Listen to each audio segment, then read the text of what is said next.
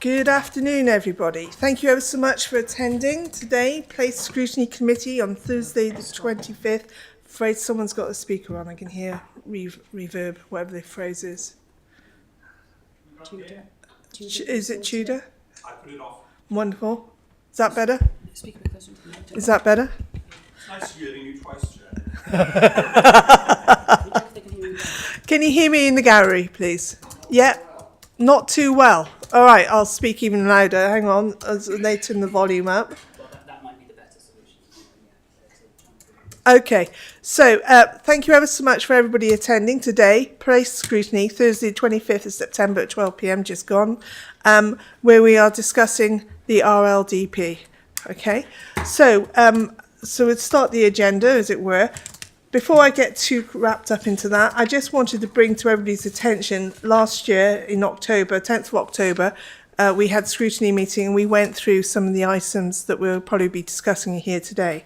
So at the end, I summarise a part of the scrutiny. Chair highlighted the following key points and issues raised by members during the debate: active travel and growth, traffic growth, concerns about commuting traffic due to the higher paid jobs outside the area, concerns about amenities in Portskewer Ward, concerns about healthcare infrastructure in all areas, Monmouth lack of travel links, concerns about traffic congestion at Mountbatten Road, some concerns about car emissions, pollutions, members stressing the need to protect Nedding and Castle grounds, dark skies policies and bat habitat concerns, the need to balance the development with environmental protection, concerns about sewerage issues in the Mountbatten Brook area, the need for affordable housing for local people, appropriate housing size for families' growth, particularly the importance of housing for younger people.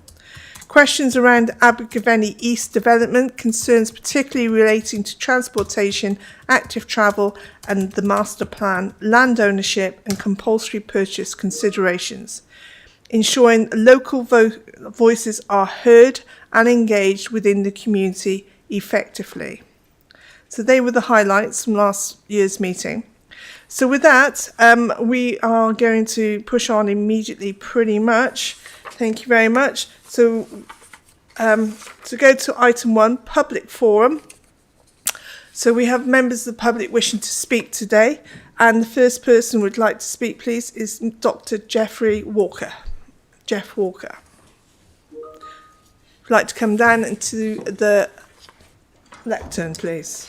Ask these guys to turn their sound off because they're notification.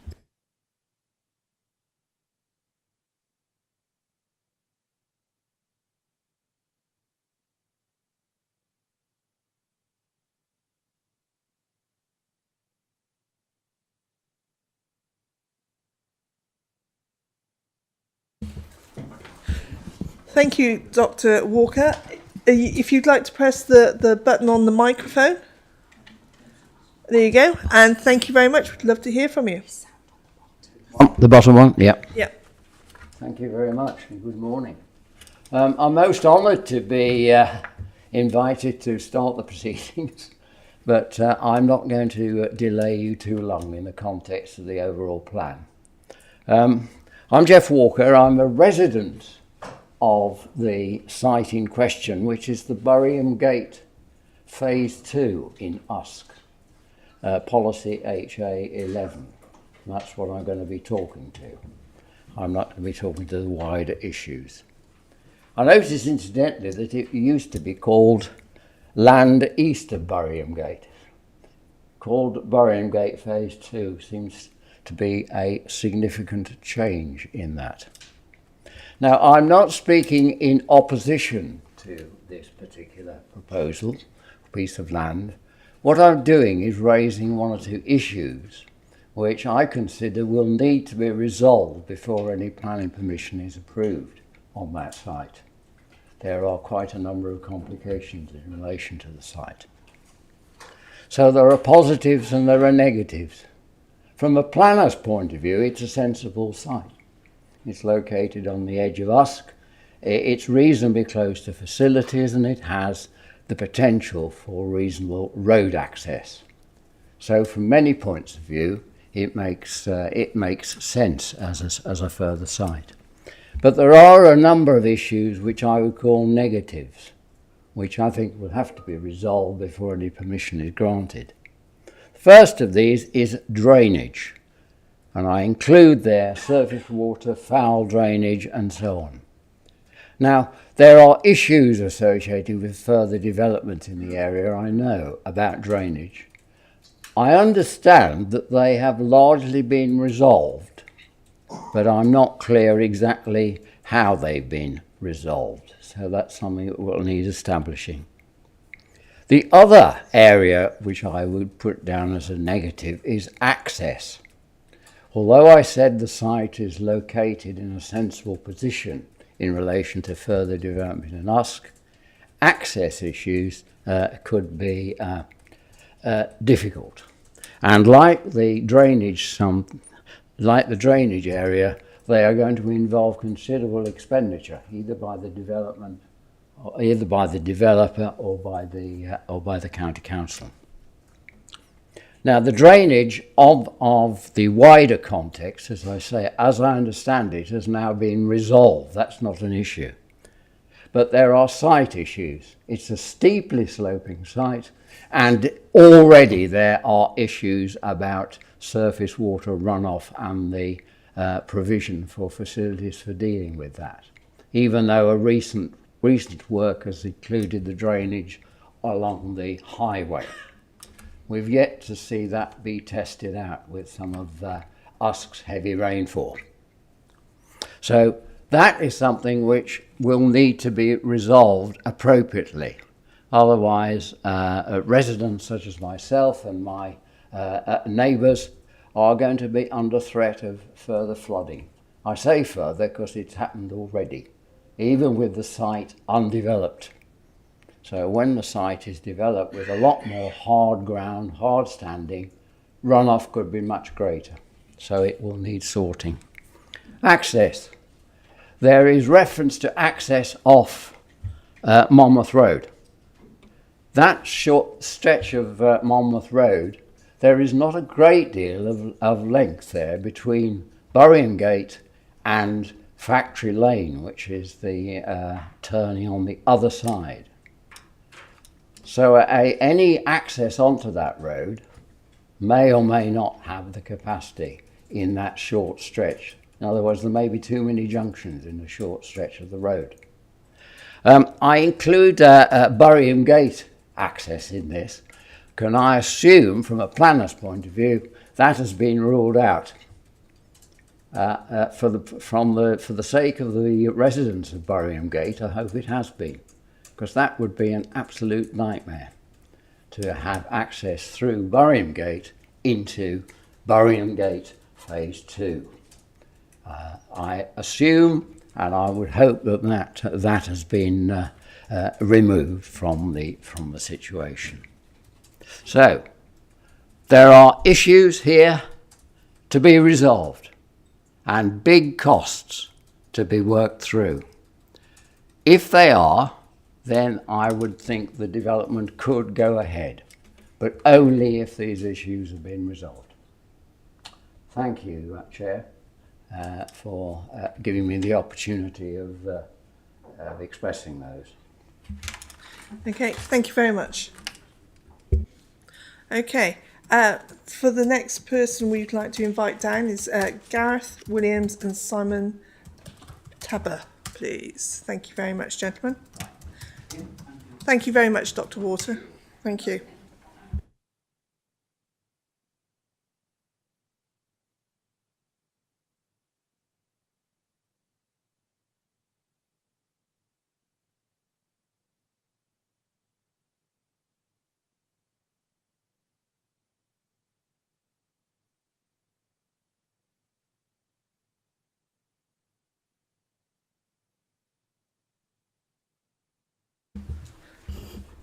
Afternoon, gentlemen, please. Hi, I'm Gareth Williams. I'm the Senior Director with Litchfield's Planning Consultancy based in Cardiff. And this is Simon Tabor from Ecology Solutions. We're just going to share this 3-minute slot. speaking in favour of the LDP and support of the LDP and the proposed allocation at Dixton Road, Leesbrook. So there's a housing crisis across Wales, including Monmouthshire. The council's own assessment has identified a need for 148 new affordable homes per annum in the Monmouth housing market area. My client's land at Leesbrook will provide 270 new homes, including 135 affordable homes, to meet the needs of families that would otherwise not be able to get onto the housing ladder. Leesbrook is the only strategic housing allocation proposed in Monmouth and comprises nearly half of the housing allocation for the town. This affordable housing-led allocation is central to the LDP strategy. Monmouth, as one of the primary settlements, is a highly sustainable location for growth and needs to make its fair contribution towards meeting local housing needs. We recognise that delivering new homes around Monmouth is not straightforward, and as such a balancing exercise is required to weigh up meeting those urgent housing needs against other considerations. As part of our candidate site submission, our client has undertaken the necessary studies in accordance with planning policy requirements and to prescribed professional standards. As acknowledged by your officers in their report, these studies have demonstrated that land at Leesbrook can reasonably come forward for a development subject to appropriate mitigation, such as the planting of a new 25-metre tree-lined boundary and the incorporation of sustainable urban drainage systems into the layout. My colleague Simon will now touch on the ecology issues. Thank you, Gareth. We fully acknowledge the importance of the nearby Newton Court stable block SSSI, an important site for rare bats, and part of the Wye Valley and Forest of Dean bat sites SAC. Consequently, extensive surveys were carried out by professional ecologists over 2 full seasons, from May 2020 to April 2021, and again from April to October 2024. This level of detail is typically reserved for the application stage and was completed to understand current activity levels. Our findings reveal that while horseshoe bats do use the site, their activity levels are limited. There is no evidence to suggest that the site is of strategic or key importance as a supporting habitat for bats associated with the SAC. Our surveys are consistent with detailed radio tracking studies conducted on behalf of NRW in 2004 and 2019, which identified key foraging areas and commuting corridors. Notably, the Leesbrook site was not deemed to hold strategic significance. Furthermore, the majority of the site lies beyond the identified core sustenance zone of the roost.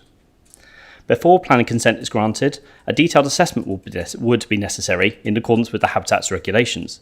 This would involve liaising with stakeholders such as NRW, ensuring that this is merely the beginning of a thorough process requiring further detailed information, analysis and scrutiny. Based on the scientific evidence so far, we agree with officers that a well-designed scheme incorporating all required mitigation measures can be successfully implemented at this site. It's also essential that all other submitted information related to ecology undergoes detailed scrutiny as part of the examination process. Thank you. Thank you very much, gentlemen. Could you just drop the mic off for me, please, if you would? Thank you. Okay, so the next person we'd like to invite down is Mr. John T. Pierce, please.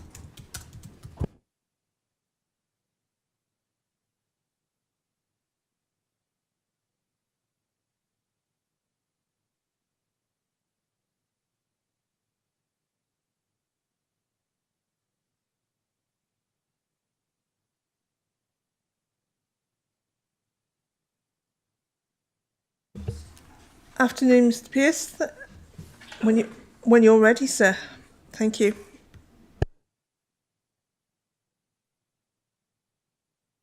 Please.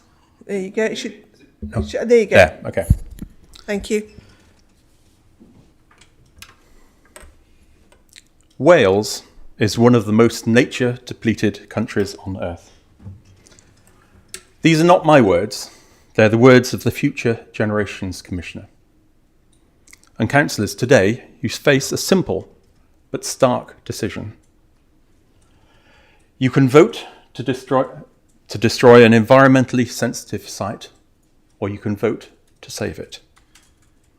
You can listen to the council's and the consultants' claim of limited bat activity, or you can listen to the results of the Dixton Bat Project that recorded the rare greater horseshoe bat 893 times in August alone. That is an average of 26 recordings per night on average. And don't forget that these are some of the rarest bats in Britain. They're so uncommon that most people will never see one in their lifetime. The site hosts 12 species of bats. That is 80% of all of the species of bats found in Wales. And for comparison, the whole of Pembrokeshire has only 12 species. And we have that in one spot in Monmouth. That is truly remarkable and worth saving. Now, you may think that you've had enough information to make a decision. Or you could ask why the council withheld the 2024 bat survey that was just presented to you. The council argued that it would harm the interests of the developers.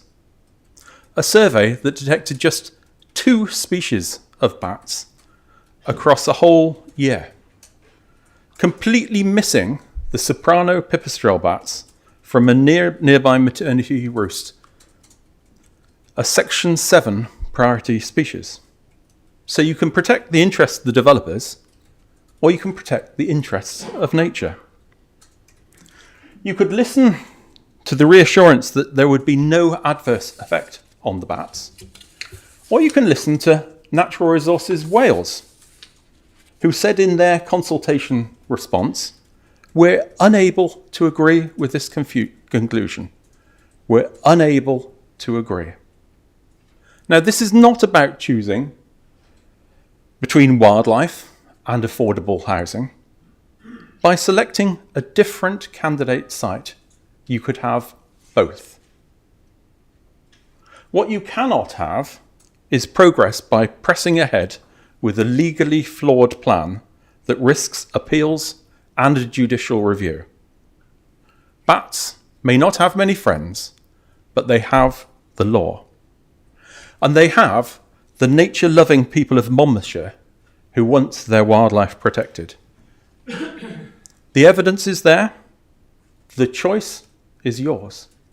The vote is yours. Please use it wisely. Thank you. Thank you. Thank you, Mr. Pearce. Okay, now we have Rebecca Cunningham, please. Thank you very much.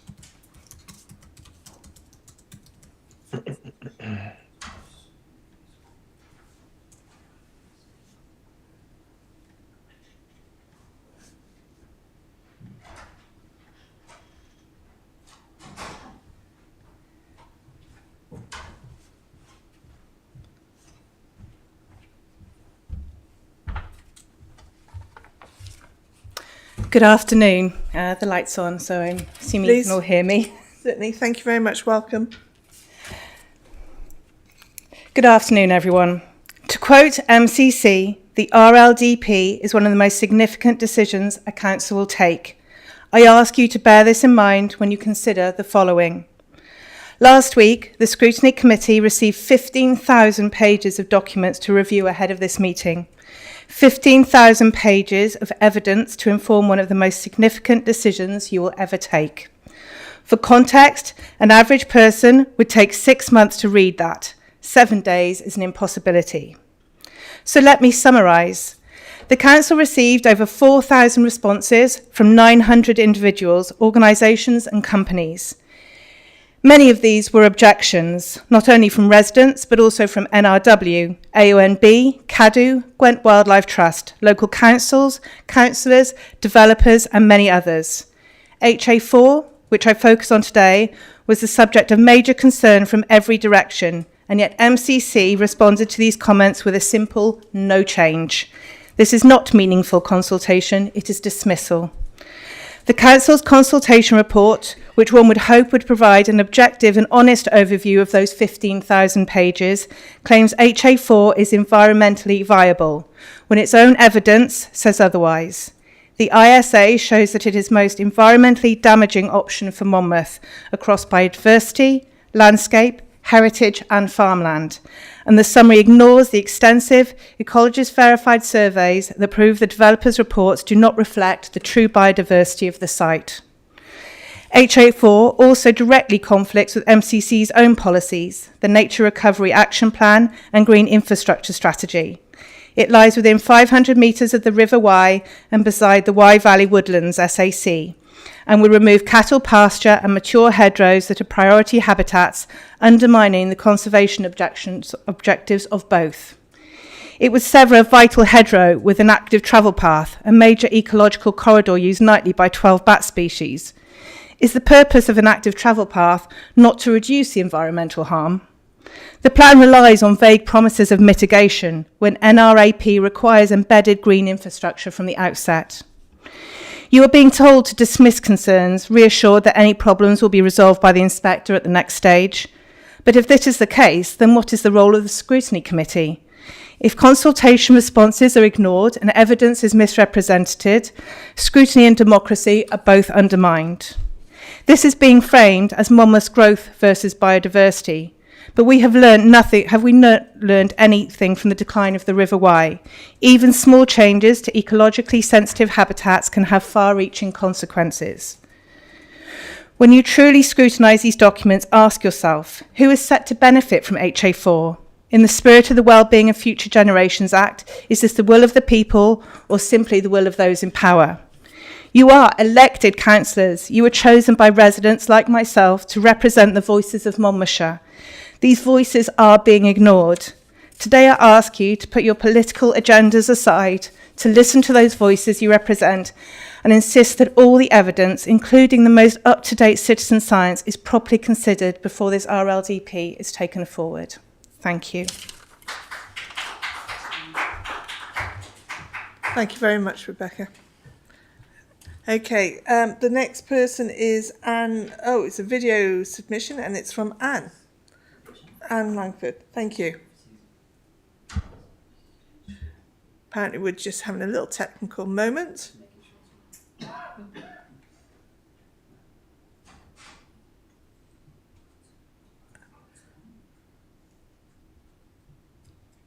Here we go.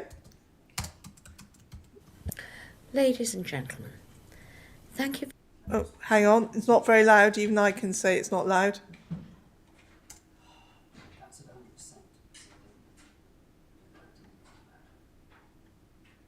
Okay.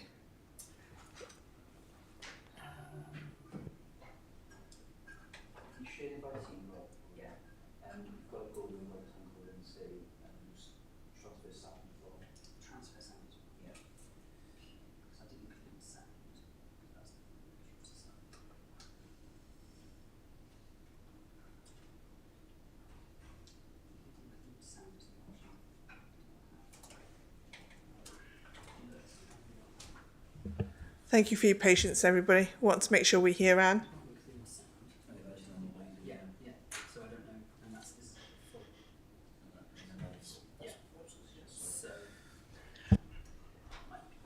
Okay, it would appear this is as loud as it's going to get, so hopefully if everybody's lovely and quiet, we can hear Anne speak. Okay, thank you very much, everybody. Ladies and gentlemen, thank you for giving me this opportunity to speak to you about the local development plan and how it will affect Monmouth. I live in Monmouth myself, and I was talking to someone last week who said I was so much lucky to live in Monmouth rather than in Chepstow. He told me that the planners and the developers had ruined Chepstow by surrounding it with soulless housing estates. The traffic coming from these housing estates was absolutely appalling, and the centre of the town was gradually dying as the planners and developers turned Chepstow into a dormitory town for Bristol. I can do nothing about Chepstow, but I might be able to do something about Monmouth. The plan is to build 270 houses in Monmouth. This is on top of the 110 new houses that they plan for the Druin estate. I want to highlight today the population projections provided by Stats Wales for Monmouthshire. For the period of the plan, 2018 to 2033, these projections show a growth rate in population of 5%. This actually tallies quite well with what happened in the 10 years up to 21, where the population of Monmouthshire grew by 2%.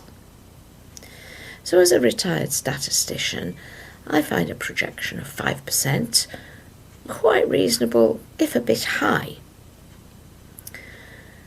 But the proposed growth for Monmouthshire contained in this plan is not 5%, but it's 15%, which is way out of line. I feel that I have to speak up about this, otherwise we too will be surrounded by large housing estates full of people who have moved into the area but will mainly work in the M4 corridor, where economic growth is stronger and where the jobs of the future will be. For the county, this plan will obviously generate a lot more pollution. All those trips up and down the dual carriageway every working day. A climate emergency? Really? For Monmouth itself, it will make our traffic nightmare worse. It used to take half an hour to get through the Dixton roundabout during the school run, and that was before all these lane closures that we have now. It'll be even worse when the people from the new estate get into their cars to go to work. We all have to use the Dixton roundabout. The idea that most will walk to work in Monmouth is frankly ludicrous. I could go on with more problems. Think more sewage in the Wye, for instance. But I am out of time. So many problems, and so unnecessary. Remember, we only need 5% growth in the county's housing stock, not the 15% proposed here. A rethink is desperately needed. Thank you for listening to me.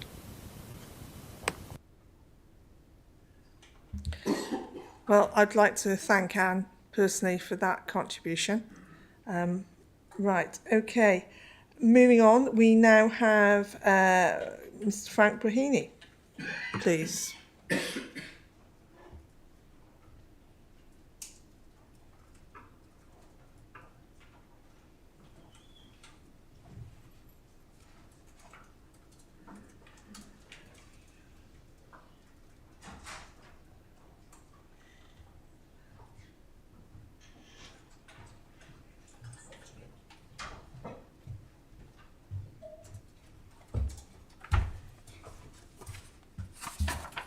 Thank you. After you, whenever you're ready.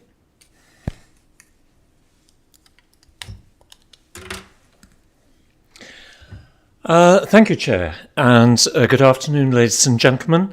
My name is Frank Breheny. I am a resident from Monmouth, excuse me, and I'm here today to talk to you about air quality and the site of HA4. I've been a legal activist for 27 years, engaged in the UK, the EU, United States and Australia on consumer and toxin or chemical compound issues in that regard. And I've produced over 80 stakeholder reports to all of these various bodies.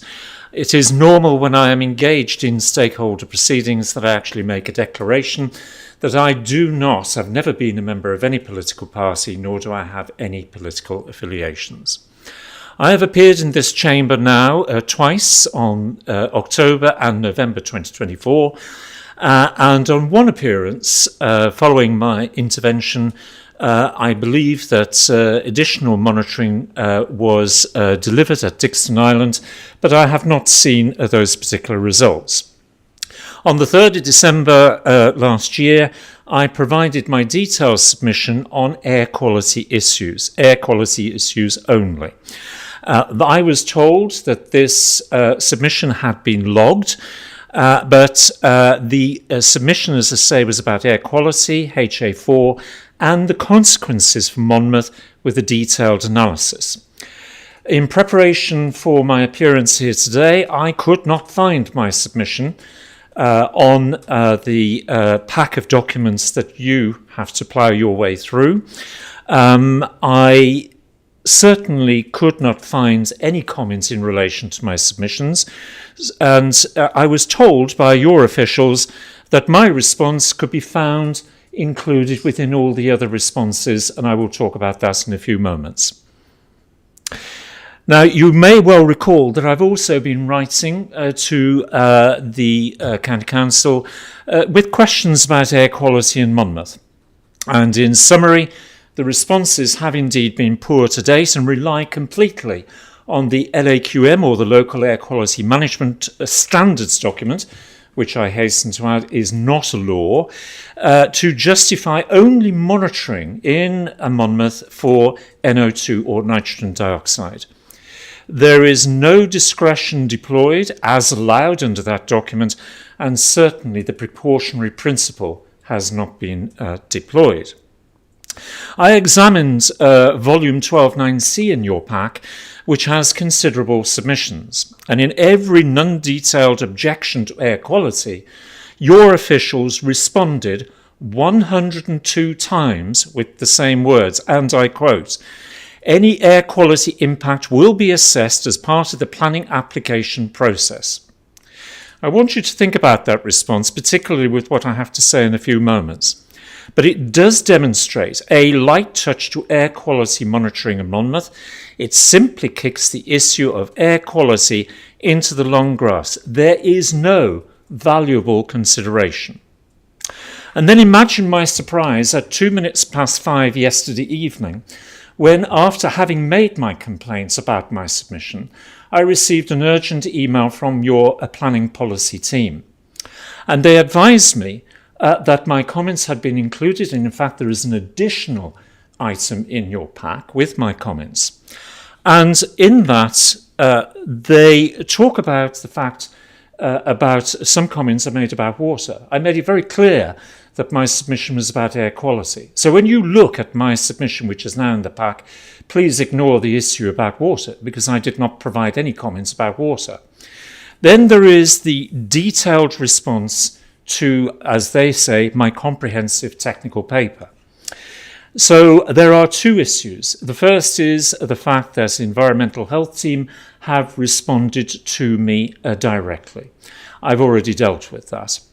But what was interesting about it is that despite the fact that there were no references to PM 2.5s or human rights or the Ella case or all of the other issues that I'd put in there, they put in this remarkable quote: "As air quality monitoring methods sit outside the scope of the RLDP planning process, it is not appropriate to comment on these concerns."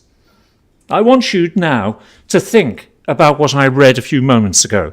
Any air quality impact will be assessed as part of the planning application process.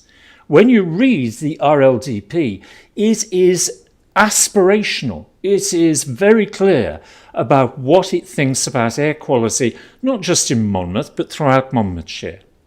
So we have to ask the question, why is methodology and pointing out a failure of methodology as far as Monmouth is concerned not relevant?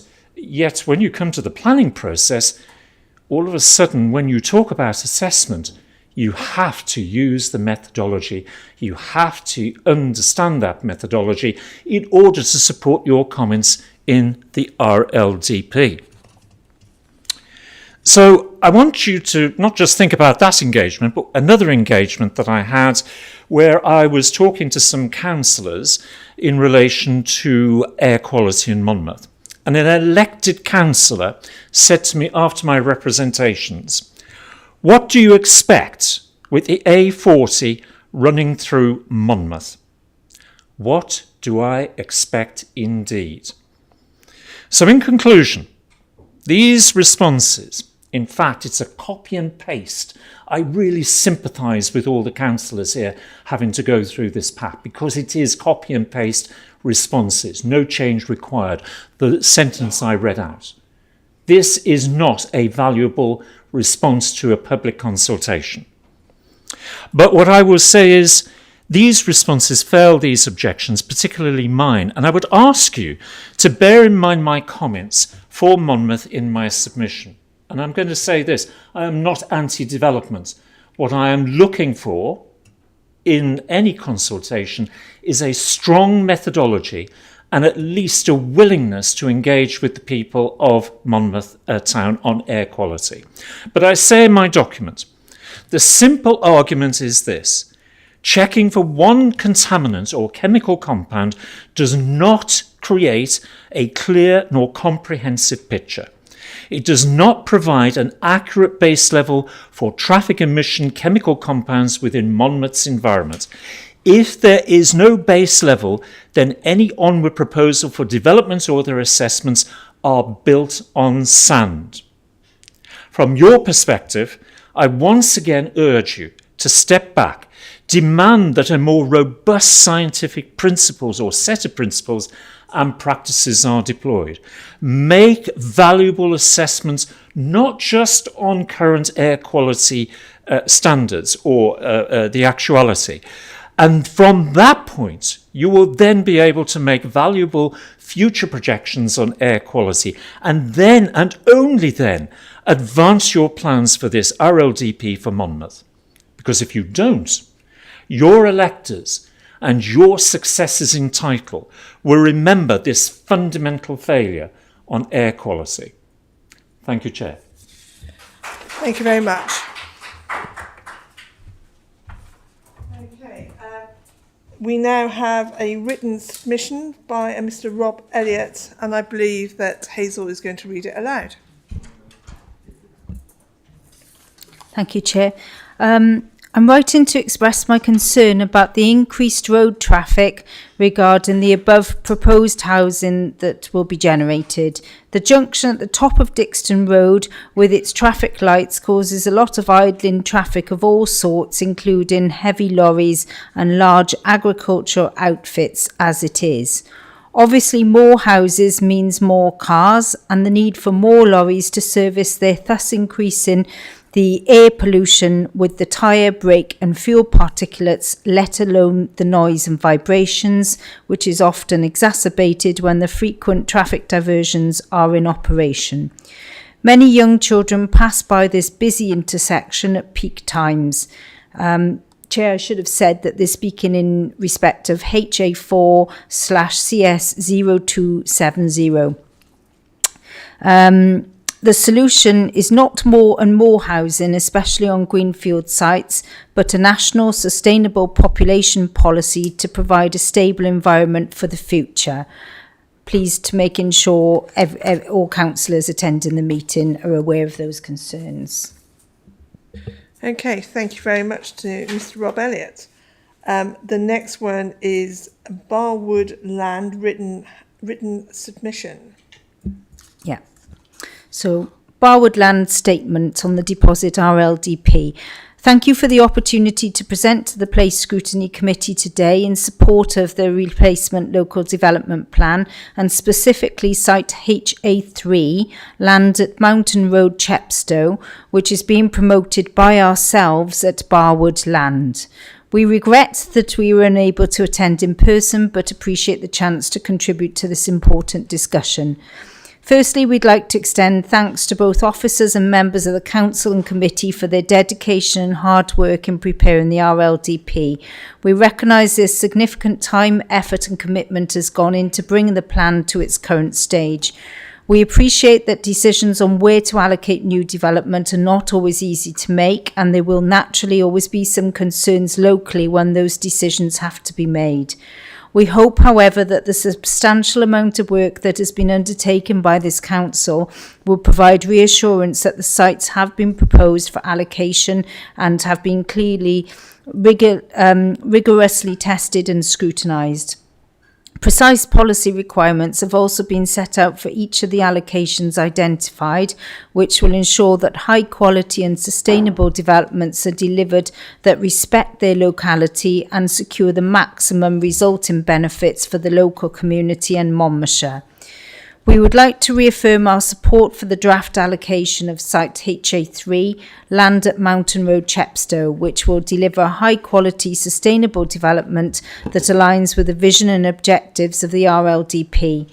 As well as 146 new homes, half of which will be affordable, it will deliver a new hotel and a specialist care home, which will help more people live happy, healthy and independent lives, create new jobs and training opportunities for local people, and will support Monmouthshire's thriving and growing tourist industry and encourage inward investment and boost the local economy. The built form will be nestled sensitively into the landscape and in a way that respects and reflects its location. Indeed, more than half of the site will never be built upon, instead being designed sensitively to provide extensive multifunctional areas of open space that respects and integrates with its surroundings. The western part of the site will become a large parkland and an asset that the whole community will cherish. These spaces will deliver meaningful long-term ecological protection and enhancement with significant biodiversity net gain. They will be properly managed and maintained in perpetuity, ensuring that the whole community will continue to benefit for generations to come.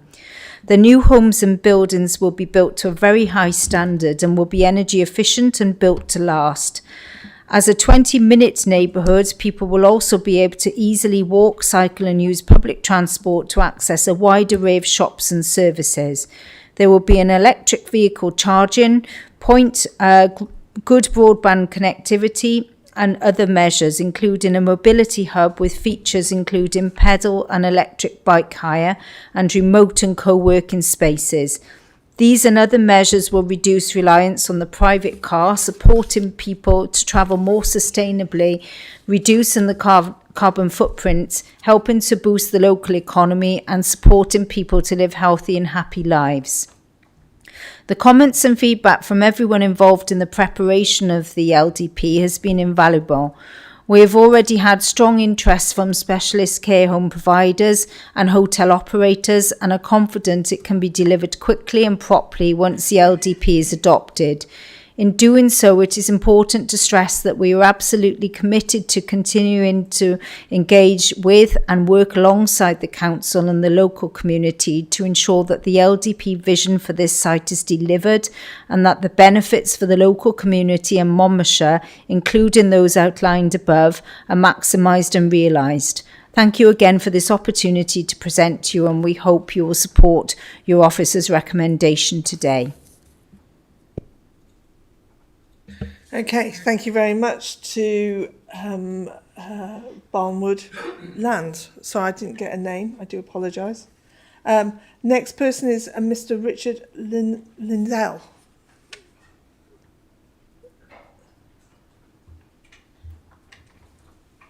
Don't think I said the surname correctly there. I do apologise.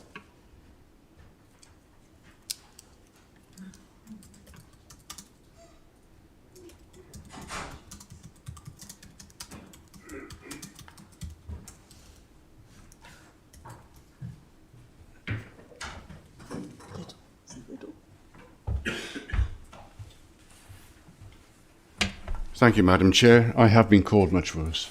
Oh, I do apologise. I'd like to first of all say, with regard to the last comment that has been read out from the developer, a very simple response to that. Well, they would say that, wouldn't they?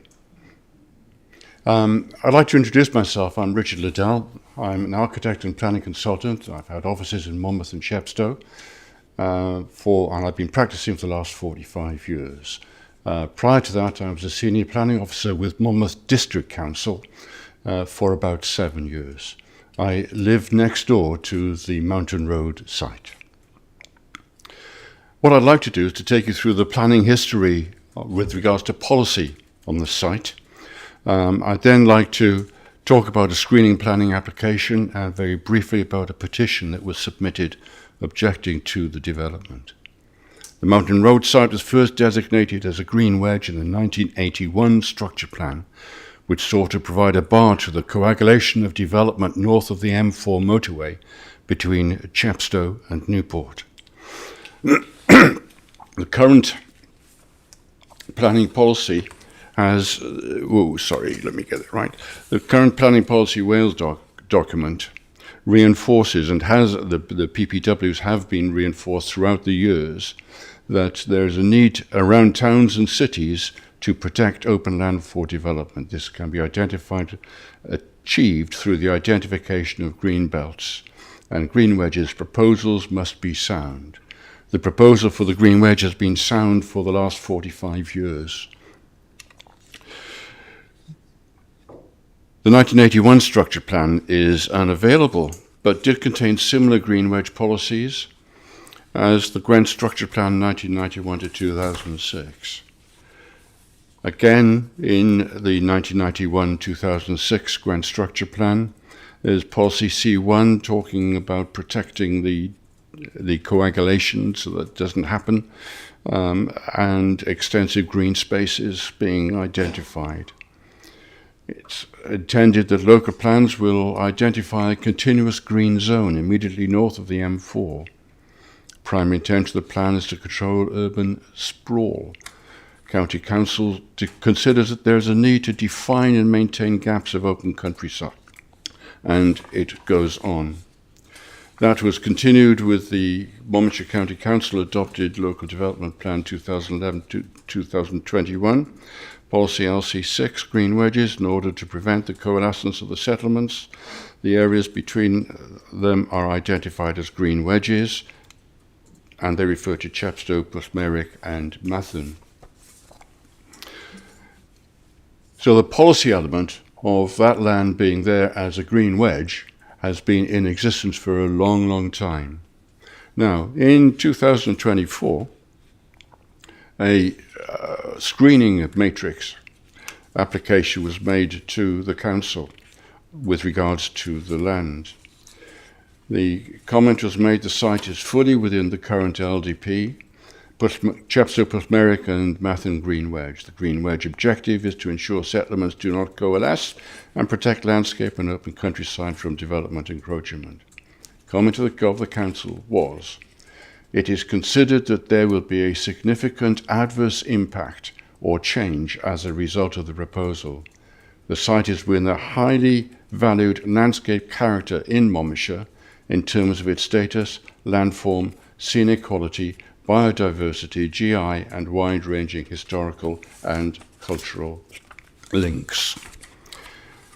I can remember a long time ago that one of the reasons that the mountain site was designated as a green wedge was because of it is the first thing that most people see when coming into Gwent as it was and Monmouthshire as it now is. You come up from the motorway and the land on the left there, which is also a green wedge, cannot be seen clearly because of the hedges and the trees. You cross the roundabout and immediately on the left you have this parkland development with the old wrought iron fences, and you could see that you are in countryside. It's part of the setting of Chepstow. It's part of saying that Chepstow is a market town. I'm aware that lots of people are against this development, and I try to quantify that. And I took the small housing area adjacent to the hospital, and we went round there and knocked on every door and asked them what their views were with regards to the inclusion of the Policy H1 settlement boundary and Policy HA3.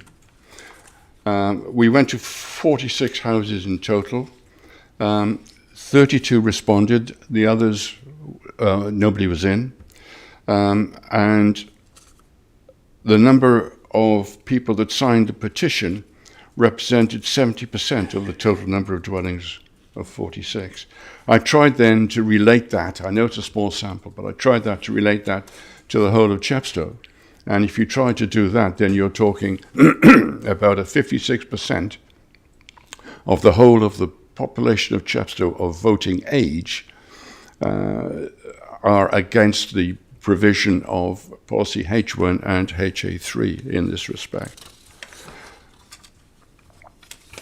The conclusion that I have is that this proposal flies in the face of well-established relevant planning policies which were referred to by the planning officer as recently as 2024.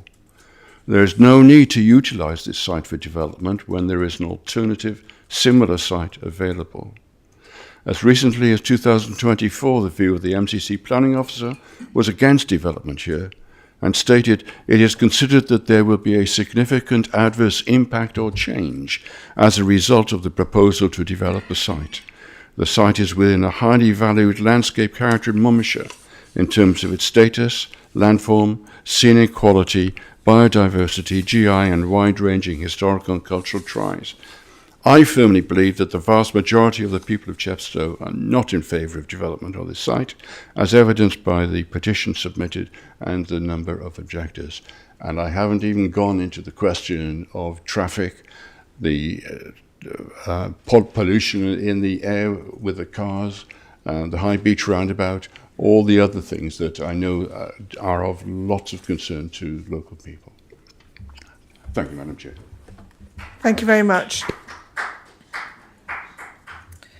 Thank you. The next speakers are Zoe John from Monmouthshire Housing Association.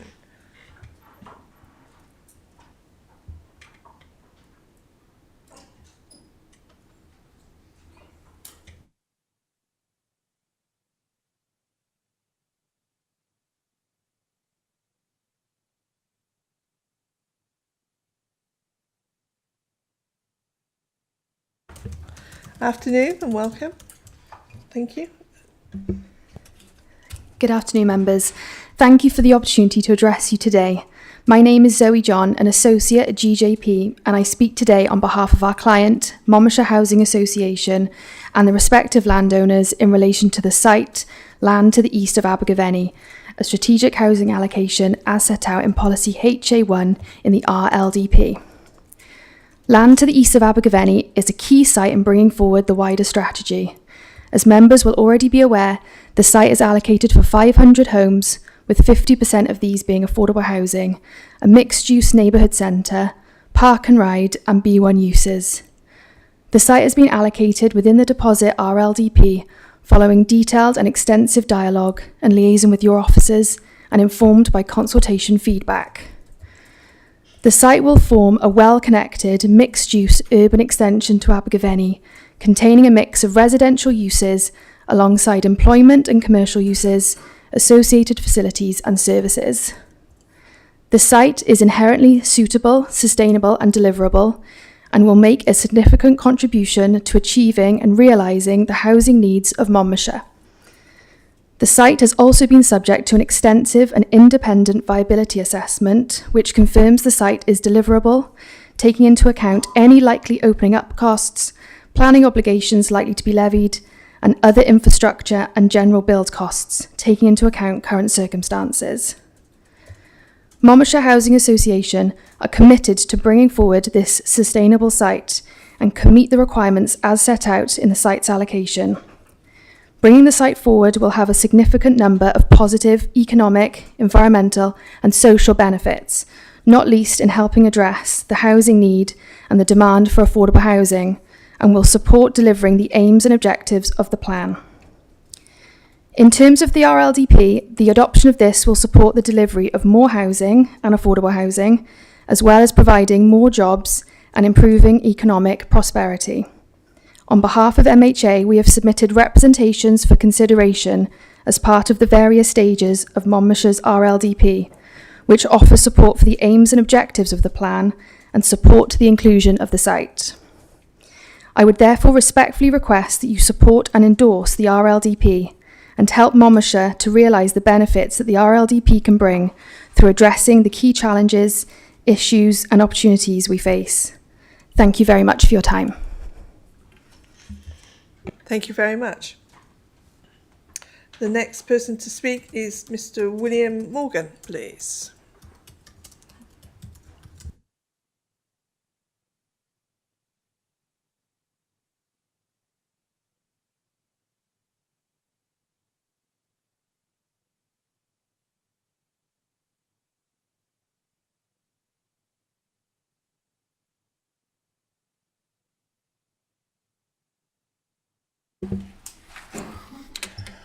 Good afternoon.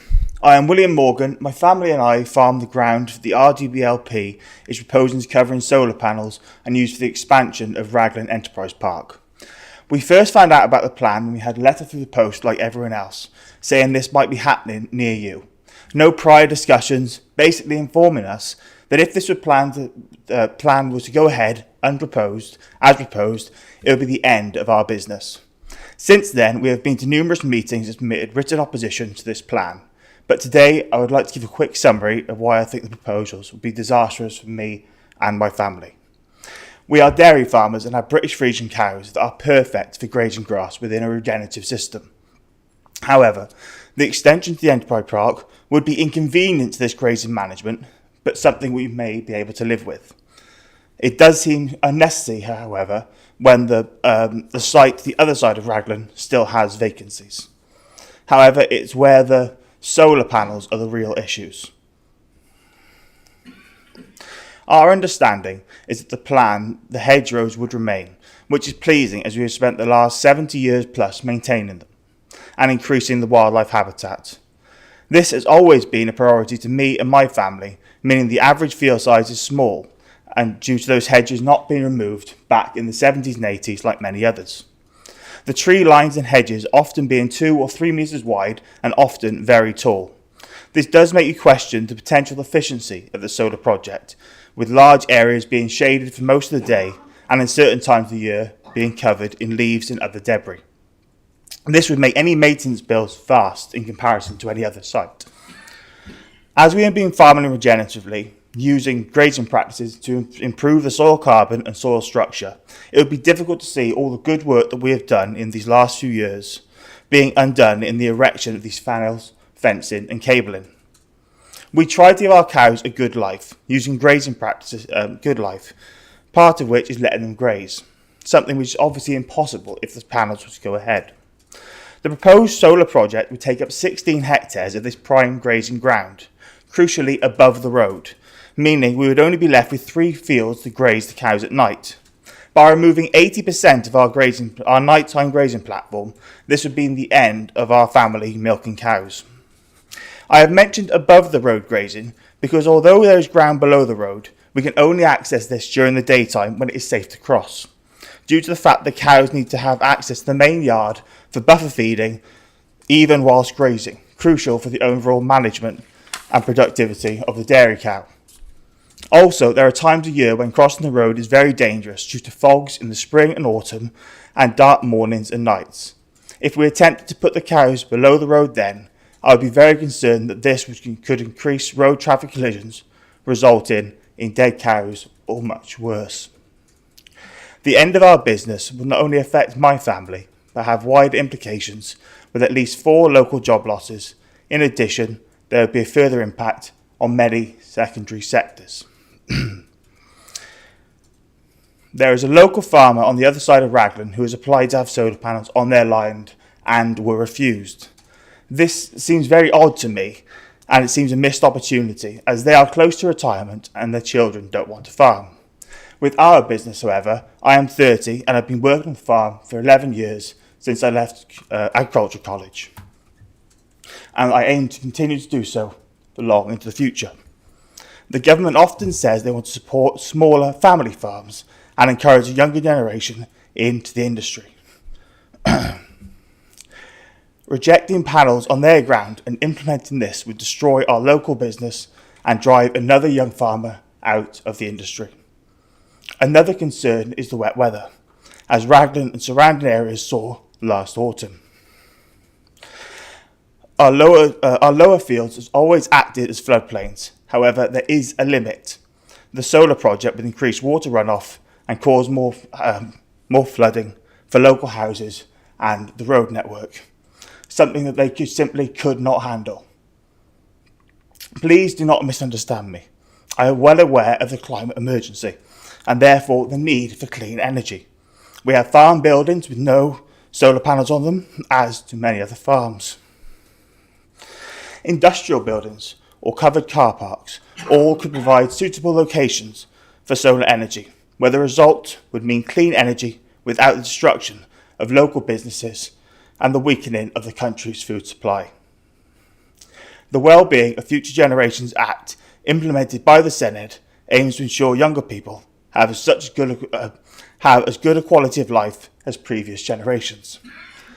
However, if this is implemented unamended, my family and I will not. I feel so strongly about these points, as it would devastate our business, lose local jobs, increase flood risk, and worsen food security. These are the brief reasons why, although the site is a potential on paper, it is not the right place for solar panels, and I hope, in light of the information, you will reconsider this project, and my family and I can continue producing top quality local food into the future. Thank you for your time. Thank you very much, William, for a very emotional. Thank you. It's very good. Thank you. Okay, the next person to speak will be, please, Gareth Barton, Turley, joining online apparently. Are we there? Hi, Chair. Hopefully you can hear me when it's coming through. Assuming everyone can hear me, I'll make a start. Yes, please do. Thank you. Thank you very much. Thank you. Chair, members, thank you for the opportunity to address the Scrutiny Committee. I'm speaking on behalf of Richborough, who are the promoters of the Showground site. It forms part of the strategic allocation east of Caldecott, north of Portskewett. So whilst representing Richborough, I just want to say our comments relate to the allocation as a whole, because we've been working collaboratively with the two site promoters in bringing forward this allocation. I'd also like to emphasise that the owners of the Showground are fully engaged with the LDP.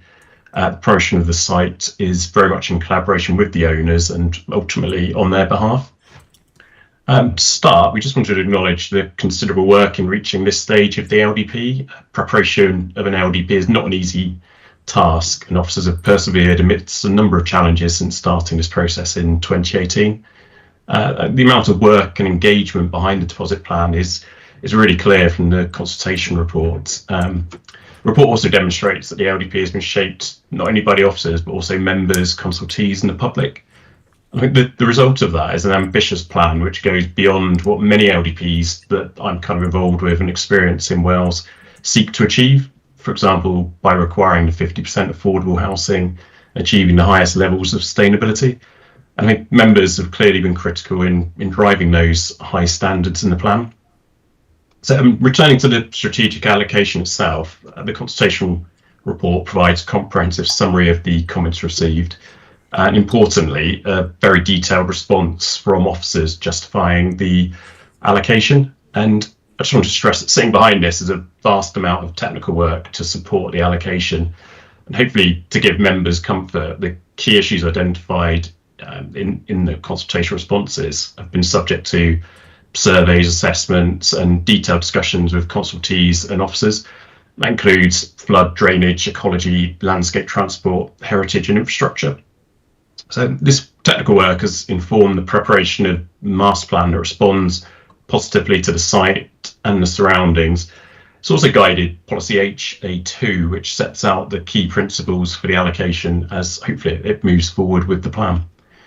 These matters will continue to be worked up during detailed design and future planning applications, and engagement will also continue, providing an opportunity for any interested party to basically help shape the future development as we move forward. To finish, I just wanted to focus on some of the key benefits of the allocation. It's the most appropriate location for a strategic allocation in Caldecott and Sevenside more widely. It's well located to the existing settlement, forming a new neighbourhood of Caldecott with links to Portskewett. It's partly brownfield and will deliver much needed net zero homes, 50% of which will be affordable. But it will also deliver a new primary school, employment, multi-use games area, and a small neighbourhood centre, which, I mean, that has flexibility in terms of the uses that could be delivered, which may or could include a small shop or health. I think a real strength of this allocation is the substantial amount of open space and green infrastructure, which kind of extends across the whole allocation. And in terms of the Showground in particular, I think the large amounts of open space there complement the castle grounds and the country park. Also want to stress no built development is proposed in the flood zones 2 and 3, nor is there any built development proposed west of the former MOD railway line. I think that basically ensures that with a carefully designed scheme, the development respects the castle setting and also the surrounding ecological designations. So the allocation will also tie into recent active travel improvements and help facilitate new active travel routes. And contributions will be made to improve bus services to ensure wider connectivity. So overall, the allocation provides an opportunity to bring forward a strategic site that offers more than just new homes, and which will benefit new and existing residents.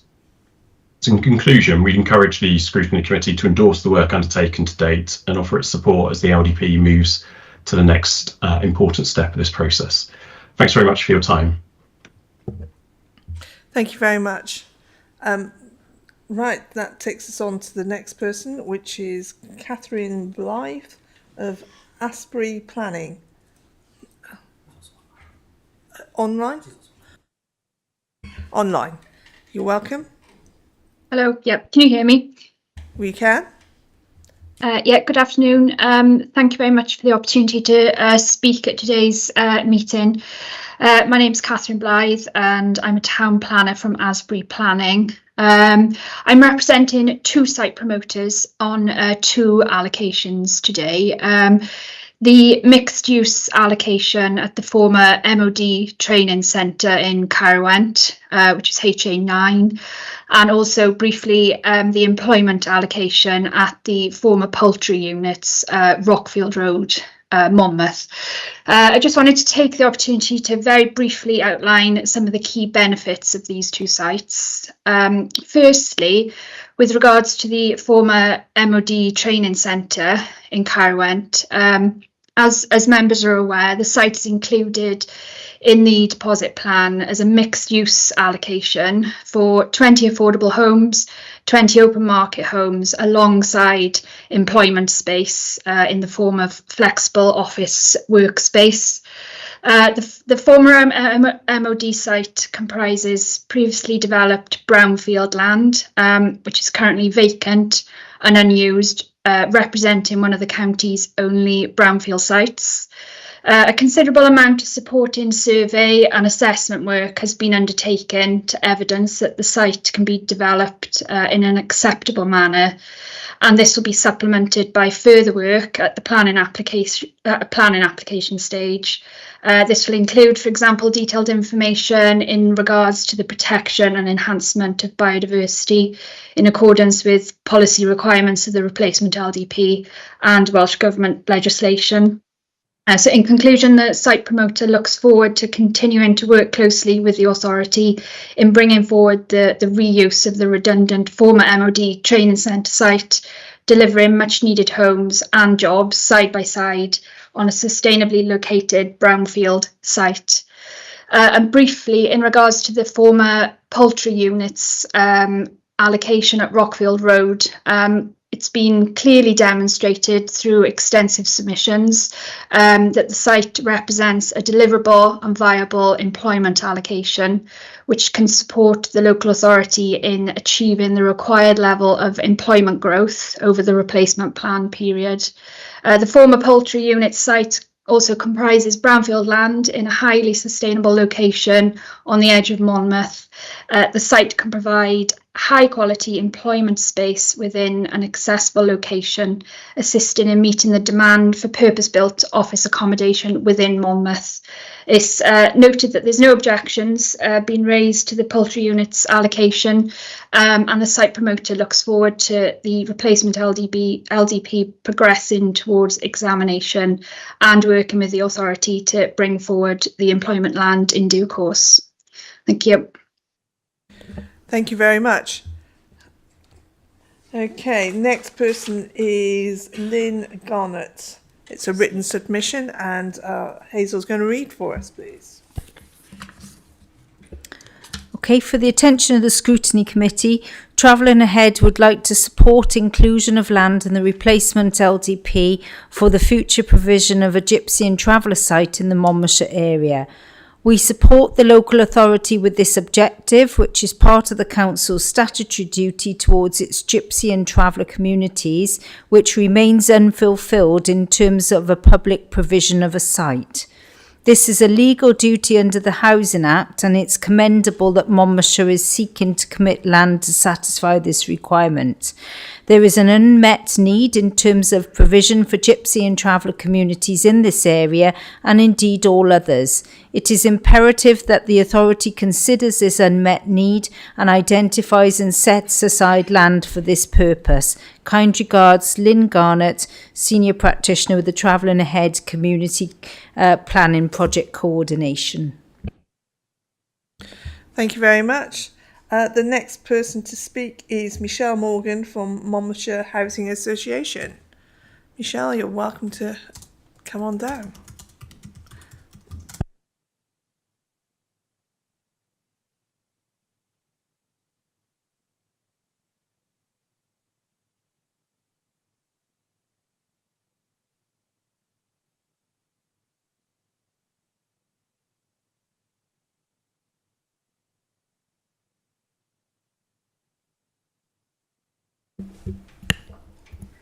Good afternoon, and thank you for giving me this opportunity. My name is Michelle Morgan, and I'm here to speak on behalf of Monmouthshire Housing Association, who are the largest registered social landlord working within Monmouthshire. There are over 3,900 households registered for affordable housing on the council's waiting list. This includes 203 households who have been accepted as homeless by the council. 52% of those housing applicants have a recognised housing need, which in addition to homelessness would include those households who are threatened with homelessness, those who need to move for medical or welfare needs, and those families who are overcrowded. 76% of applicants registered are of working age, and 52% of them are in employment, which I think is in recognition of the affordability issues facing the county, where home ownership and private rented accommodation is out of the reach of many of our working people. The highest demand for affordable housing is, not surprisingly, in our 4 towns, with Abergavenny having the highest demand, followed by Chepstow, Caldicot and Monmouth. 51% of the applicants registered for housing require 1-bedroom accommodation, and 70% of those are of working age. Last year, the housing associations allocated 423 homes, and 51% of those homes were allocated to homeless households.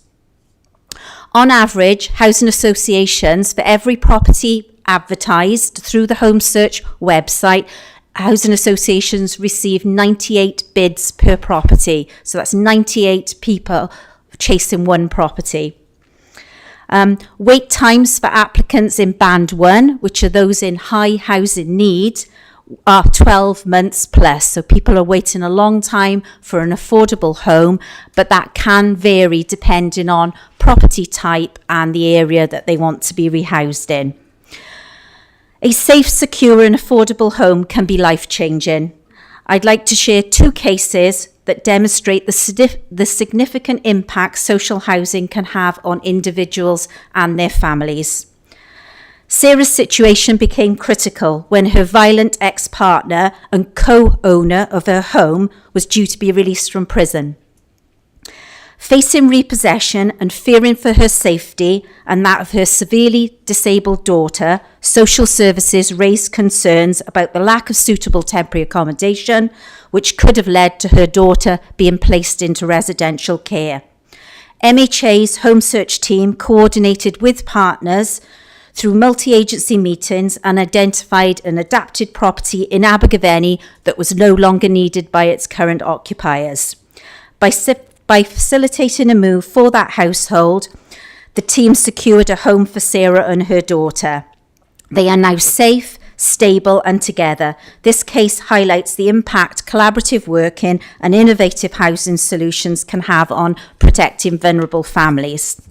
And the second case study I'd like to share with you is not such a happy ending. It's Emma. Emma is a single lady in her 30s who lives in Caldecott. She's been on the housing waiting list for over 2 years. She is employed full-time and she earns £30,000 a year.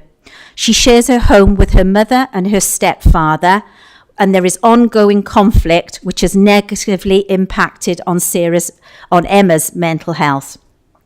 With no affordable private rentals available locally, Emma views social housing as her only realistic option. However, under the current allocations policy, she remains in Band 3. She is not considered a priority for housing. Despite bidding on 72 properties, she consistently ranks between 50th and 70th on the waiting list. And under current guidelines, she stands no chance of being rehoused. Emma's situation reflects the growing number of applicants who, while not meeting the high priority criteria, face significant housing challenges. Without intervention, she risks homelessness if her family situation worsens. I trust that the information I've provided today clearly demonstrates the significant need for affordable new homes, which will be addressed through the Council's Replacement Local Development Plan. Thank you. Thank you very much. That's very sobering thoughts for us all to consider. So, yeah, thank you for that. Okay, ladies and gentlemen, this, I believe, concludes the end of the public forum area. So, thank you all very much for coming. Thank you for attending. Thank you for giving all of us your thoughts. Some very emotional people, and I appreciate that immensely. This is a very emotive subject and it's not to be taken lightly, which is the reason why there are so many councillors attending this meeting today. So it is sincerely thanks to you for that. I hope that we'll all take it very much into consideration.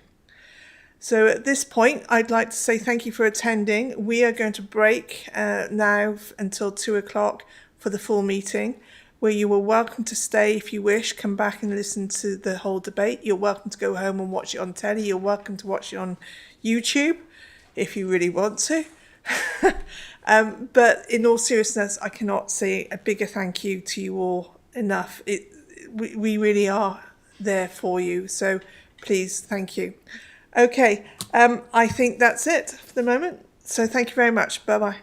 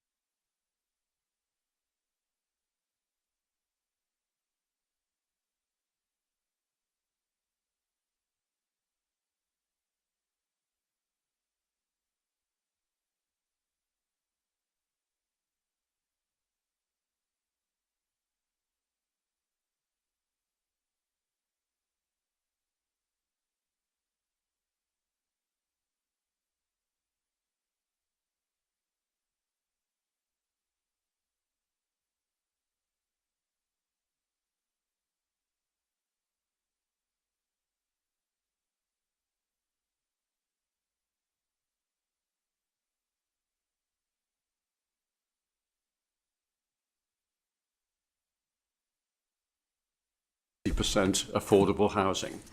That's the commitment. If they don't achieve it, they don't build. The second objective relates to demography. By providing more affordable homes, we will shift the age balance of the county's population. We are an increasingly unsustainable population in which too few young people are trying to support a growing number of older people. In the last 10-year census period, the number of over 65-year-olds increased by 26%. Now, that may not be a problem in itself. Older people, I often want to assert myself, older people can have something to offer. But when at the same time the school population is falling by 7% and the working population is falling by 3%, it's that balance between those not at working age and those at working age which is making the county unsustainable. If we want to sustain our schools, our town centres, our businesses, we need a younger population, and that relates to the provision of affordable homes. The third objective relates to climate change. I don't accept, and I suspect not many here do, I don't accept the Donald Trump proposition that climate change is a hoax. It is real, and all of us have a responsibility to react to it. So this plan has the objective of allowing our county to reduce its carbon emissions, putting less pressure on our climate and our ecology. Every new house built will be required to produce through solar panels at least as much energy as it consumes in heating, lighting and hot water. We will be the first local authority in Wales to make that a requirement. And it won't be achieved just by installing the panels or putting in place the heat pumps. It will be achieved by setting the standard of build quality, insulation, hair tightness, ventilation. I'll dwell on this. I have a personal passion for good quality housing design and craftsmanship. And it explains my excitement when I go down to the current development, almost complete now, in Chepstow. So when you think of housing development, it's not just those sketches on a map. If you go to the Maybe Bridge or Brunel Quarter development in Chepstow, you'll see what can and is being achieved in high quality design and implementation. Now, this was a plan put in place by my predecessors, and I commend them. And they had opposition, and they explained their way, if you like, through that opposition. The design, I think, is so well designed to reflect the urban and maritime content of the situation. It won't be replicated anywhere else. It's unique, but it shows what can be achieved when you actually look at the site individually and plan for it. We're told, and we've got the fears, and you found all the time, that this is a development of 400 homes. Everyone in Chepstow was fearful of a dramatic effect on traffic flows, which are very difficult in Chepstow. But I can go down there at 8 o'clock every morning, 5 o'clock in the evening, and you will not see an impact on traffic flows from those 400 homes. It actually is quite remarkable just to be there and look. The social housing there is being built as a partnership between Pobble and Barrett's. The market homes have an EPC of B, so improvement will be necessary under our new plan. That will have to get up to A and beyond. But already the social homes on that site, being built by Barrett for Pobble, have an EPC A. And I've really enjoyed listening to the site workers who enjoy the pride that they have in building to the higher standard. They want to show you what they have done, what they can do. As a result of this plan, I expect builders to want to come to Monmouthshire because they will recognise it as the place to build their reputation across the globe for high quality housing. That's the ambition I have, and I think it's a realistic one. Overwhelmingly, the proposed sites are within 20 minutes walking of existing settlements, existing schools, towns, village centres. That's a better lifestyle, but it is also our contribution to climate change, to responding to climate change. And lastly, I'm often asked, where are the jobs for the growing young population? The work we've done with businesses, the surveys we've done with businesses in Monmouthshire, is that they have a capacity and a desire to grow. These are the existing businesses in Monmouthshire. But what they lack is land and labour. So the plan provides for 50 hectares of land for economic development, and the affordable housing is intended to provide the people who can sustain those businesses going forward. So in conclusion, the objectives are 50% affordable housing, 100% net zero housing, housing which will sustain existing towns and villages. I appreciate the session you've had. I look forward to the session this afternoon. The rigorous scrutiny of the report on the consultation responses, site by site, is crucial, and we will respond to it. But I hope as we do that, we can also keep an eye on those strategic objectives which are fundamental to the plan itself. Thank you, Chair. Thank you very much. Craig, would you wish to take on at this point, or do you want to answer questions?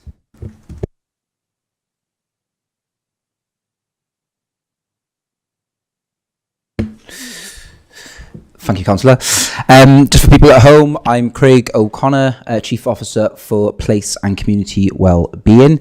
I'm going to pass on to Andrew Jones, our Head of Planning now. He's going to run through a few slides for members, just a bit of an overview in terms of that report of consultation.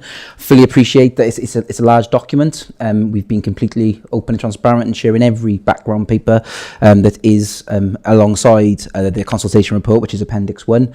But Andrew's just going to run through a few slides for you, just to give you an overview of that consultation report, and then we're happy to take any questions and queries from members. Yeah, thank you, Craig, and good afternoon, members and everyone else that's joining us. And first, I think I'd just like to echo the thanks and gratitude that the Chair shared earlier to those people who have taken time out of their day to join us and contribute this morning. So that's very much appreciated. So this is just a quick overview of the Deposit RLDP consultation report. I think it's just important to note and set out at the start in terms of the purpose of today. This is to inform members of the Place Scrutiny Committee of the results of the public consultation engagement on the Deposit RLDP. This report sets out who and how we have engaged with the community and stakeholders at each stage of the RLDP process up to deposit. In summary, the report you're considering, which is carried out in accordance with the Development Plans Manual, what it includes is it identifies the bodies that we've engaged and consulted and the number of representations received at pre-deposit and deposit stage.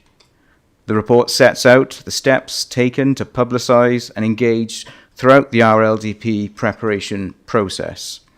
It summarises the main issues raised at pre-deposit and deposit stage and how the main issues have been addressed in the RLDP. And finally, it recommends how the Council considers each representation at deposit and how this should be addressed. So I'll just take you through, as Craig has alluded to, quite a high-level overview, and it might be worth just setting the context in terms of where we are as a brief chronology. So as you'll know, members, the plan has been prepared in accordance with the delivery agreement that was agreed. It was the fourth revision in October 2024, which set out the timetable for the plan preparation. And just for reference, some key dates in the stage and the journey that the RLDP has taken. So in December 22, the revised preferred strategy were endorsed. October 23, updates were agreed as a basis for the drafting of the deposit plan, and crucially to where we are today, in October 2024, Council endorsed the deposit plan and associated documents for public consultation. And this consultation took place between November and December 2024. And it's very much that exercise that I'll touch on some of the feedback now that this report compiles. So, summary, the consultation was a 6-week period. Myself and a number of officers attended some really well attended drop-in sessions across the county. It was really good to see so many members of the community engaging in that process.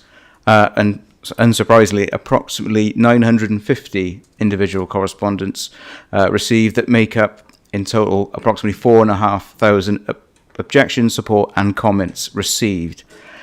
So the level of community and public engagement, it's really pleasing to see how much communities value and see the value of the planning process and how it shapes their lives and the communities that they live in.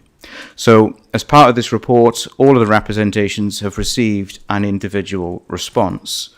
There's a lot of data here on screen, but this is just a very, say, as intended, just a sort of an overarching summary of the representations, be it general comments, objections, or support, but it sets out and gives, say, a very high level flavour of the level of engagement and those that have raised concerns on a number of valid grounds, and those that have also showed support for the aspirations and what the plan is seeking to deliver.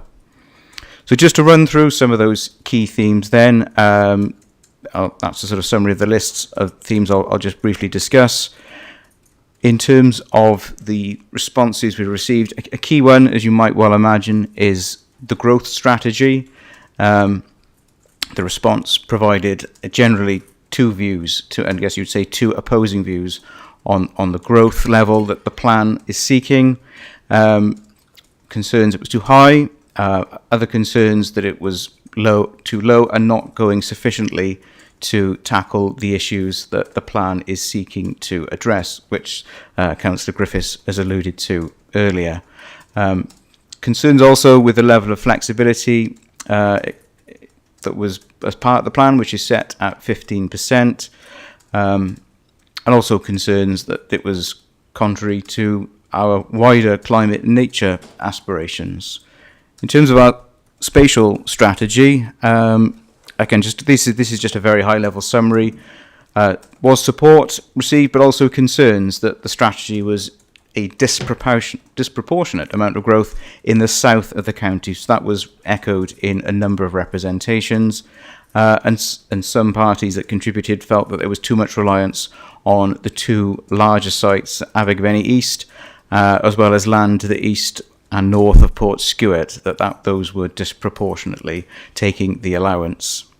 In terms of some of the other issues and themes that the report has highlighted and extracted in terms of our climate change and net zero issues, again, some of the points and issues that Councillor Griffiths has mentioned, there was comments that were supported, but also, again, there's concerns that contrary to the aims of climate change policy, and that there was concern how these linked with flood risk, surface water runoff, and as we've heard this morning, in terms of issues of air quality, and inevitably in a rural authority like Monmouthshire, developing on greenfield land and the absence there of brownfield land.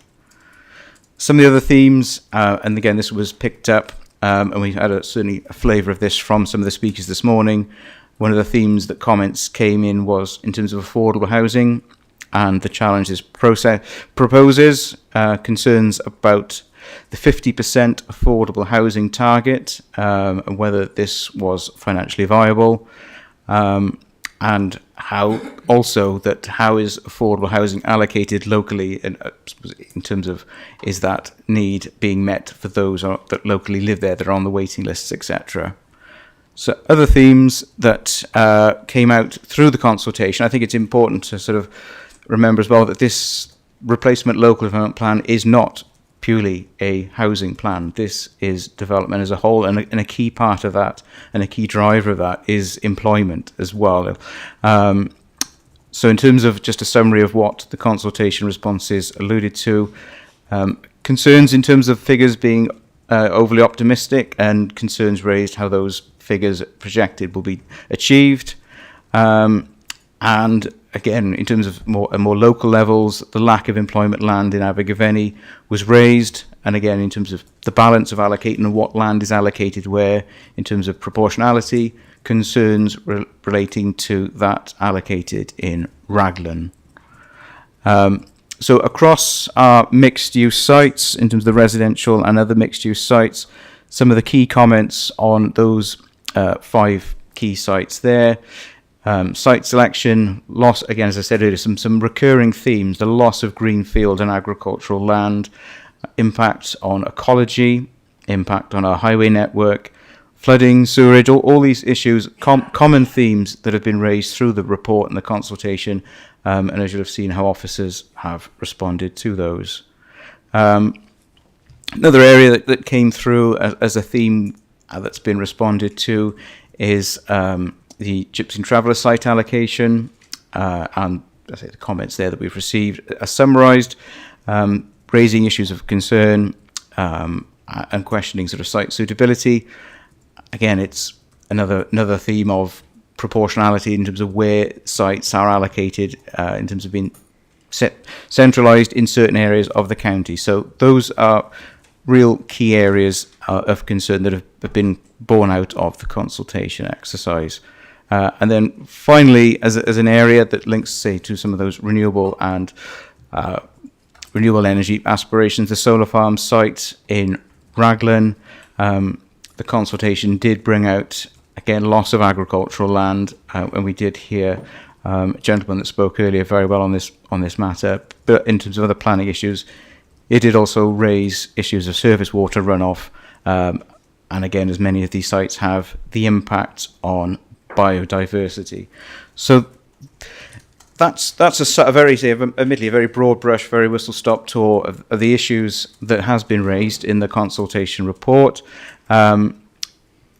As I started to at the beginning, in terms of the chronology where we sit in the development plan process, just to conclude, feedback from this really important place scrutiny today will be reported to Council on the 23rd of October.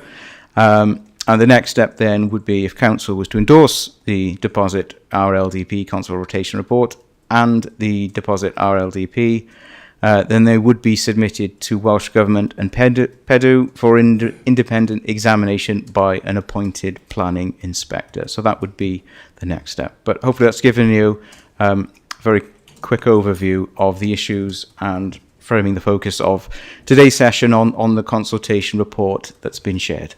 Thank you all. Thank you very much. Okay, so from this point, I would like to welcome the committee of place to start asking some questions if they wish, please. Hands up.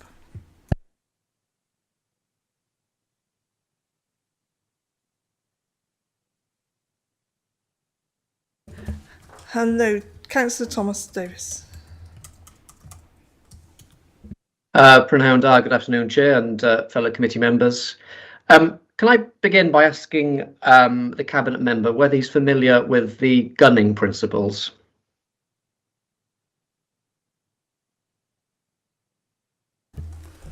I will need reminding, Chair. Sorry? You're welcome to answer him, please, Councillor. Well, allow me to help out the Cabinet member in that case. Very simply, these are tests for whether a public consultation is legally sound. Perhaps I can help him further by expanding on what those 4 key tests are for the benefit of my fellow councillors.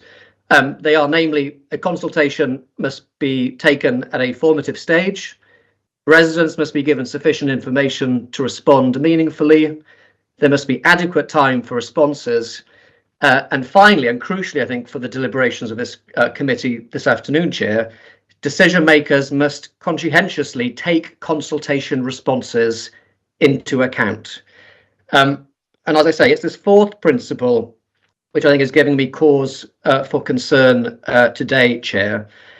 Whether the responses, as we've heard, and the myriad of objections from our residents have been materially taken into account with this revised RDLP. So can I respectfully ask the Cabinet Member to provide some very tangible examples of where residents' views have directly and materially shaped the plan, rather than simply being acknowledged. Please. Because I was asked directly, I'll share my understanding of the process, but I think it'll be very useful if my professional colleagues confirmed or otherwise my understanding. Council agreed a deposit plan a year ago and consulted on that. The task of the past year has been to give detailed consideration to every one of those responses and to put on the record a response to what has been said during those consultations. It's taken an awful lot of detailed consideration and work to put those responses into place on the understanding of everyone involved, and this is the pressure the staff have worked on, that what has been put on the record there is, in the fullness of time, itself subject to legal challenge. So that's been a very full and thorough process. The very pertinent question is, well, how do responses to what the public have said take place?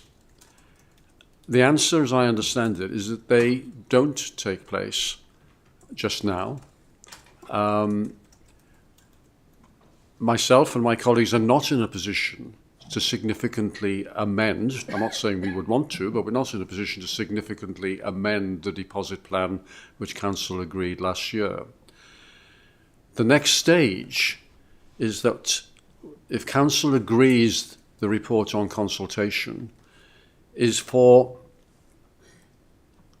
the public examination and the inspector at public examination to consider the report, to consider everything that the public has said, to consider everything that has been said in response to those comments, and for the inspector to conclude whether any significant change is necessary. So the process does require, and therefore does conform to the Gunning principles. It is possible for the plan to be amended as a result of the consultation, but that amendment, should it happen, will take place at the public examination on the basis of all the evidence that's been collated. Now I'll hand over to Craig, who can tell you and me where I've got that wrong. Thanks, Councillor Griffiths, and thank you, Councillor Davis, for the question. I think it's probably right to start right at the start of this process in 2018. This plan has been developing for nigh on 7 years now, and has been many times when there's been consultations on the preferred strategy, the growth and spatial options.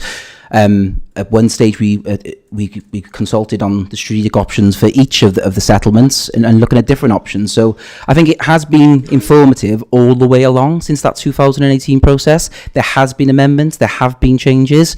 The October 23 paper that Council approved and agreed resulted in a change in the Chepstow site, for instance. So that there've certainly been changes along the way. There's been full consultation and engagement with our residents from 2018. This has been a long process. In terms of the sites and the deposit plan that went out to consultation last year, that was a 6-week detailed consultation. Spoke to many residents in village halls across the county, getting everyone's views and considering all the impacts that it would have on local infrastructure, on those sites, on those villages, on those communities. I'm really listening to people. But I think in terms of whether there are any changes, significant changes in terms of the sites, there isn't anything material come out of the responses which would result in officers making a different recommendation to members. The deposit plan has changed. There is an amended version, a track change version with you within the appendix documents, and there are certainly changes to improve the plan in terms of its climate change and environmental credentials, improvements that Natural Resources Wales have suggested in terms of improving water quality in the rivers. So all of that is enhanced the plan. So there's definitely been changes made. I appreciate the point that the sites haven't changed because nothing material has been presented that would warrant that change. I think ultimately now, when we look at sites, there is a compromise. We'll never get a perfect site, and we've had this discussion at a number of people. Ultimately, there's always going to be compromises on any development site. There's always going to be people who are for it. There's always going to be people who are against it, and that is the democratic decision to be made now in terms of taking this forward. The evidence is there that all of these sites can be delivered, meet the environmental credentials that we require, deliver the 50% affordable housing provision, and can be delivered in the plan period. So the plan has changed and has amended since 2018. That's certainly evident, and there is changes as a result of the consultation last year.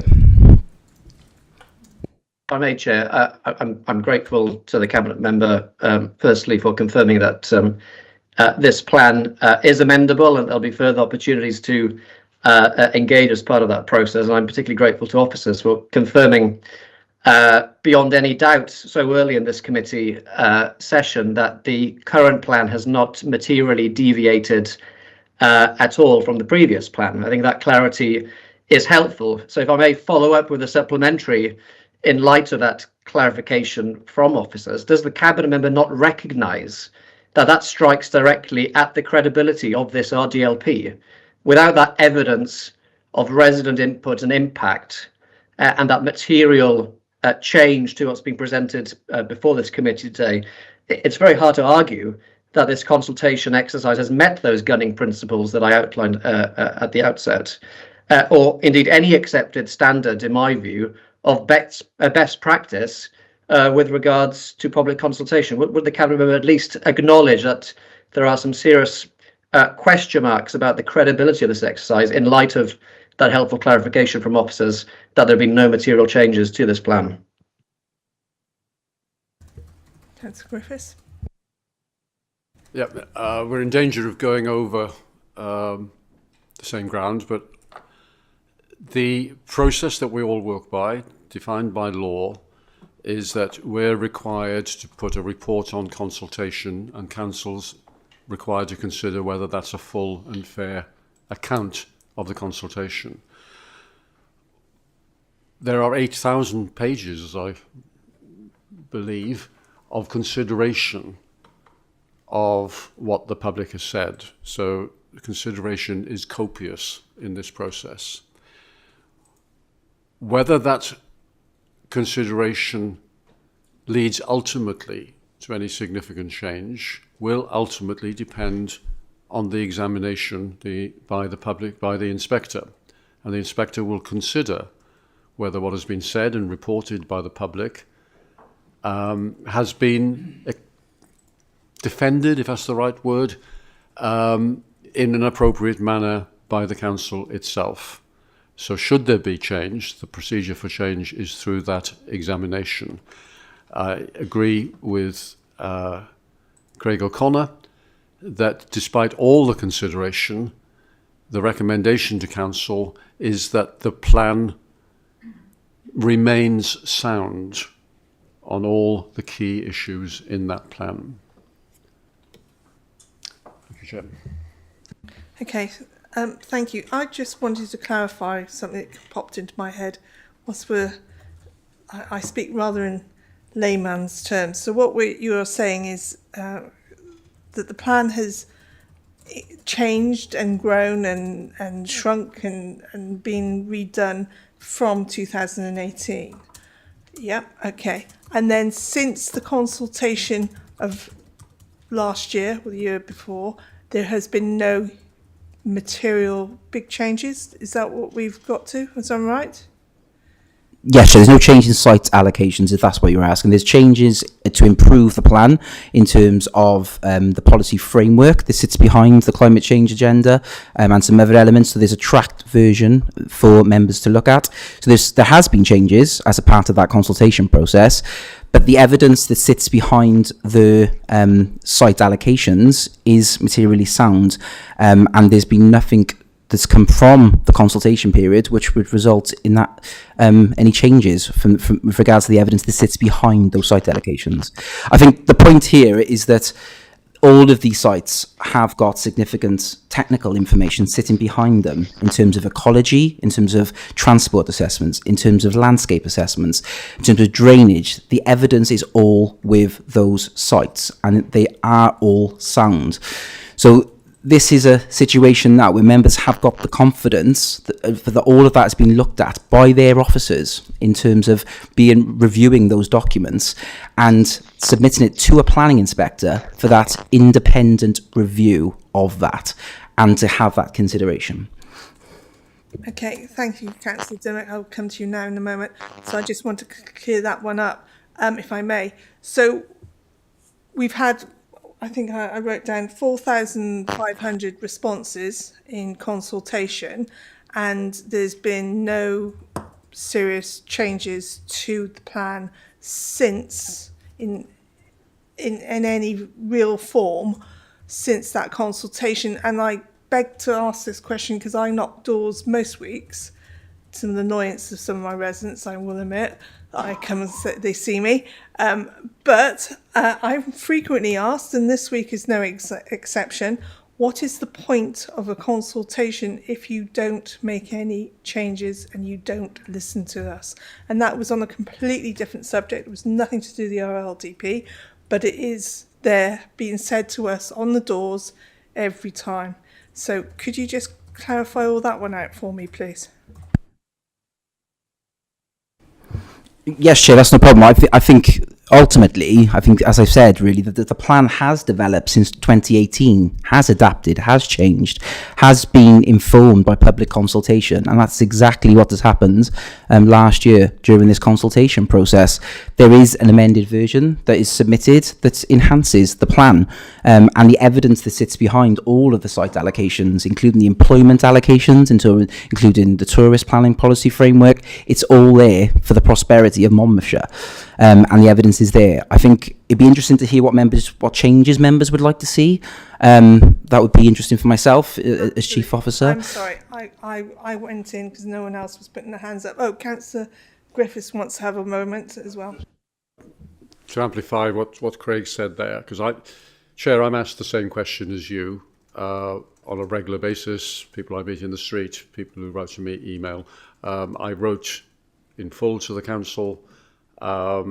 I put a lot of effort and thought into that. What is the impact of it? So it's a very serious question for the credibility of the exercise. The answer I give is that everything that they've said and everything that the council has said in response to their input will be considered by the inspector at examination. So the fear that they have that it's all brushed aside and not considered, I don't think is justified. I don't always persuade everyone of this, but, but the fact is that everything they've said is on the record. Everything the council has said in response to their input is on the record. Everything will go to that public examination. And if our response, I'll say our, because I share it with the officers, is not considered to be an adequate response, then the examiner will change the plan one way or another. So there is a process, that the process did not include someone like me changing my mind at this stage on a significant issue. Okay, thank you. I could go on. I'm going to resist and say Councillor Dimmock, please.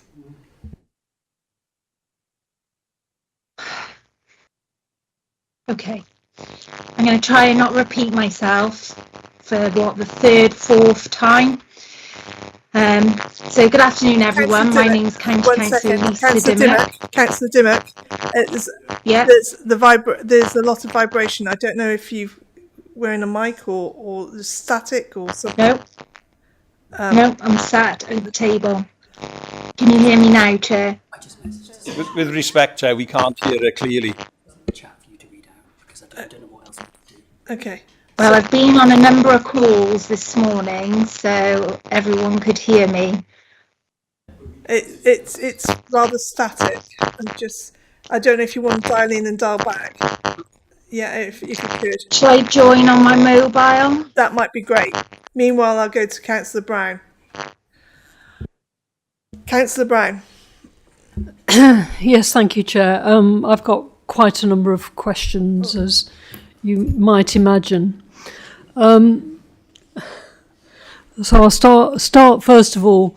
I was sent the viability assessment, and I was very concerned about it. And I believe a developer commented on it to say that they thought it was overly optimistic.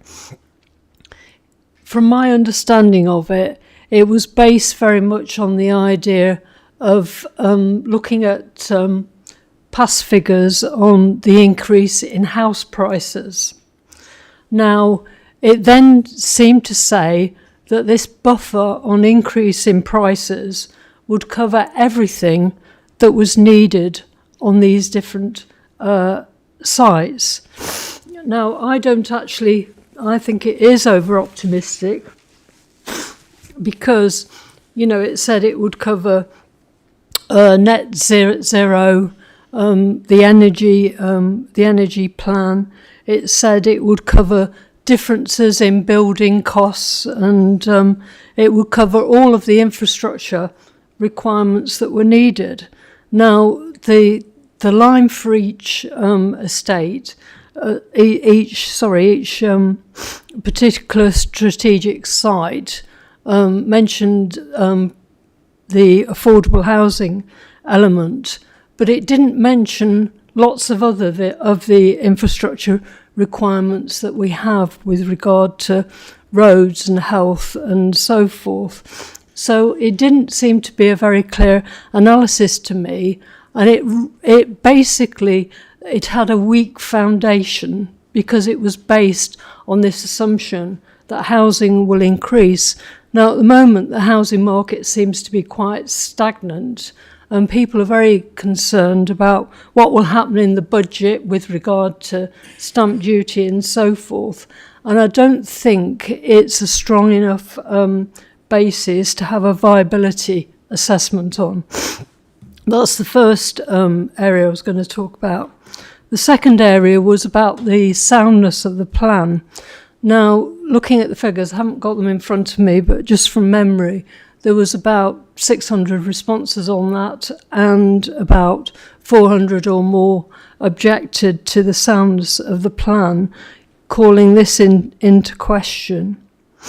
The other point I am concerned about is also obviously the traffic, because the non-technical assessment said that, and this is again from memory, I think it was Transport Wales that did it, they said that there'd be a 7% increase in traffic on the B245 in the Caldecott area.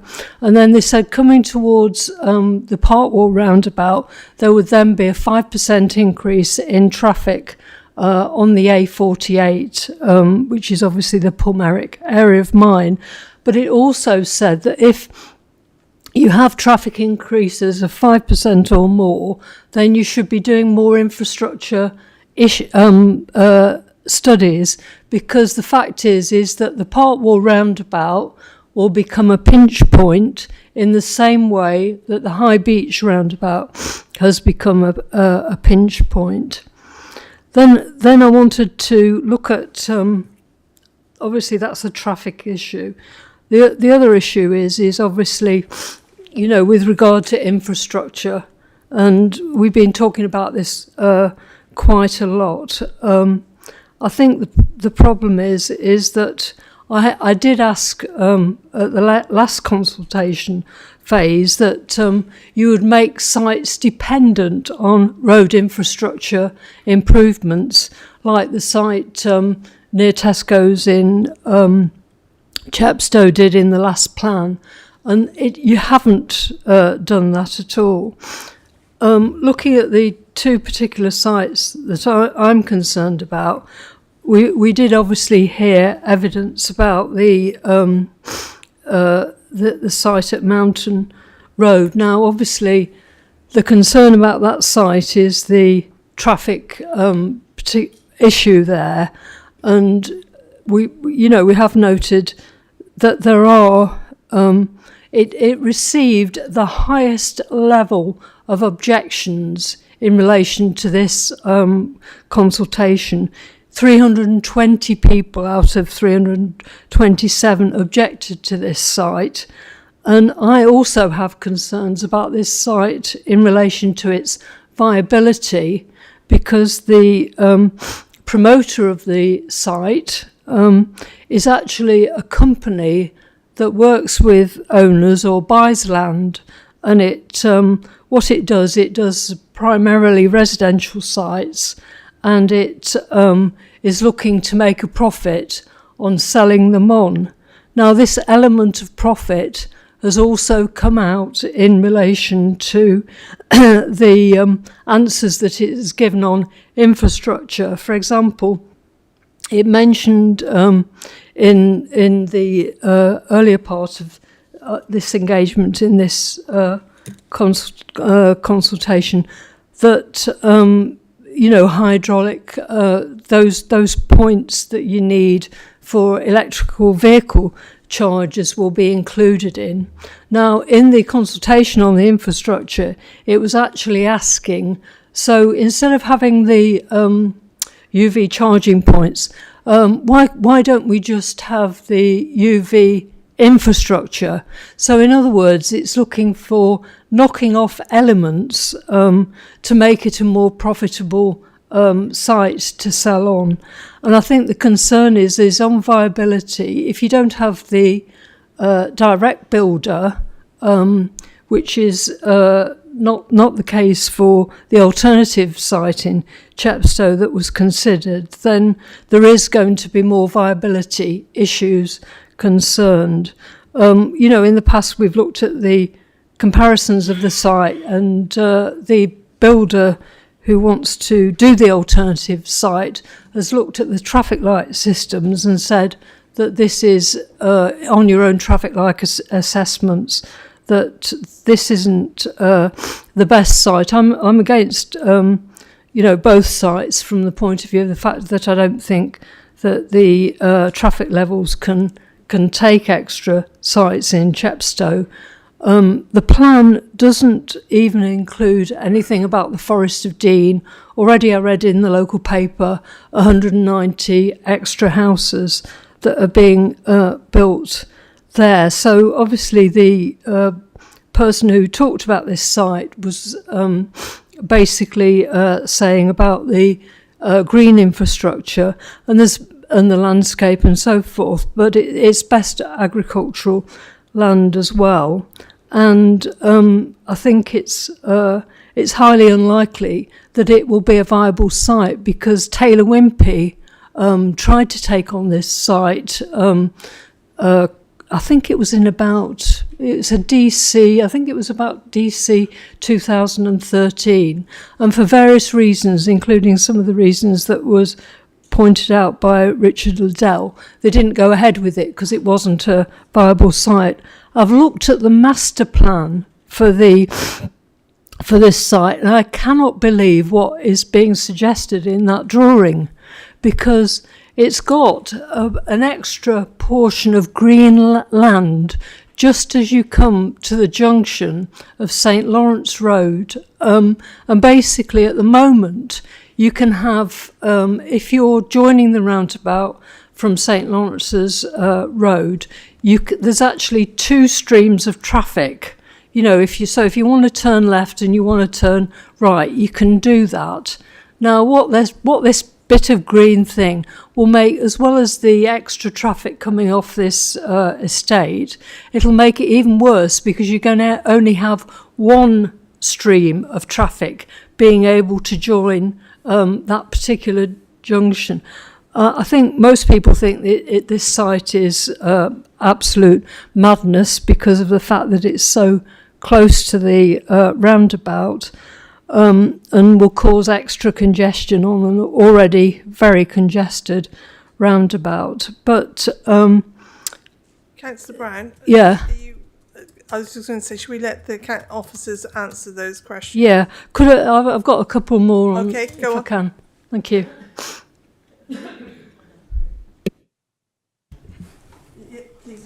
Thank you, and thank you, Councillor. There's a lot of questions there, so I'll try and run through them. I will bring in some colleagues to support, if Sarah Jones, if you'd like to cover off the viability stuff, and our Chief Officer for the Infrastructure is also happy to talk to the High Beach roundabout and the work that's gone on in the Welsh Government. But just to give all members a bit of a strategic overview in terms of the document, every single site has had a viability assessment done on it, including the infrastructure requirements that are within Appendix 8 of the Replacement Local Development Plan. So that includes all the policy requirements, 50% affordable, net zero carbon. All of those elements are accounted for and has been independently verified by a financial appraisal and by an accountant ultimately who assesses these sites. He will be defending these sites at the examination and defending those figures ultimately, and the evidence is there that these sites are sound and can be delivered. That is crucial on all of the sites that members are looking at in the plan. In terms of the access requirements, we would put access requirements if they were fundamental and material to that site coming forward. You will notice in Abergavenny East site that there's conditions in relation to those active travel links being in place before occupation of the dwellings. There are those sorts of conditions within the planning allocations that those accesses need to be there. We want to create different ways that people move and operate around the county. We want to encourage sustainable ways of living, and by ensuring that is there from the outset is really, really critical, and something that Councillor Griffiths is really passionate about ultimately, in ensuring that does occur. In terms of conversations with neighbouring authorities, that certainly is happening. Forest of Dean, South Gloucestershire, we're having those meetings regularly. We've recently agreed a statement of common ground with South Gloucestershire, and that work will continue right up into the examination. All of our plans are at slightly different stages, and it'll be for the inspector to review that in terms of which plan ultimately goes first in terms of the progression. But we are certainly collaborating and working with those neighbouring authorities.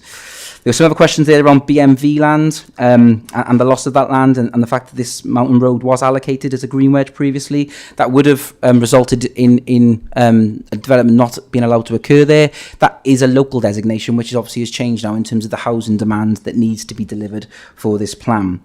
In terms of the details of the site allocation of Mountain Road and other sites, what I would say is that a lot of that detail will come at the planning policy, at the planning application stage. We have to remember this is a strategic document for the whole council with levels of growth and allocations and planning policy framework within it. When the planning application is submitted, it'll be a full planning consultation done on that design and that placemaking principles within that application. Members of the public and members of the planning committee will review that and scrutinise it and make a decision as to whether that's acceptable. So there's loads of opportunity to look at that finer, granular detail. But what I would say is that the work on the strategic site has been done in collaboration with, so far to date, the Design Commission for Wales. So we've been working with them on the best principles, making sure these sites are flagship sites. And it's really exciting, and particularly with regards to the Abergavenny East site. The objectives that it hits directly next to a train station. This is significant in terms of the opportunities and the sort of development proposals that we'll be promoting in Monmouthshire. Really, really important. And we've already said this is the first time in Wales that any council has proposed 50% affordable and net zero carbon. We're really, really pushing that boundary. And the work with the Design Commission for Wales has been very, very positive.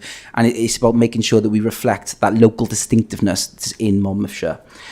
So I've tried to give you an overview on some of those questions. If I just pass on to my colleague Sarah Jones, who's the Principal Planning Policy Officer, and she'll be able to outline in terms of some of the work on the viability, and then I'll hand over to Deb Hill-Howells, who'll be able to go through the infrastructure requirements on High Beach Roundabout. Thank you, Craig. With regard to the piece of evidence Councillor Brown's referring to, so that's the high-level viability assessment. That provides an overview across the county, and the table I think Councillor Brown referring to is a summary of what's included in the financial viability assessments. So as Craig noted, they've been undertaken, site-specific assessments have been undertaken for each of the allocated sites within the county. It's a huge database essentially, and that table just provides an overview of the key requirements. But within that, there's a cost section, and that includes detail of everything that's outlined within the infrastructure delivery plan and more. So other factors that sit behind the schemes.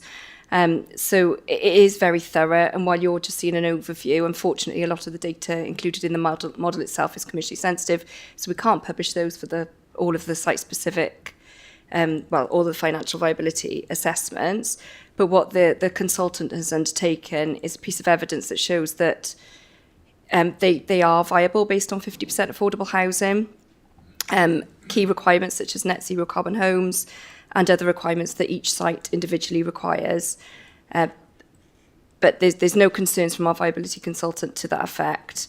And as I say, it's just an overview. There is a much more detailed model that sits behind that presents all of that evidence. Thank you, Sarah. And if I could just pass to Deborah Howells, if possible. Good afternoon, members. I've been asked to talk specifically around High Beach Roundabout.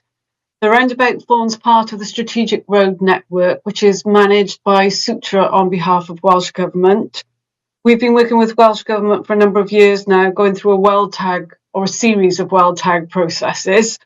They are actually at this moment in time looking at developing a shortlist to take us into well tag stage 2.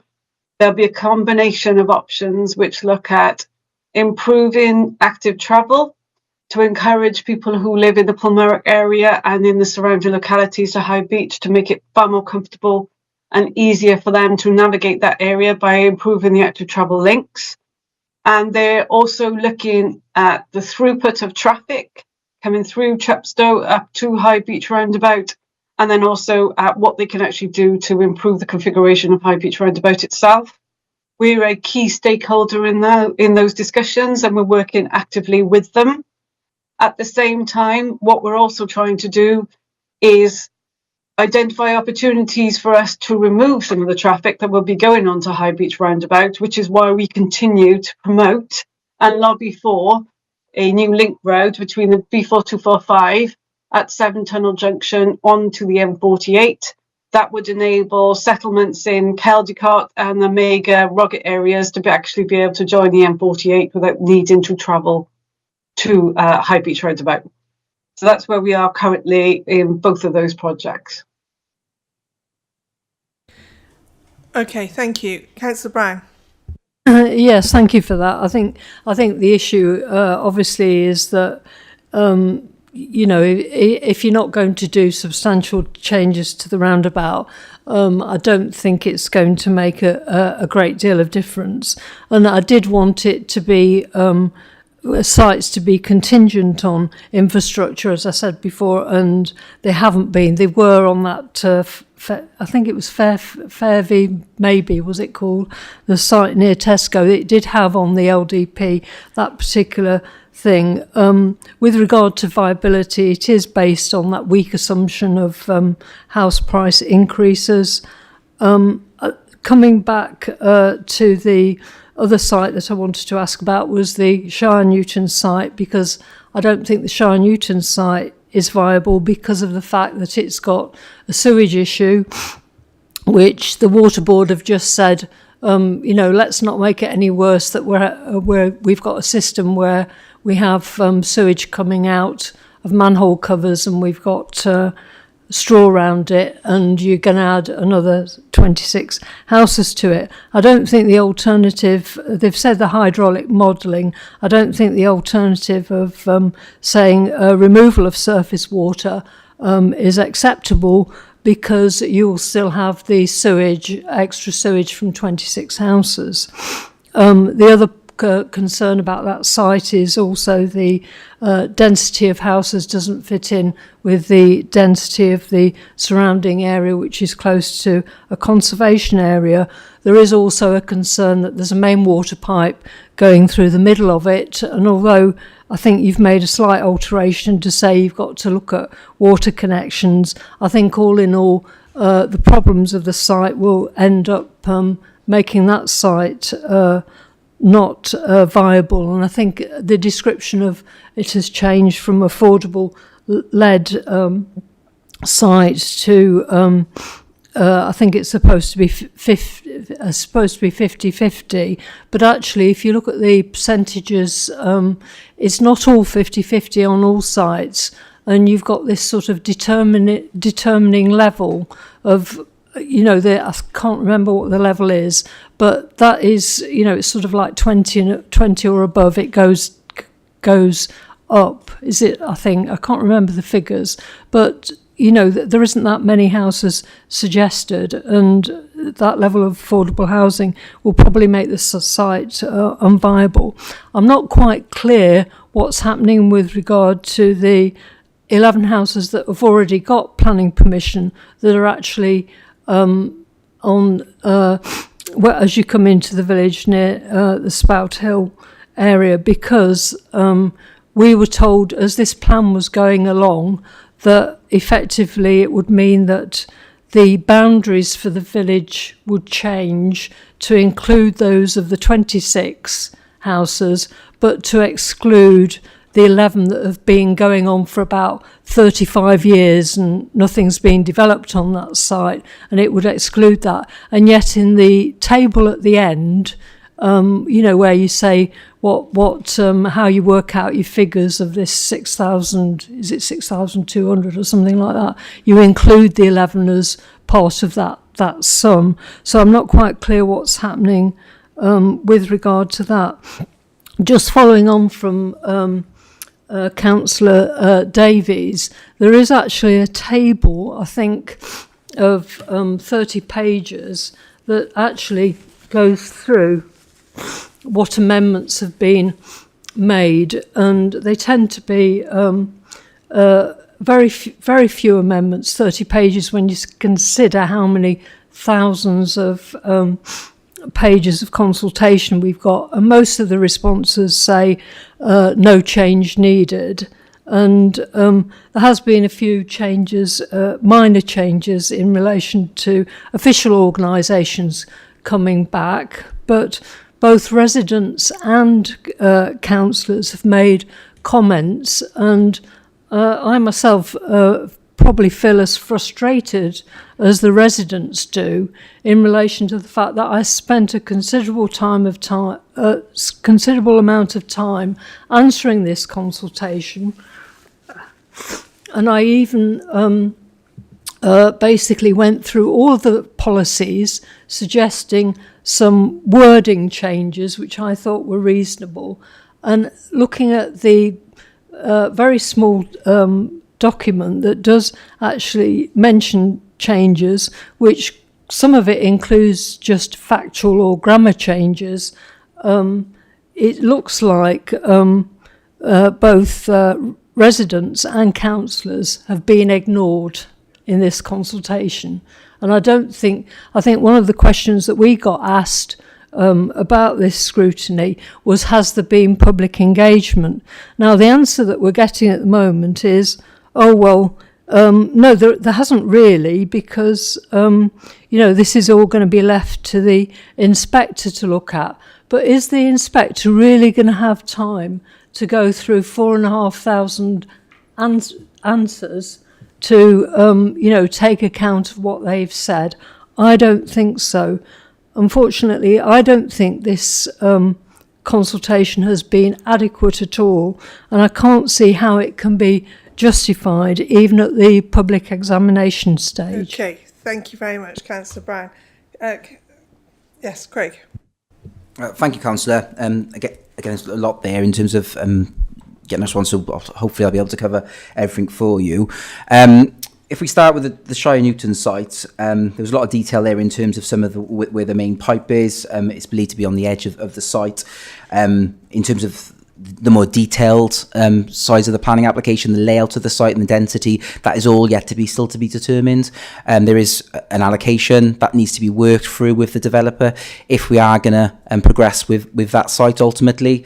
But there's no reason why that site isn't viable. There is a full viability assessment with that site.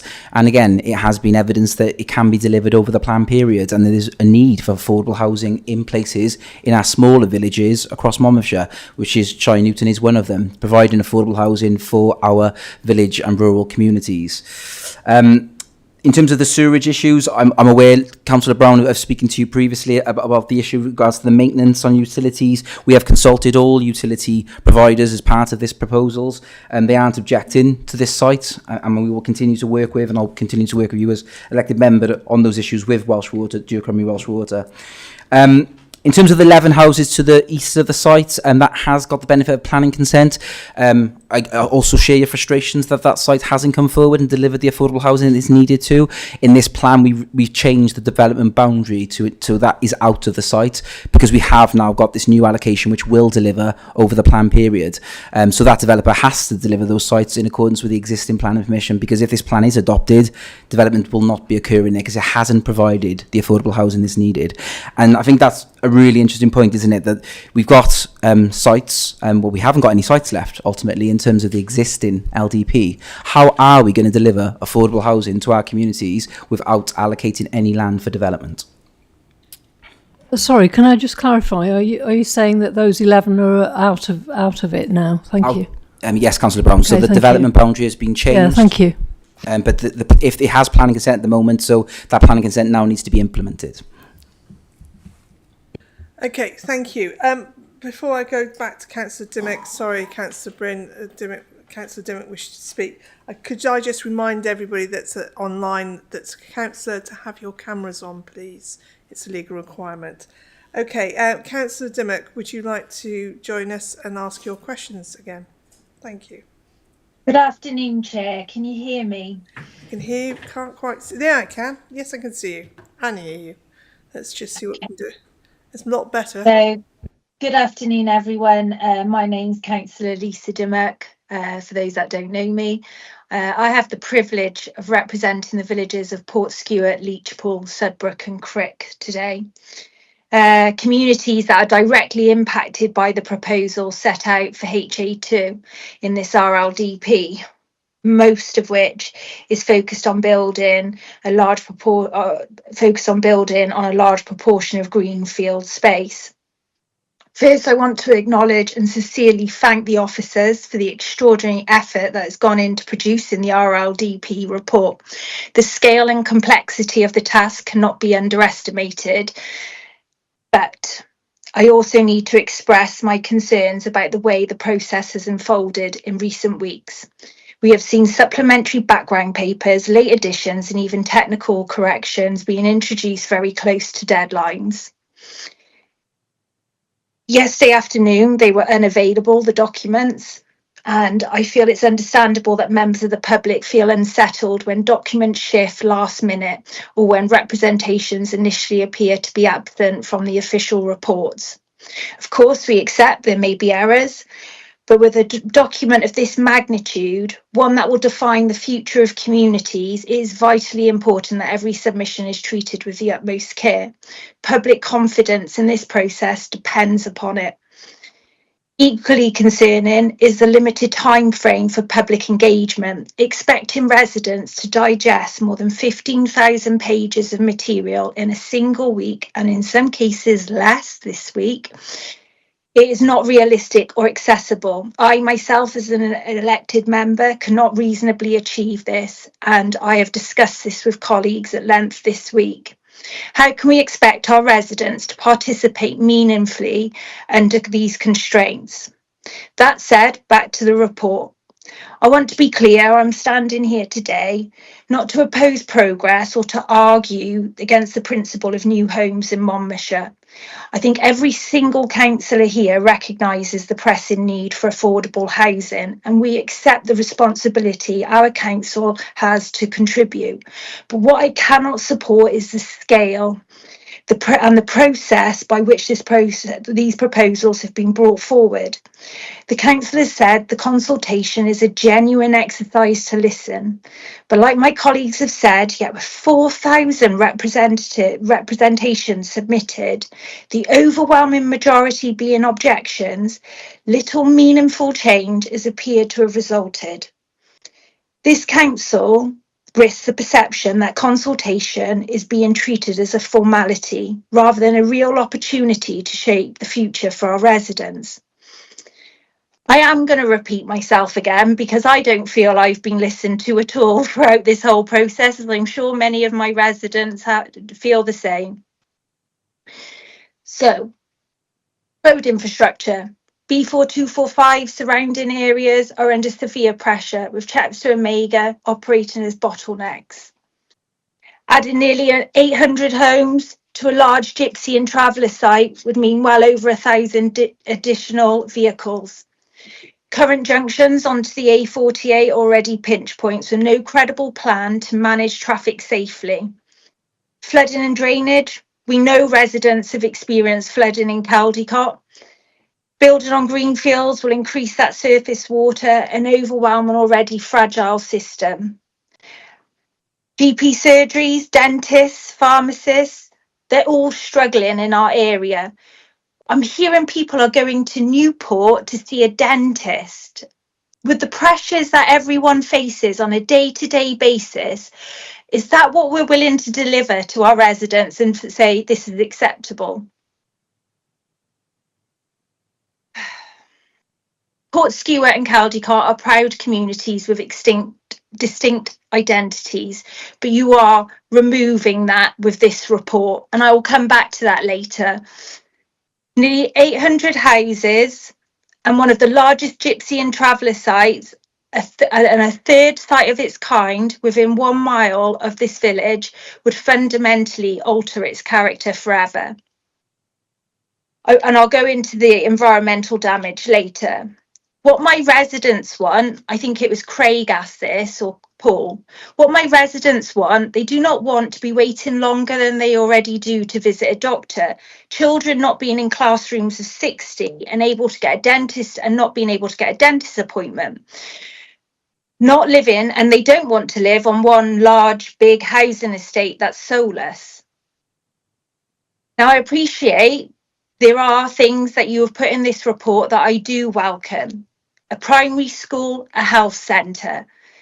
But that's not going to resolve all the problems, all these residents that will be living on a 770 house unit estate. And these concerns do not come from a place of not in my backyard. They come from a place where people care deeply about the long-term future of their communities. People want to live here and stay here and bring up families. Residents are not asking for the impossible. They're asking to be heard and respected and taken seriously.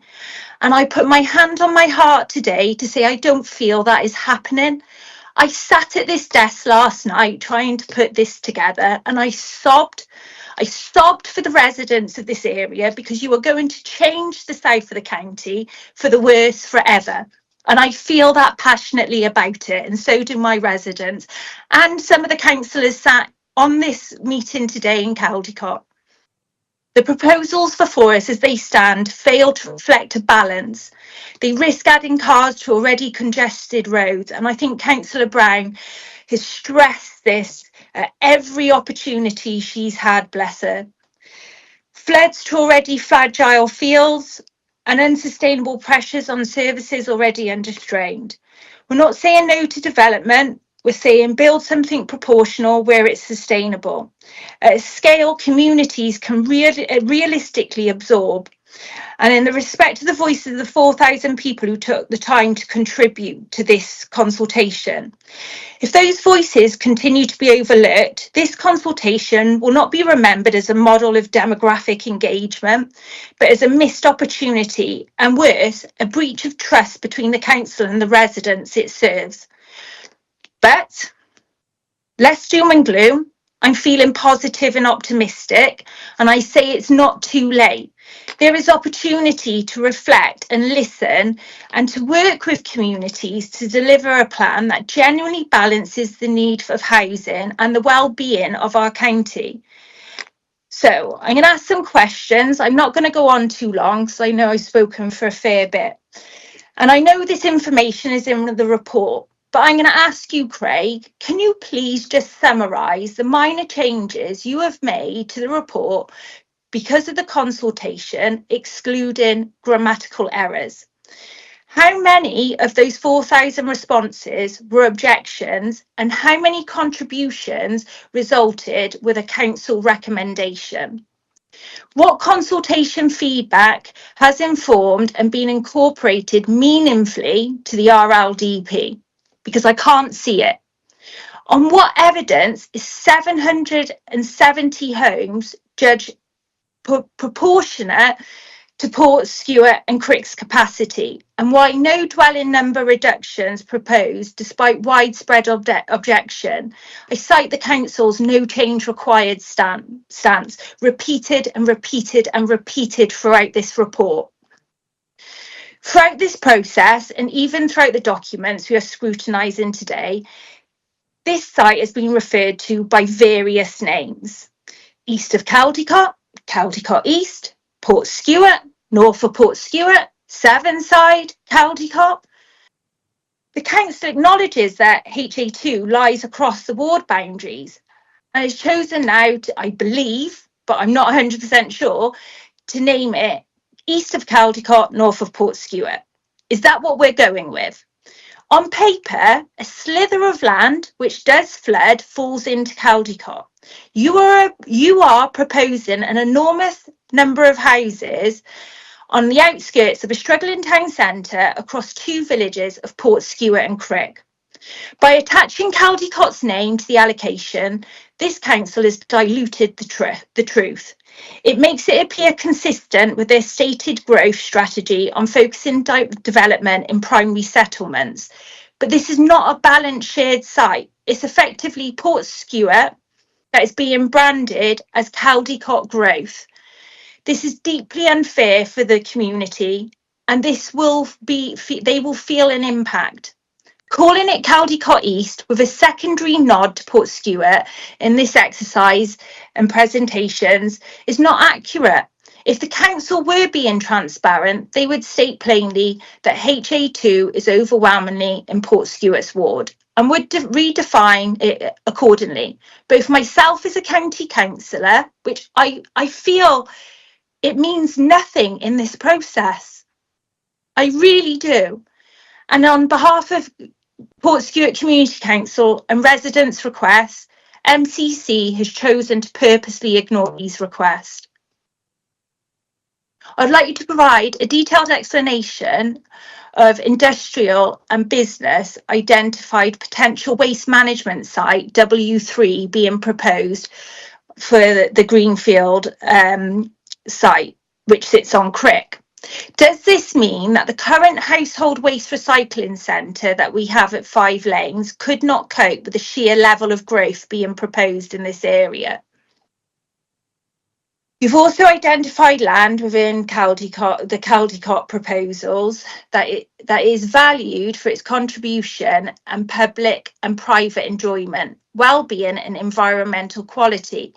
This includes public parks, community green spaces and even private gardens, and support biodiversity and enhance quality of life.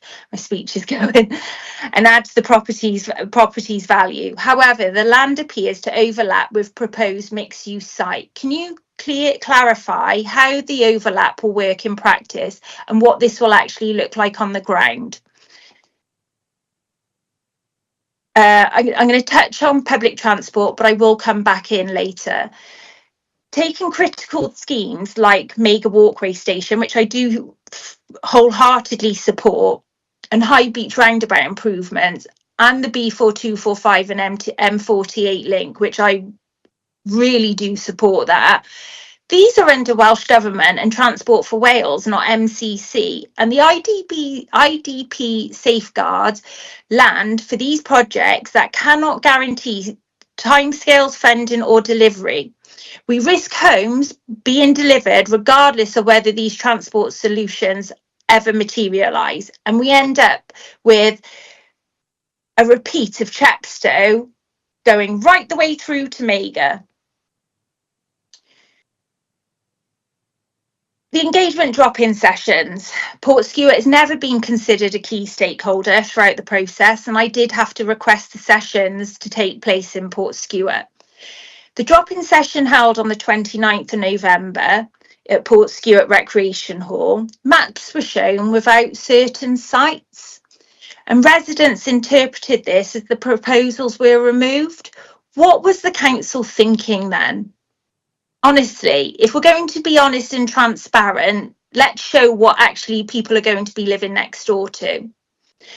Our local road networks are damaged and overused, yet the report states adequate and efficient infrastructure is recognised in the Planning Policy 2024.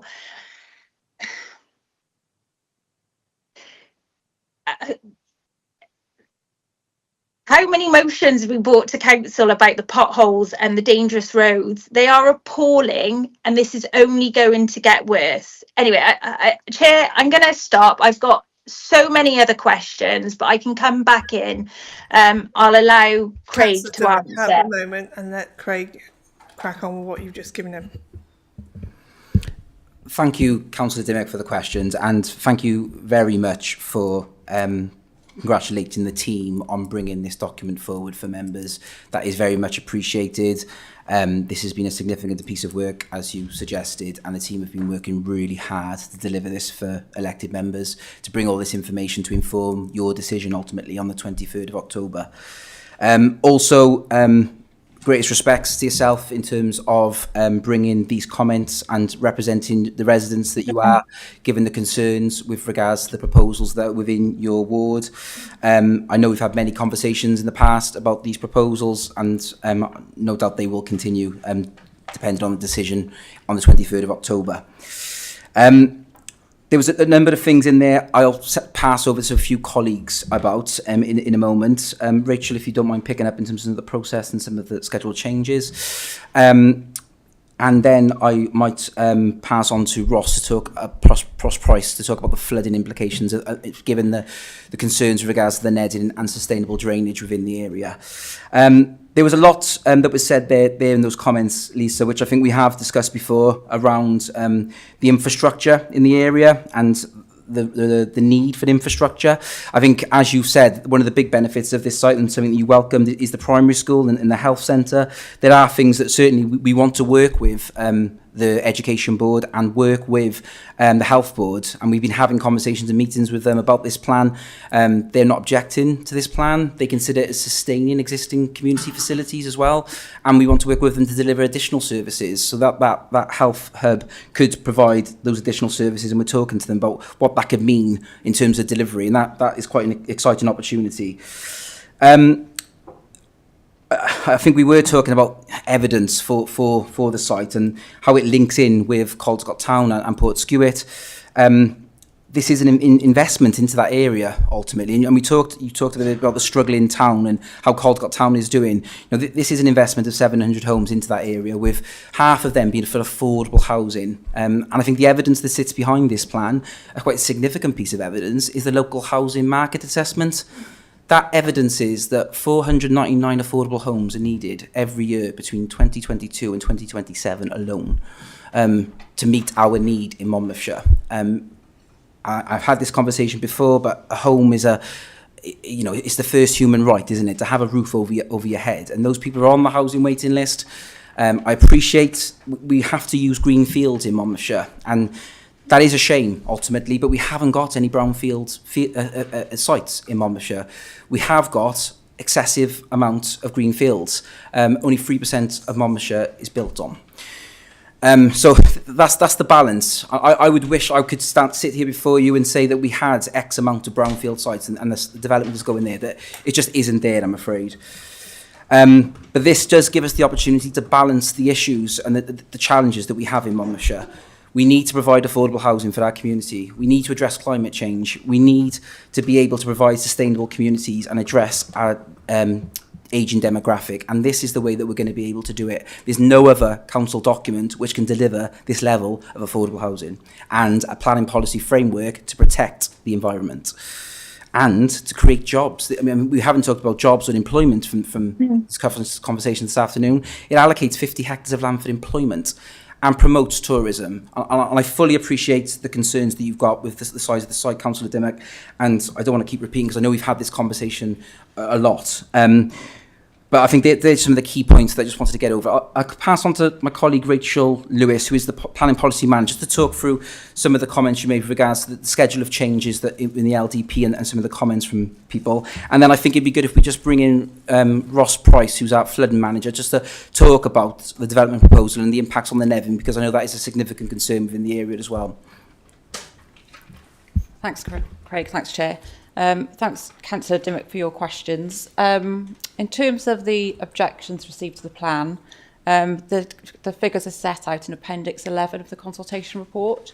So if you look in there, every policy has got a number of support, comments and objections listed against it. So you'll be able to see that if you can look at Appendix 11. It's fair to say there's a lot of objections, but I think that's expected in a document of this nature. The changes proposed to the RLDP are set out in the schedule of minor changes, which is appended to the council report, the scrutiny report.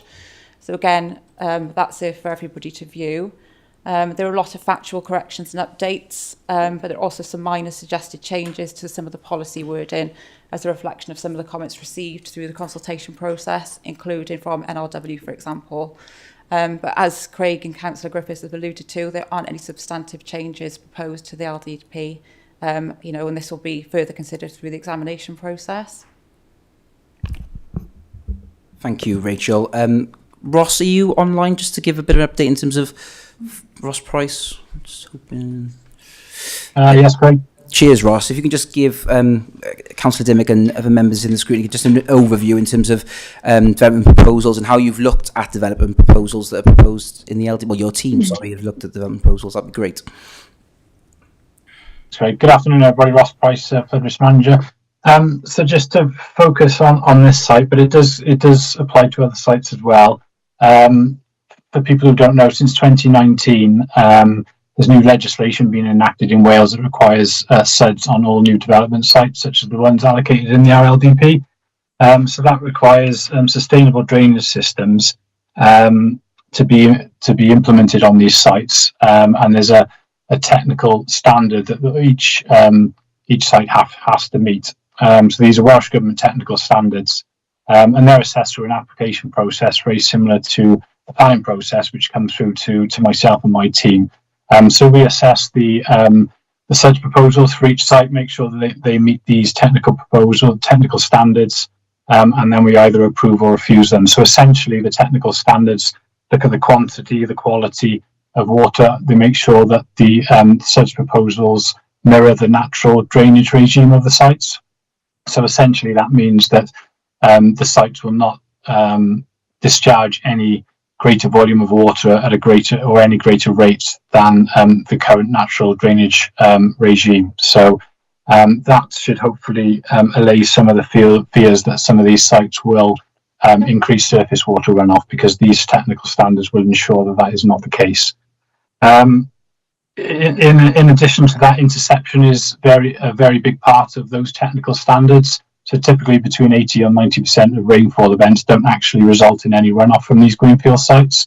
So these SUDs will go a long way to ensuring that remains, and that'll be achieved through things like permeable paving, swales, grass basins, rainwater harvesting, etc. And after the sites have been built, there will be a requirement for these sites to be adopted by us as the SUDS approving body. So that will ensure that these SUDS features are maintained in accordance with the standards for the lifetime of the development, and they won't simply get lost. In terms of the wider flood risk, the sites, well, this particular site and other sites will be subject to a detailed flood consequence assessment. So in terms of the impact on the Nevern, which we're all too well aware that is a very sensitive site, so there will be detailed scrutiny when that planning application comes forward and on that flood consequence assessment to ensure that there's no negative impacts on the Nevern and that flood risk is not increased. That may well require additional hydraulic modelling from the site to the Nevern. But we're not yet sure where the discharge point is from this particular site. It might well be that infiltration is viable, in which case there wouldn't be any connectivity with the Nevern. But as has been said previously, that will come out when a planning application comes forward. Thank you. Can I just come in there, please? Is that okay, Chair? Councillor Dimmock, over to you. So how will you manage the level of flooding around the castle? Because I don't know if you're able to get up the Caldecott map on the screen, or if you've got it in front of you, Ross. So where you've got the mixed use site and then it overlaps with the area's amenity behind the castle, obviously that site goes right up to Church Road. Now, all round there and all around that castle, down pretty much that field that goes along up to the B4245 floods. So will we be responsible then for managing all of that water, or the developer? Because obviously you're going to be building into that area that does flood. Well, alongside, sorry, the area that floods greatly. I actually have forward photographs and done an overlap, but it was late last night when I was trying to do it and my computer wouldn't allow me to do it, unfortunately. So that these new houses don't experience flooding. Shall I just come in there, Councillor? Yes. With regards to the flood areas, there will be no built development on NRW's flood areas. So the flood maps that we all work to within planning, and there will be no built development on that floodplain. Yeah. So I know. I've heard you say that before, Craig. So are we saying that Dinham railway line, nothing will be built past there, even though it says it's mixed use site, which I suppose could be green open space? Yeah, maybe I could share my screen potentially, and I can show you the master plan. But basically, Councillor Dimmock, any area which is identified as a floodplain, so Natural Resources Wales make those flood maps and advise local planning authorities on where we can build and where we can't. And Technical Advice Note 15 of Planning Policy, Technical Advice Note 15, which deals with flooding, clearly outlines that no built development shall be in a floodplain, and that will be exactly the same at Caldecott East, North Portskewett. There will be no built development in the floodplain, and then the surface water drainage will be managed exactly how Ross has outlined, so it will be at a greenfield rate. Okay. Okay, Councillor Dimmock, is that answered all your questions? Because no, I asked with regards to the potential waste management site. So are we saying that the 5 Lanes household waste management site would not be able to cope with the sheer scale of growth for the area? So is that why there's going to be potentially a waste management site in Crick? Yeah, Oak Grove, alongside Oak Grove Farm. I can take that, Councillor, that's no problem. So the it needs to be allocated for, when you allocate employment commercial land, it's allocated for B2, B8, and then it also has to be allocated for waste as well, because it's within that use class. So there isn't any proposals to use it for waste at the moment. As you know, it's council land, so there is complete autonomy from this council in terms of what happens to that piece of land. But it is allocated in the plan because of a planning quirk more than anything else, rather than any detailed proposal. It could be, that would be detailed to a planning application at a later stage. So there's no conversation in relation to 5 Lanes and the waste management of the system. That is an allocation information within the plan, and that will be down to a detailed planning application at a later stage. It might be that it could be used to decarbonise our services and make them more efficient in terms of climate change, but some of those things are later discussions rather than now at this key strategic allocation stage. Thank you. Okay, Councillor Griffiths wanted to answer a few points there, I believe. Thanks very much. I just very much respect the work that Councillor Dimmock has done. I read intently the contribution that was made by Councillor Dimmock in the consultation period. But respectfully, there are 3 points where I would take a contrary view, and I'd like to put them on the record. The proposed Gypsy and Traveller site is for 7 units. Councillor Dimmock described that as large. I would describe that as modest and manageable. Councillor Dimmock described a 700 home settlement as soulless. Soulless inevitably because of its scale. I've no intention of allowing that to happen. I can point you to developments of 10 homes, 50 homes, 100 homes, which I would be embarrassed by, which are soulless. One can build at various scales and get it wrong. I can show developments of 2,000 homes which are full of soul, where people are enjoying their lifestyle in those homes. It's a matter of getting the design right. I think the work that's already been done and is represented in the deposit plan, the work being done with the site promoter, the work being done with the design commission, provides a basis for filling this development with soul. It is wonderfully located around by the castle. It has the capacity to make an enormous contribution to the vibrancy of Caldicot Town and Portskewett Village, and we need to design it to achieve those objectives. It's my intention that we do it.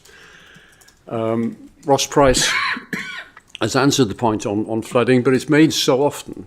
And whilst I don't have Ross's expertise, I was working for the planning minister when we put the 2019 guidance in place.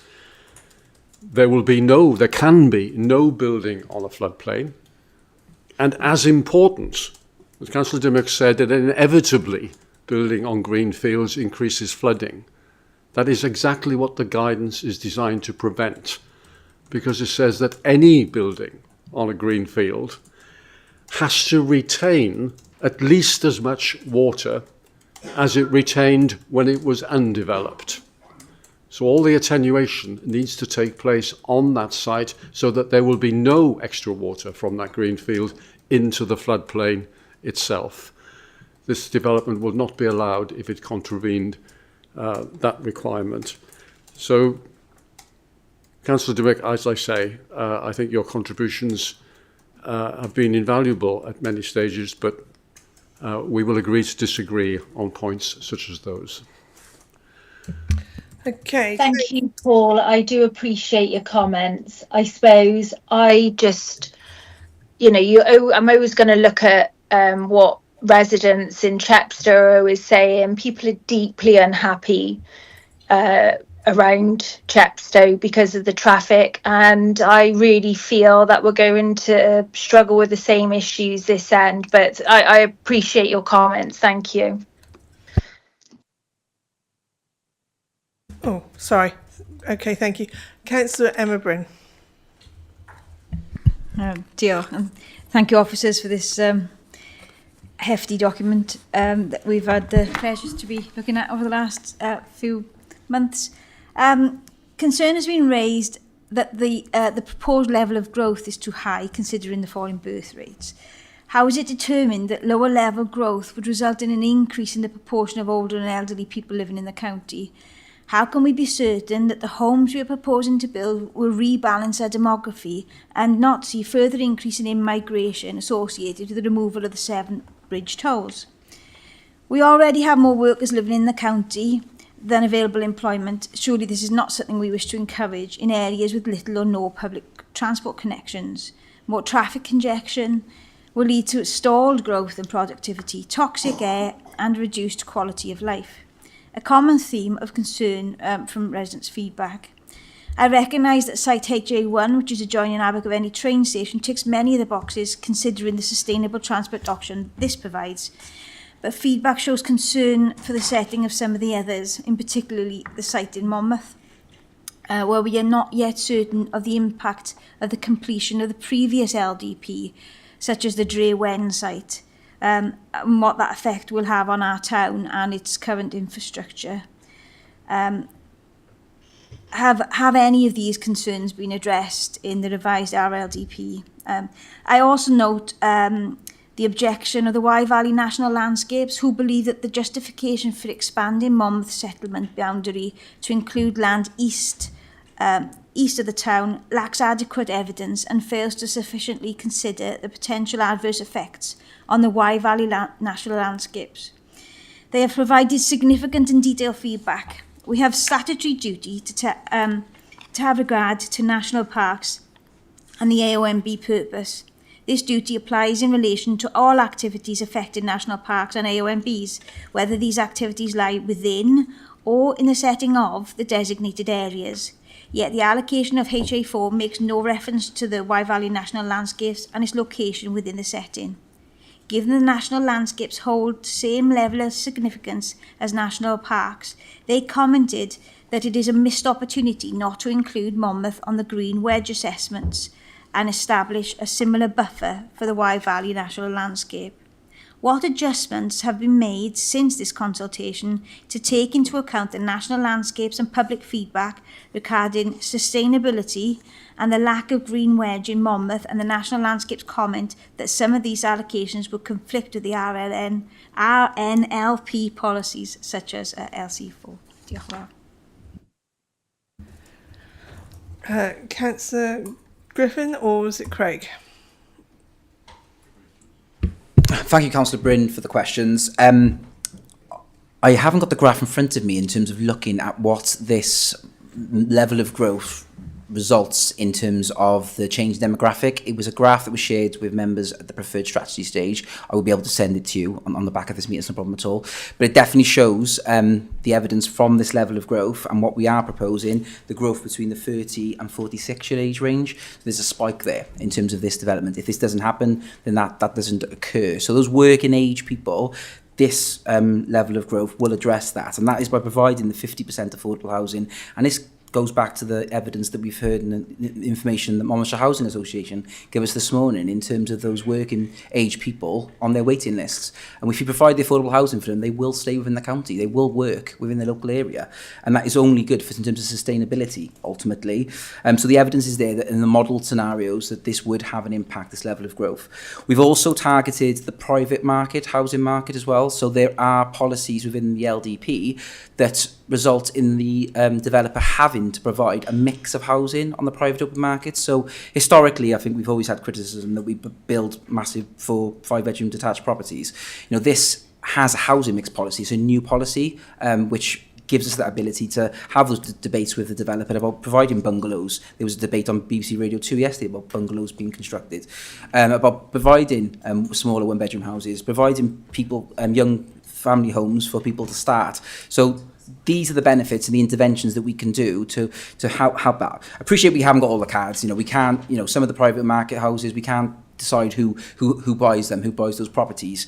But we have got the 50% affordable housing. We know what housing need we have, and the housing need that we have will be what's built, because the development will reflect what's in the local housing market assessments. So if that says that we need X amount of one-bedroom properties in Monmouth, that's what the site will deliver. So it's reflecting the evidence that we've already got. But I appreciate the point that we can't control all of those things, because the private open market is private open market sales. But with that housing mix policy, we're hoping to intervene there by the style and type of the properties that we build. In terms of the feedback, in terms of the sustainability points in Abergavenny East, yes, I do strongly believe that is a flagship site, given the sustainability credential that it has. But the other settlements that we do have in Monmouthshire, such as Monmouth, such as Caldecott, are sustainable. Chepstow, sustainable. They are the places where our services are, where education is, where leisure facilities are. This is where people will be able to thrive, and where we should be allowing development proposals to occur to tap into that sustainability and that existing infrastructure which already exists.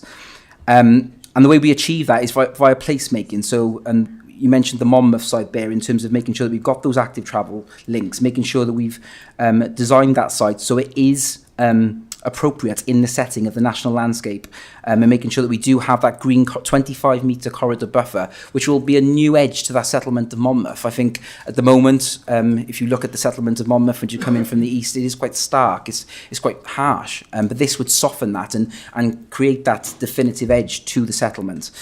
In terms of the comments from the Wye Valley, they are certainly noted. Our landscape officer and landscape evidence is that it wouldn't have an impact, a detrimental impact on the setting, and this would be the last development that you would go to the east, particularly given the ecological concerns that we've talked about around the SAC. So this would be the last development to go on that site. So we're confident that we can have that debate with the inspector and that it wouldn't have an adverse impact on the setting, and the evidence is there. But again, that is subjective, isn't it? And every member of the public and everyone is going to have views on whether it has an impact on that setting of the Wye Valley. I think that has covered the green wedge question as well, in terms of why we haven't looked at it from a green wedge. Rachel, are you happy to cover that off in terms of what planning policy Wales suggests in terms of when we can allocate green wedge? Yes, thanks, Craig. Thanks, Councillor Bryn, for your question. So we've undertaken a green wedge assessment that was prepared by consultants, which looked at the existing green wedges in the county, in the current RDP, but it also looked at the potential for green wedge at the north of Abergavenny. The reason we looked at north of Abergavenny was because these sites were submitted as protection sites during the candidate site process. So therefore, they were submitted for green wedge. People wanted them as green wedge, so we looked at them as part of that process. So that's why the difference is really with Abergavenny and Monmouth. So that's what we've done. But also just to say, the AONB, there's a policy in the replacement LDP, which would obviously be considered as part of the plan application process and developing the site as we go forward, if it goes forward, through the next stage of the process. So Can you clarify, would you consider the demarcating an area as a green wedge going forward, or is that not under consideration? Just to I know we've heard today that doesn't officially protect a site anyway, but I'm sure people would be a bit more satisfied if you consider that or not. I think there is a sufficient buffer between the proposed site and the AONB, but unlike the Abergavenny potential sites, and I think that's why it was looked at, is because they were submitted as protection sites through the process. In Monmouth we didn't have that, so we didn't potentially look at them in that same context. The other reason that we are proposing a green wedge in Abergavenny, in the north of Abergavenny, it's a new green wedge, and that is to protect the Brecon Beacons. Bryn, sorry, I can't say Councillor Bryn, you would definitely correct me on that, but the National Park ultimately, and protecting the setting of that, and that is outlined within Planning Policy Wales to protect that level of landscape. But Monmouth hasn't got that level of protection. It's not considered to be warranted, given it's not the coalescence of settlements, and there isn't that national park to protect. Well, there's the WA. There's the AONB, but that isn't the national park is the protection for green wedges. Okay, Councillor Tudor Thomas, please. Okay. Sorry. Are we got? Hang on. I put the mic on. Oh, sorry. Right. Is that better? Might need a bit of technical help here. Oh, sorry. Right, let's turn that off. Yeah. Okay. Okay. I don't know. We still got. Councillor Thomas, you've got a mic on somewhere. No, hang on. No. Rob, do you want to help? Whilst Councillor... Yeah. Let's have a look. Sorry, so a little bit of technical help here. Try now. Yeah. Okay. Yeah, sorry about that. Thanks for the younger generation, a bit more tech savvy than I am. Apologies for that.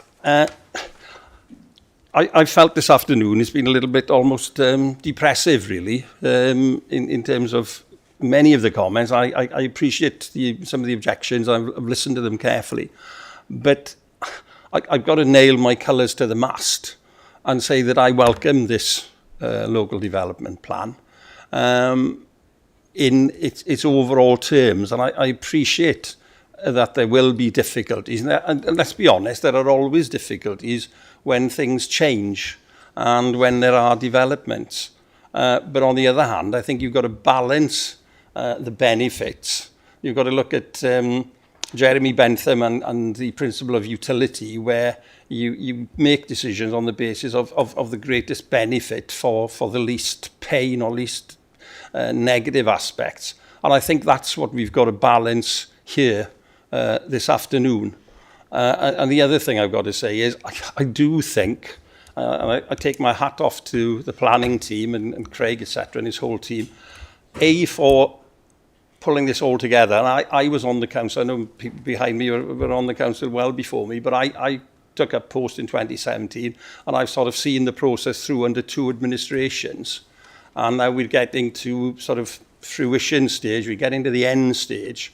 And personally, I do want to see us move forward with this plan, because the overall benefit, and I'm not going to go through all of that again, but we've listened to representatives from MHA today. You listen to all the figures, you'd have to be fairly hard-hearted not to say you've got some sympathy with people who can't be housed in the next 12 months, or they're applying, they're one of 90 for a property in Monmouth or in Abergavenny. And I do think the process, yes, we've got all the objections listed. I've read them last night and I've read them over the last week or so, but also listening today. I've got a great deal of sympathy with those people who've got genuine objections, and I certainly hope that there will be sort of mitigation where there can be mitigation.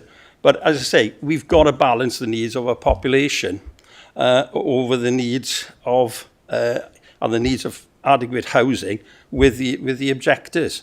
And let's be honest, we are an ageing county, and for somebody like me, yes, I'm older. I own my own property, etc. I've had kids, I've got grandkids, etc. I'm not worrying about the price of houses particularly. But if I was a young person coming into this county or living in this county, whether you've got children or not, you want to be able to afford a house. Well, the reality is so many people can't afford a house. And with this plan, and people might accuse it of being a socialist plan, but it is a moral, ethical plan to give people an opportunity to either buy a house or to rent a house. And for lots of people, renting is the only alternative that they have, because they just don't earn enough to buy a house in an expensive county, probably the most expensive county, certainly in Wales. Probably it's more expensive than a large number of counties in England. And at the end of the day, regardless of political persuasion, sitting in the chamber or online today, we all have people coming to us with difficult stories of not being able to get a house. And it's difficult if you're single and you're at you're on the low end of the rating of being housed, or if you've got a couple of children. I have been involved with education for something like 40 years. I've got other colleagues here like Martin Groker, the same. And you know that for children to thrive and to develop and to do well in education and to do well in life, they need to be in a decent house with preferably a garden so they can go on their little bikes and their trikes out there, they can play, they can do imaginative play, they can bring their friends round and so on. And I do think, you know, quite honestly, party political persuasions aside, we need to bear that in mind when we come to the decision at the end of the day. And certainly for people who actually end up in B&Bs, people are made homeless. Can you imagine, to me it's like a horror story, can you imagine having 2 or 3 kids and you're in a hotel room down in a hotel down perhaps the south of the county, or you're sent out of the county to Abertillery, your kids lose the connections with their school, with their peer group, and you're stuck in a room, you can't cook, you've got to rely on whatever's provided there, or you've got to go out and buy unhealthy takeaways, and you've got to try and keep these children going until you're actually housed. And I really think we need to keep that in mind today. In terms of particular sites, a couple that I would mention. First is obviously Abergavenny, the HA1 east of Abergavenny site. I am a councillor for Abergavenny. I've lived there 40 years. I know the area really well, or as well as many people. And I support the development of that site because it will have a good chunk of affordable housing. And I know we can't determine if Wimpy Taylor builds a site, we can't tell Wimpy Taylor, yeah, you've got to house these people. But if that development goes ahead and MHA obviously will lead on that, then a chunk of people, a good number of people, will get good housing, which is eco-friendly, but more importantly, is actually affordable to them, so that they can actually live, raise their family, or live their lives. They haven't got children. They can actually enjoy life at a reasonable level. One issue that I've raised there before, I just want some sort of reassurance that that site, if this plan does hopefully go through and goes to the Welsh Government for review and inspection, I just want some reassurance that it will be integrated into the town.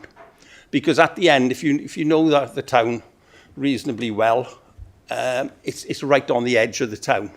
And it's across a railway line, and it's across, at the moment, the A465. And that is an area of concern that I have raised in the past. I just want some reassurance there in terms of active travel links, but also links as well in terms of bus routes to get people into town so that they feel part of it. And not only feel part of it, but that they can get to the doctor, they can shop, they can get their kids to school easily every day. And I think that is an important factor. So I want some reassurance there. In terms of the site in Monmouth, the large site that we, is it Leesbrook, that we looked at earlier on, you know, we've had big discussion in this chamber about a week ago about the falling role situation in Monmouth, with something like, I think off the top of my head, there's 3 or 4 schools there, and we're sort of minus 200 children. And I think that's a worrying figure, because let's be honest, you know, somebody of my age, I'm not going to have children again, thank goodness. But you need people in the community of a mixed age. You need the people like me, because I've got experience, and people like Paul Griffiths, we've lived longer, we've seen different things. But let's be honest, you need people who are going to sustain that community. They're going to have children, and those children will grow up. And as I went to somewhere the other day, went to the GP, and I'm somebody that I taught. Fortunately, he was fairly kind in giving me the injection. He didn't cause me too much pain. But all jokes aside, you need people to come forward. Yeah, not just in medicine, teaching, so on, but mechanics, people are going to drive lorries, fix the highways, deliver the post, etc., etc. And where we are at the moment, and it's unfortunately we've stagnated on housing over the last 10 years, We need a plan that will encourage people, if they're born in Monmouthshire, to stay and live there, have their kids there if they want to, and contribute to society, but as well to encourage people in. If you look at someone like King Henry VIII, probably over 60% of their staff can't live in Abergavenny. It's too expensive. And teachers are relatively well paid. They live up the heads of the valley, Bryn Mawr and so on. So we need that. So coming back to the one in Monmouth, we need to encourage that site, because it's not going to solve the issue of falling rows in schools, but it will help to mitigate it. And the third and final point, I want some sort of reassurance in terms of, are you confident that the Gypsy and Traveller site in the south end of the county will be established? As you said, it's 7 pitches, it's not 700. I think we have, all councillors here, we have a moral duty to provide for people who choose a particular lifestyle.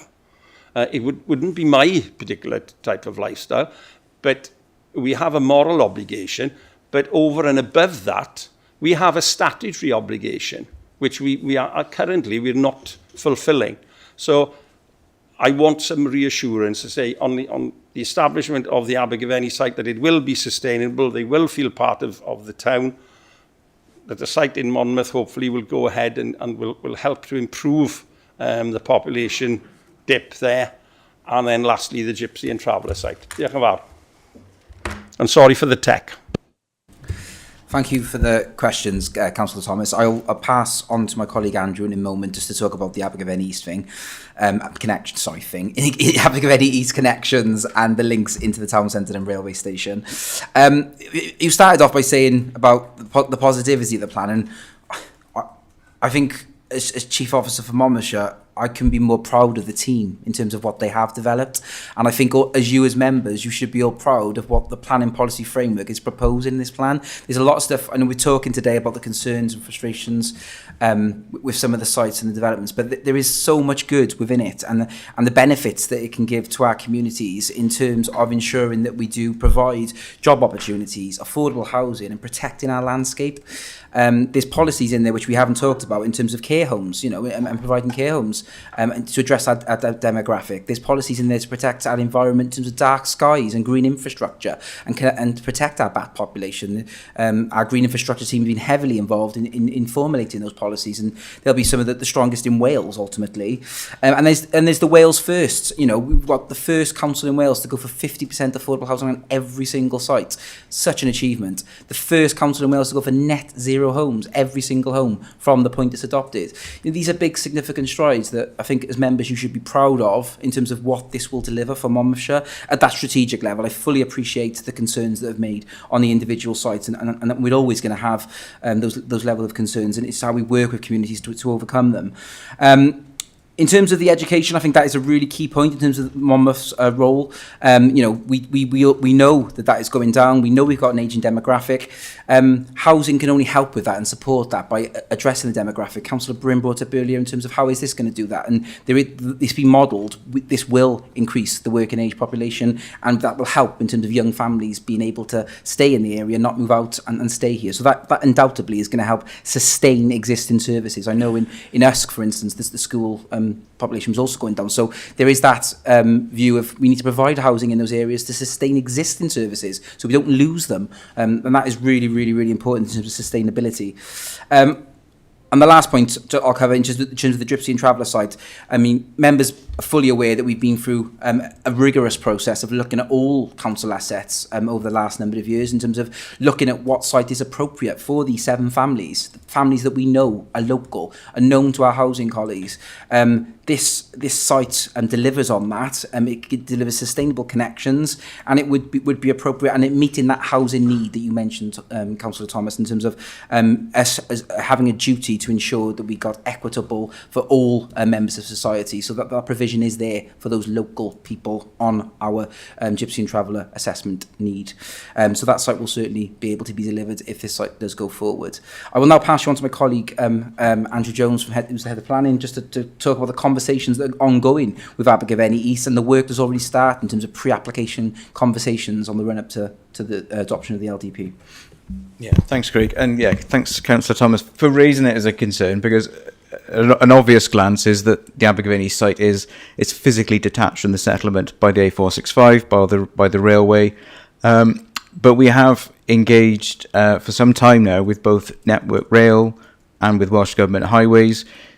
A lot of these sites, like Abergavenny East, have been through quite a detailed placemaking review with colleagues at Design Commission for Wales, that has really looked to sort of look and spark the debate on how does this not become a detached island unto itself? How does this integrate with Abergavenny and feel a natural augmentation of Abergavenny rather than a detached silo and cul-de-sac all by itself? So those placemaking reviews we've had with Design Commission have been really helpful.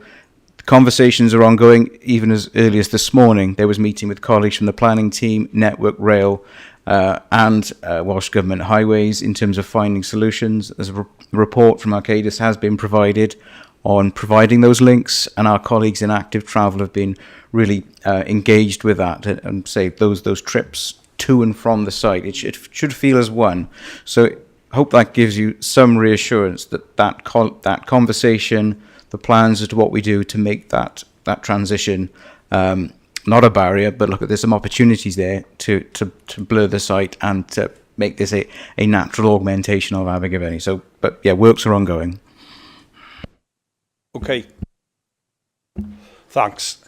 One thing I would say to Craig is, when you mentioned care homes, if we don't go ahead with a decent LDP, then we won't have the people to work in those care homes to actually look after the elderly. And I think that, that's what we come back to. Thanks. Councillor Griffiths wanted to speak. Yeah, just to agree with Councillor Thomas's point that we will make a success of the Abergavenny East site as we ensure that it is fully integrated into the town. I've stressed from the beginning, if people move into that site and think that their only way of getting out of it is to get in their car and do a long journey around the Hardwick roundabout, then we'll have failed. And it won't happen. The reassuring output of all the master planning, as it's called, work that we're doing with the site promoter, MHA in particular, is that there are proposals which are shared and can be shared more widely. They're partly in the deposit plan, which shows how the new residents will be able to cross both the 465 and the railway to find their way to their station and to find their way into town. There is a study which has been undertaken, commissioned by MHA, which came back, and I found it very reassuring. It offered reassurance that technically it was possible to build a bridge across the railway at the station. It was technically possible to build a road to Firs Road, if you can pinpoint that, which will take you into town, which offered designs on crossing the 465, so that becomes an urban road rather than a bypass. It's 20 miles an hour. There will be lights, there will be crossings to get across there. And going back to some of the questions about viability, it provided a cost envelope for all that, which was consistent with the financial plan which had been tested by the site promoter, showing that within that financial plan, they can provide the 50% affordable housing, the 100% net zero, and they can fully fund the infrastructure associated with that design. So those who are worried that somehow or other the infrastructure cannot be afforded by the developer, the interesting conclusion of that document was that it will be afforded by the developer themselves. So we'll soon be in a position, Craig, where we can share that document that MHA have commissioned? Yes, I didn't want to bombard members with more information at this stage, but for council, we're looking to set up, as the SharePoint folder, extend that in terms of some of the crucial evidence that sits behind the allocations for you, so you can see all of that prior to the 23rd of October. So this Arcadis report that you're referring to will be part of that document. I appreciate there's a lot of information for members to digest, but that will be there for you to consideration over the next few weeks. Good. Craig, you wanted to say something else? Thank you, Chair. Thank you, Chair. I just wanted to clarify, Councillor Bryn, one of my colleagues has messaged me in the meeting regarding the green wedge review, and that you can allocate a green wedge next to an AOMB, but because of the explanation that my colleague Rachel Lewis gave in terms of those sites coming forward for protection is the reason why they were part of the green wedge review. We didn't have that in the Monmouth context. So I just want to clarify that point for you so that it's on record that you can do that, a green wedge next to an AOMB if it's required. But for this process, as Rachel outlined, it was because those sites came forward for protection. They went into that review as part of that green wedge review at that time. Okay, I'm conscious that I'm having a few messages from everybody for a break. So what I was hoping to do, which unfortunately we're not going to be able to, which is to finish the committee members to speak before we break and then go on for other members. But for that point, I think we'll take a break now and we'll come back. Jackie, you will be first as you are a member of the committee. So let's have a break, guys, 15 minutes. Thank you very much.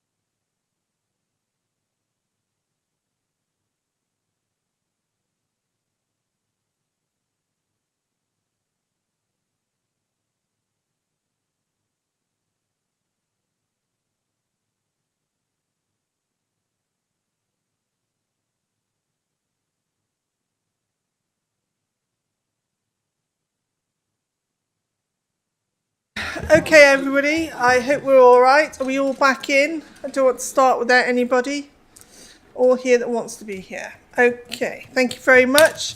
Hope you had a nice little relief. I know. Okay, in seriousness now, I'm trying to look at the screen.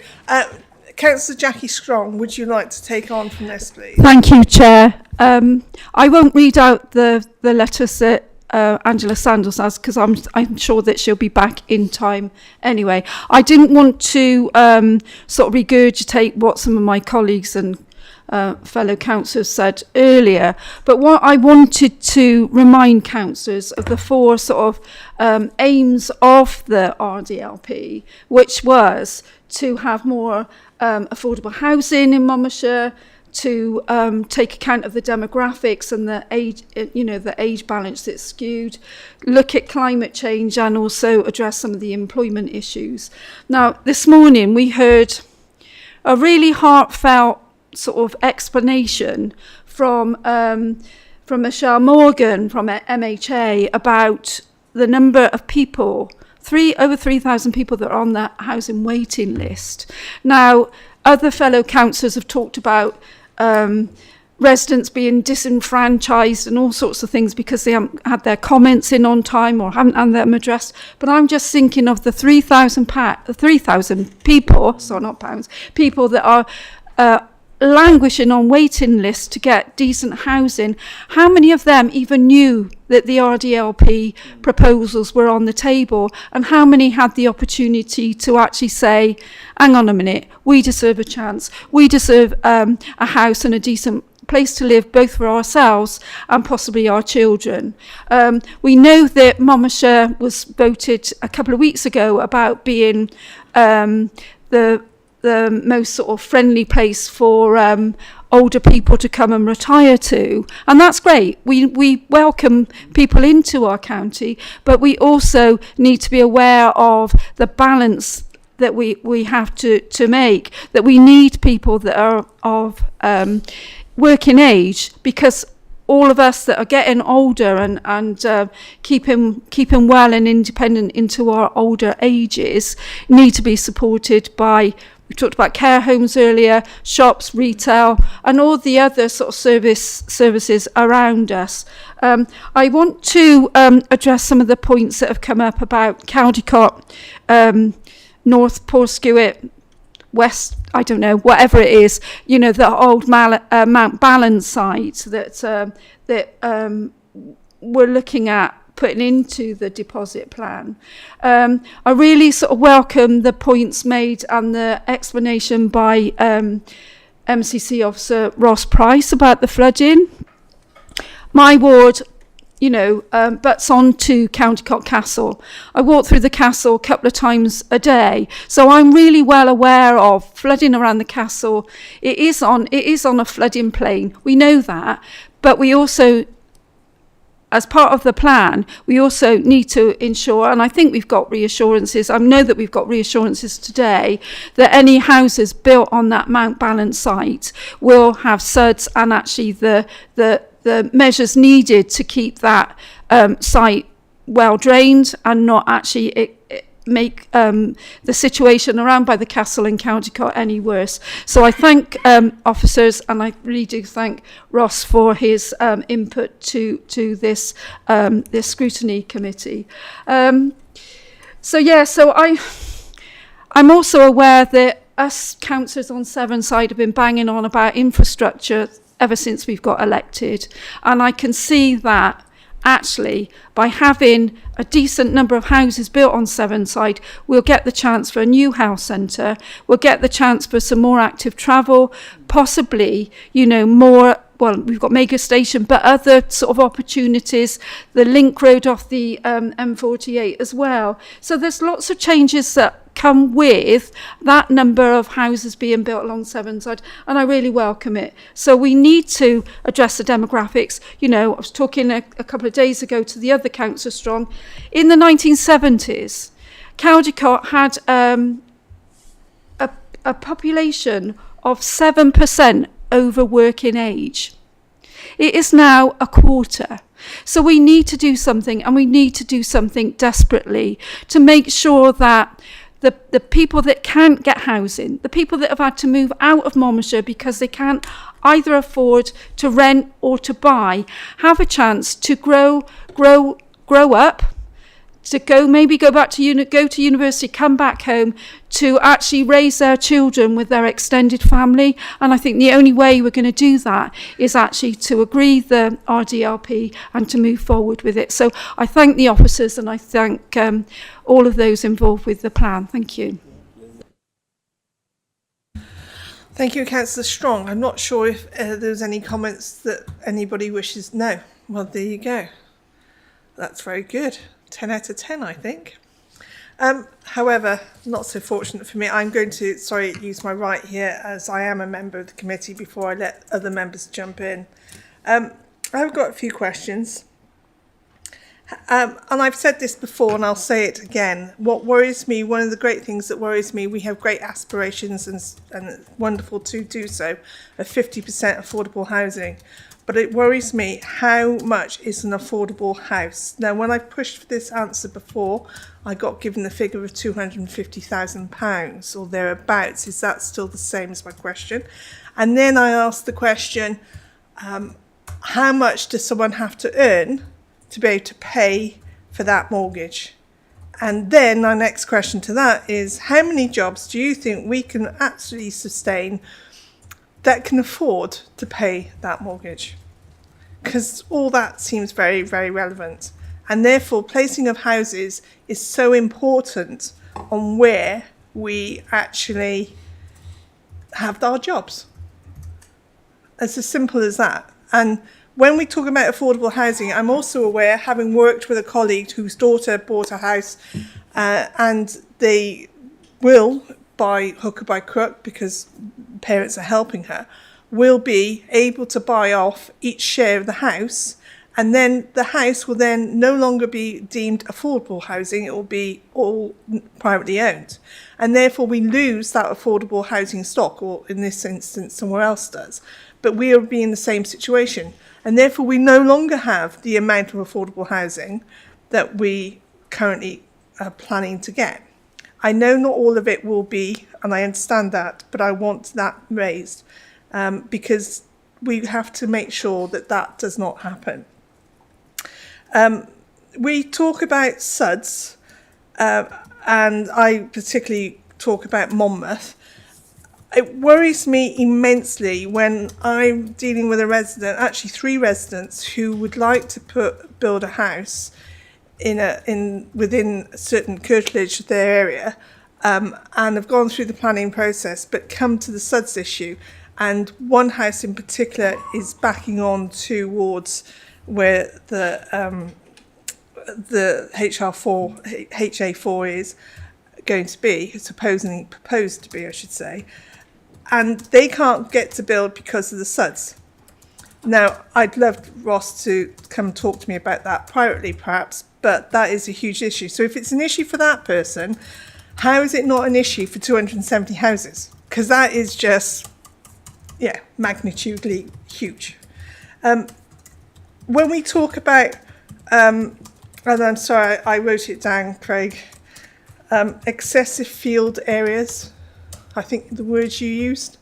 So aggressive, but Monmouthshire is known as a green and pleasant land, and therefore, and I've been in meetings where you said we have 93% of, yeah, well, it's dropping, I would imagine, quite rapidly. And 90, for me, you also used the words stark for when you were driving to Monmouth from Dixon roundabout. It's not stark at all in my eyes, it's a field, and everybody goes, wow, they actually have fields as you drive into Monmouth. So it's not built on, and it does that impression of they've actually managed not to build on that piece of land, rather than every other place you drive to or go to anywhere near it, there's houses surrounding it. I personally feel that. So when Councillor Bryn talked about the green wedge, I brought up the green wedge situation a long time ago, and I understand if you can see anything from the NRB, it's not called that anymore, is it? It's called, yeah, you've got it, National Landscapes, then it should be considered to be within it. And that is very, very important when we talk about HA4. You also mentioned over a different, I believe it was Abergavenny, pre-planning with MCC. Has that happened with that on HA4? I assume it probably has by your talking, but I don't know.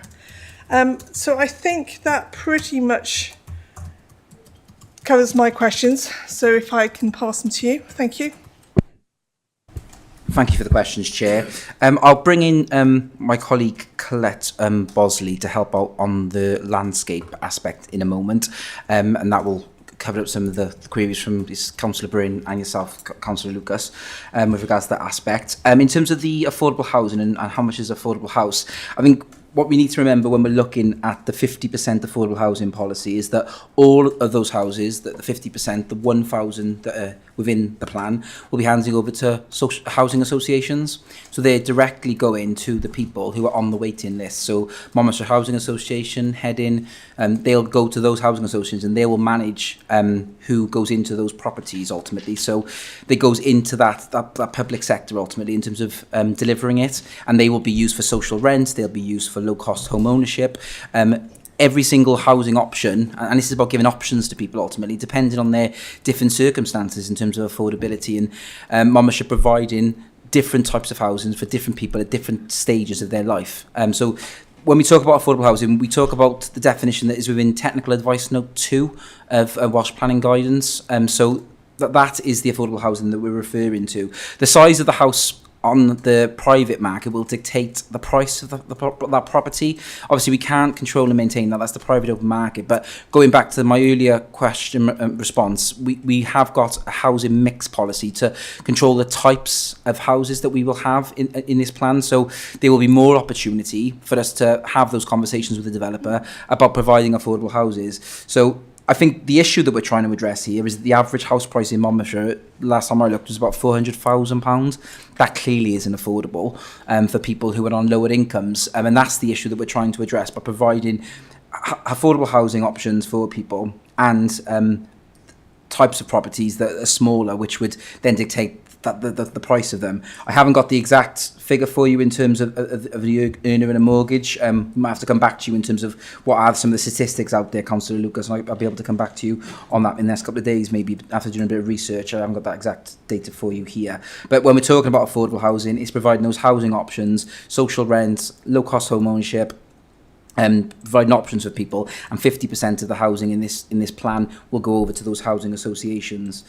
In terms of the comments regards to the SAB and some infill development within Monmouth, I think I know the cases that you're aware of, and there was some consents that when the 2019 SAB legislation come in, it was determined that they couldn't have sustainable drainage on those sites, and that's sort of showed maybe the power of the SAB legislation. And what Ross was referring to previously is that now we do have to give consent to have an acceptable sustainable drainage system.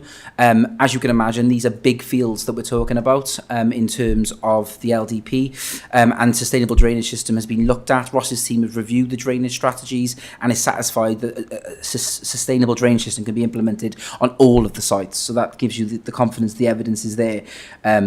I think I'm happy to pick up a conversation with Councillor Lucas on those other two infill plots. I think I know the ones you're talking about, but unfortunately, when the legislation came in, the sites just weren't compatible with that new legislation, unfortunately.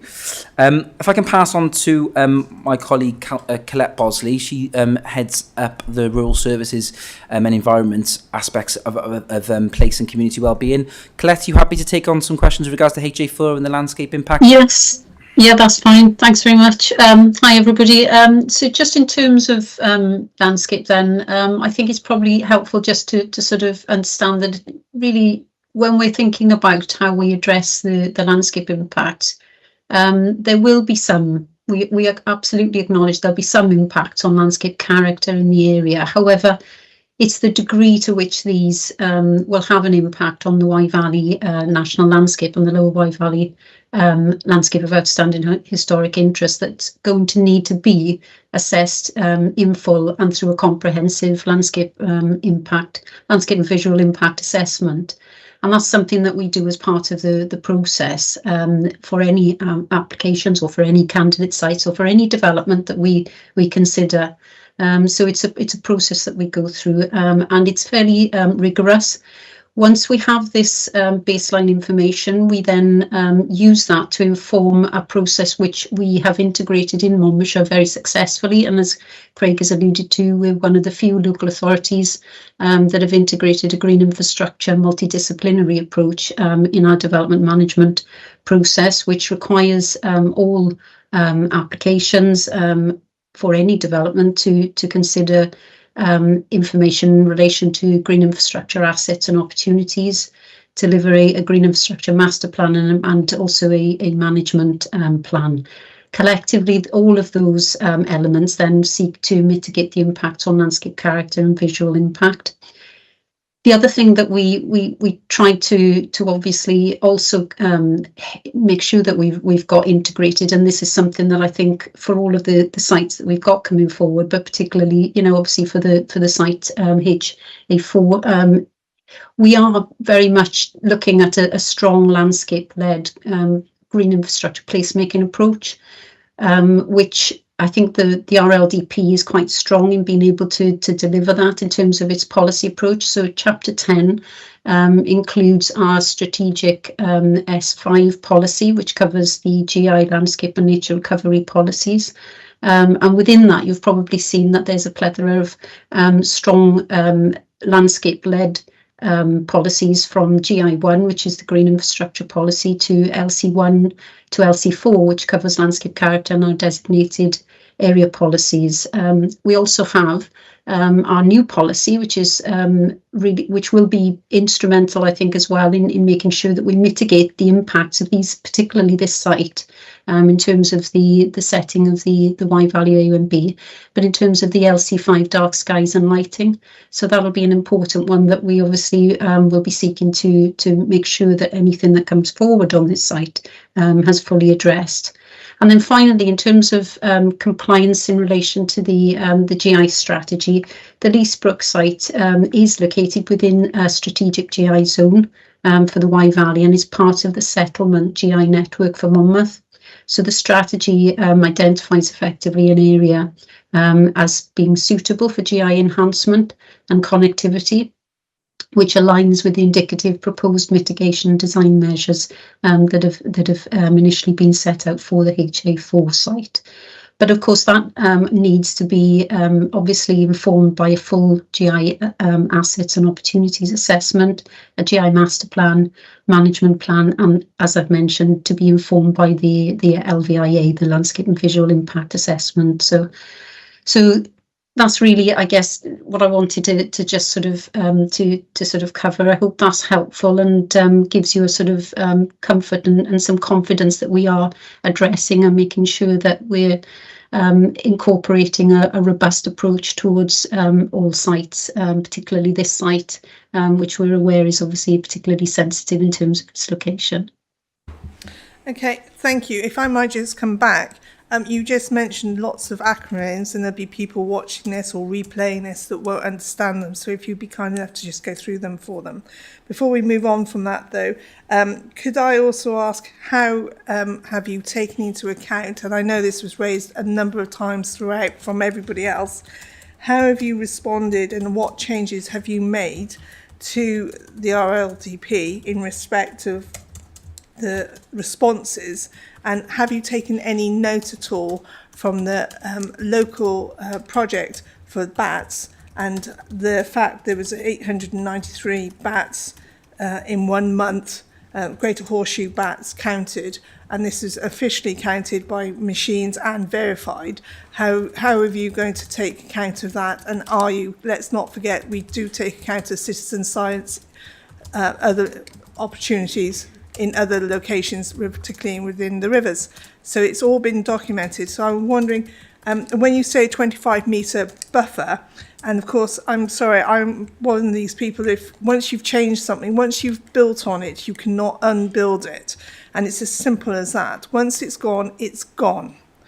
Now, there are other sites, so should we actually be building on that site? And that is a huge question for everybody. I feel so strongly about it that we need to be discussing that. So please, if you could. Okay, I think I'll take that, Chair, to start off with, and then I can pass to colleagues ultimately. I think the work that Colette was just outlining in terms of the level of mitigation and the policy framework within the replacement local development plan is very much about mitigating any type of impact from the development proposal, particularly as we're talking about HA4, the Monmouth site, the 25-metre buffer along that green corridor. That is a strategic green infrastructure asset that will be really, really appropriate for that site in terms of enhancing ecology and protecting the existing bat sack, which is to the east of the site.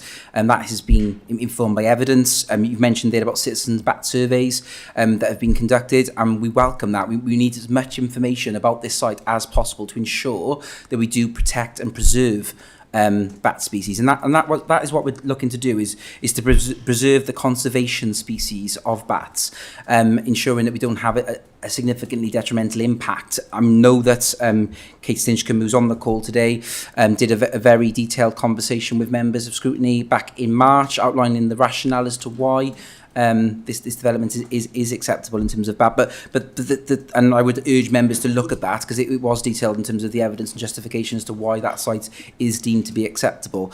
But in answer to your question, Councillor Lucas, with regards to the bat surveys, we have taken into account those citizens' bat surveys. They were forwarded to ACOM, who have done an addendum to. The addendum to the HRA. Okay, everybody, please, let's not over-talk each other. Craig, after you. There's been a HRA addendum to address the concerns raised by Natural Resources Wales, and the citizen surveys were also forwarded to ACOM as part of that process. I think all members are aware that Monmouthshire is ecological rich. There is ecology all over Monmouthshire. Any development we have will have an impact on ecology. It's how we mitigate for that and preserve the conservation species of bat ecology and make sure that we are in accordance with the Environment Act and other legislation to make sure that we protect the species, the conservation species of bats, dormice and other ecology as well. And this plan does do all of that. The Habitat Regulations Assessment, which is an assessment that we do as a competent authority to make sure that we as an authority authority are doing the correct thing. And that's what ACOM have been working with us to deliver, and that's what evidenced within their work. I fully appreciate other people's views on that, and I can see members of the public, and we've had this conversation in Scrutiny, and this is exactly why we need this discussion with the planning inspector. Now, someone needs to make that ultimate decision in terms of taking that forward. Kate, I know you're on the call. Did you want to just run through a couple of the slides that... yeah, if you'd like me to, if that's okay, Chair. And it's what we've seen before. Okay. If you just bear with me while I share my screen. Just for context, I'm sure most members will have seen this before. So just to clarify, as part of the allocation for the site, we're considering the principle in relation to the Wye Valley and Forest of Dean bat site SAC. So that's the high level protection. You know, unfortunately, we can't consider every single ecological receptor equally. There is a hierarchy, and for the allocation, it's the protected site that's our consideration. So this diagram, this map shows the protected site to the northeast of Monmouth in context to the red hatched development sites in Monmouth. It is shown with a 3-kilometre buffer, which is also known as the core sustenance zone for the bats, i.e. what they need to survive. Obviously, bats don't just fly out 3 kilometres, turn around and fly back again. They will move in that area to the ecology and the habitat quality in the area. Just to take a closer look at that in context with the site allocations,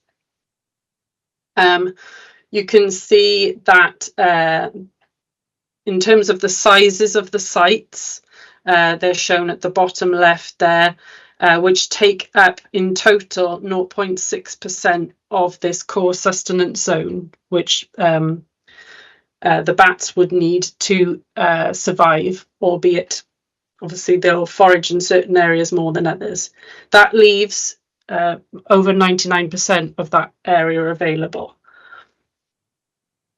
For this site, I mentioned before, we have more information than we've ever had for any candidate site, not just this site, but all the sites in Monmouth, really, because we also have the radio tracking study that was undertaken for the SAC bats in 2019.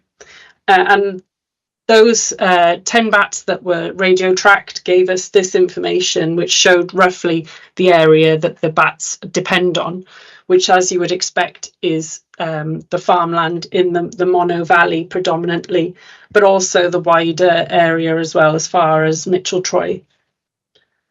And then overlaid with the 2 sites that kind of fall within the core foraging area, you can see how that plays out there. The top corner of the HA4 site was used by bats, which I think is also reflected in the citizen science study, you know, that's shown that corridor is important, and the HA6 site is wholly within that.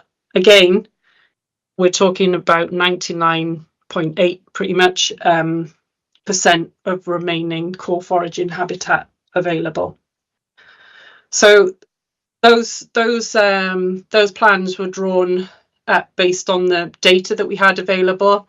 That data went to ACOM as part of the addendum that they prepared, along with the first Dixon bat surveys as well. And the conclusion was essentially in that addendum that there are policies in place to protect the interests of bat species using the site, and that there will be sufficient habitat remaining. So that will be considered by the inspector alongside the other bat survey information, you know, during the examination process. And as Craig said, really, it's not atypical for us to get 15 species of bat on a site in Monmouth, and certainly the Druin Farm site recently surveyed as part of that planning application, and the Tudor Road site both had comparable species diversity to what's been shown on the Dixton Road site. Thank you. So in reference to the other surveys, I assume they're available for the public? Which survey, sorry, Councillor? Sorry, we just mentioned Derwin and Tudor. Yes, they're on. Wonderful. All right. Yes, Chair, they're on the planning for planning portal for those sites. Yes, I understand. I get locked up in those acronyms as well. Okay, thank you very much. Okay, now I'm really conscious that lots of members wish to speak. I do believe Thomas Davis, is still a member of our committee, and I know he's spoken already, but he has got his hand up. So, Thomas. Thank you for your indulgence, Chair, and apologies to non-committee members who I appreciate have been waiting patiently this afternoon. Just a quick question, if I may, on the Abergavenny East development, the so-called flagship development in this RDLP. Let me just note that I endorse the scheme's ambition, but I do have some reservations about its viability. What evidence can the Cabinet member cite in support of the delivery of the scale and pace that's proposed for this development, noting in particular some of the reservations that the Colebrook estate have raised in the consultation documents, specific concerns, if I recall correctly, about the viability of the development based on the proposed land allocation. Can the council address these concerns?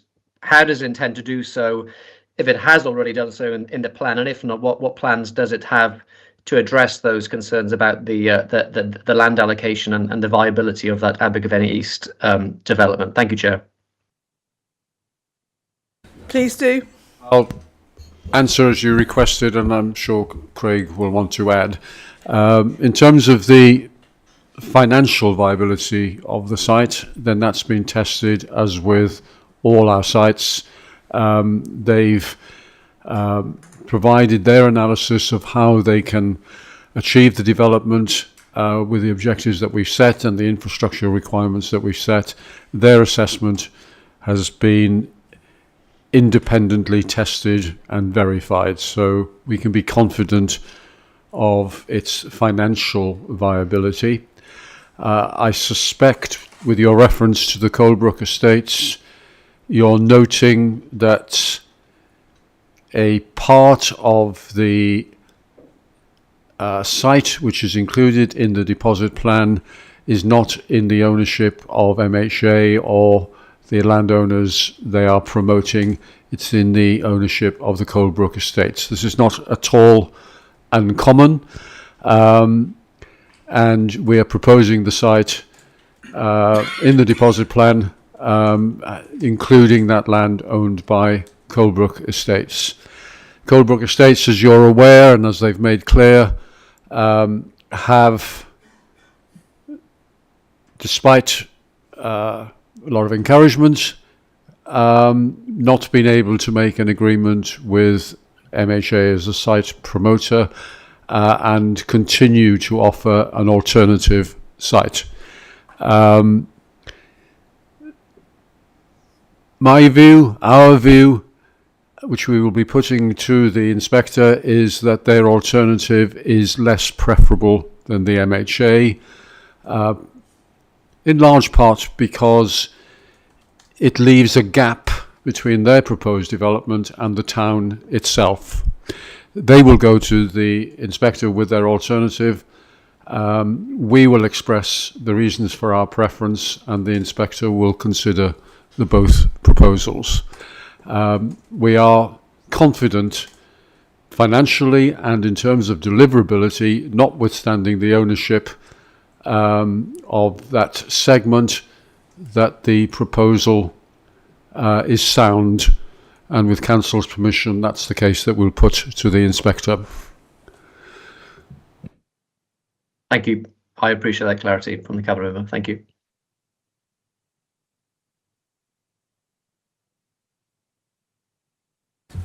just to build on that, Councillor Davis, ongoing conversations have been had over a number of years with the different landowners to try and get to a commercial agreement, but that hasn't been forthcoming, unfortunately. And there might still be some hope for that in the future. MHA have evidence that the site is deliverable without the piss bit of land, and in terms of the Coldbrook Estate and Landover Estates. So that evidence is there to present, and the site can come forward.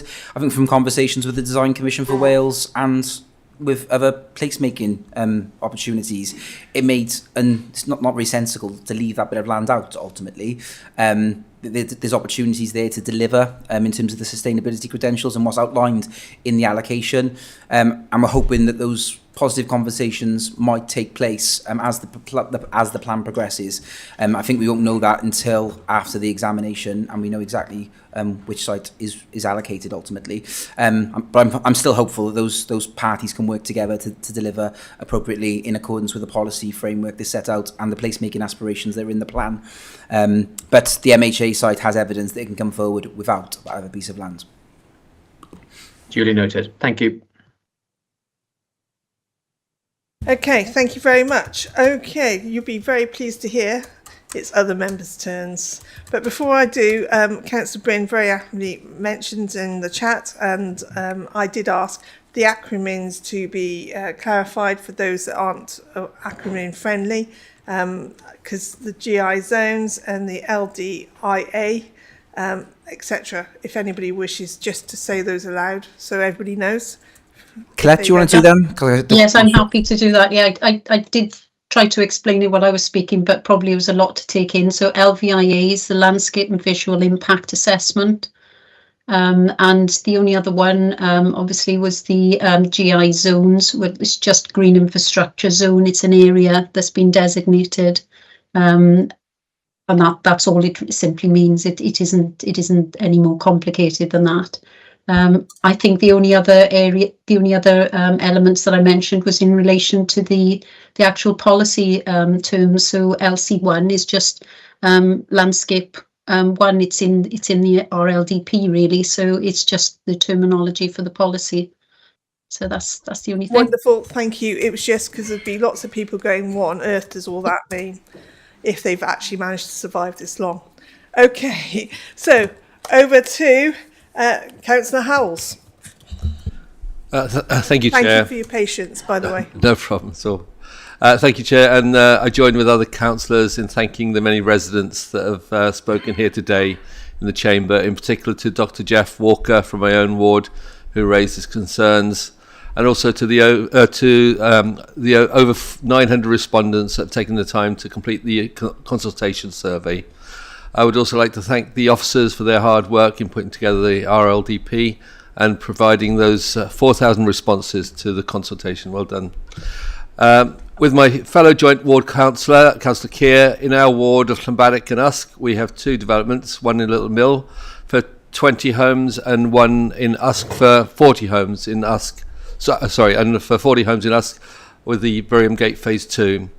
I did conduct my own resident survey in October 2024 and received almost 200 responses to that survey. In Usk, 50% were in favour of the development and 45% opposed, so a small majority in favour. There are concerns, and thank you for the opportunity to voice these concerns on behalf of our residents. In Usk, on the Monmouth Road, we are grateful for the recent improvement works that have been made to active travel routes and drainage along here.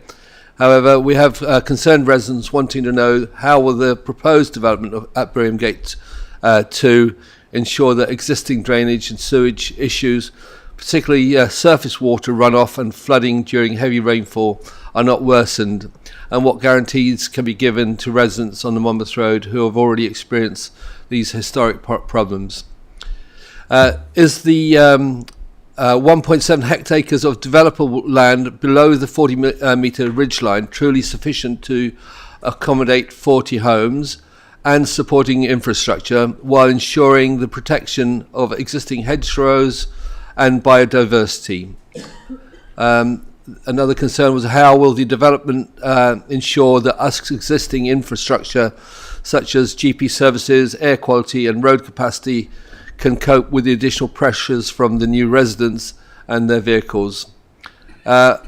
In Little Mill, residents have raised their concerns also. How will the proposed development in Little Mill address existing concerns about infrastructure, capacity, including drainage, surface water runoff, and adequacy of the local water treatment works?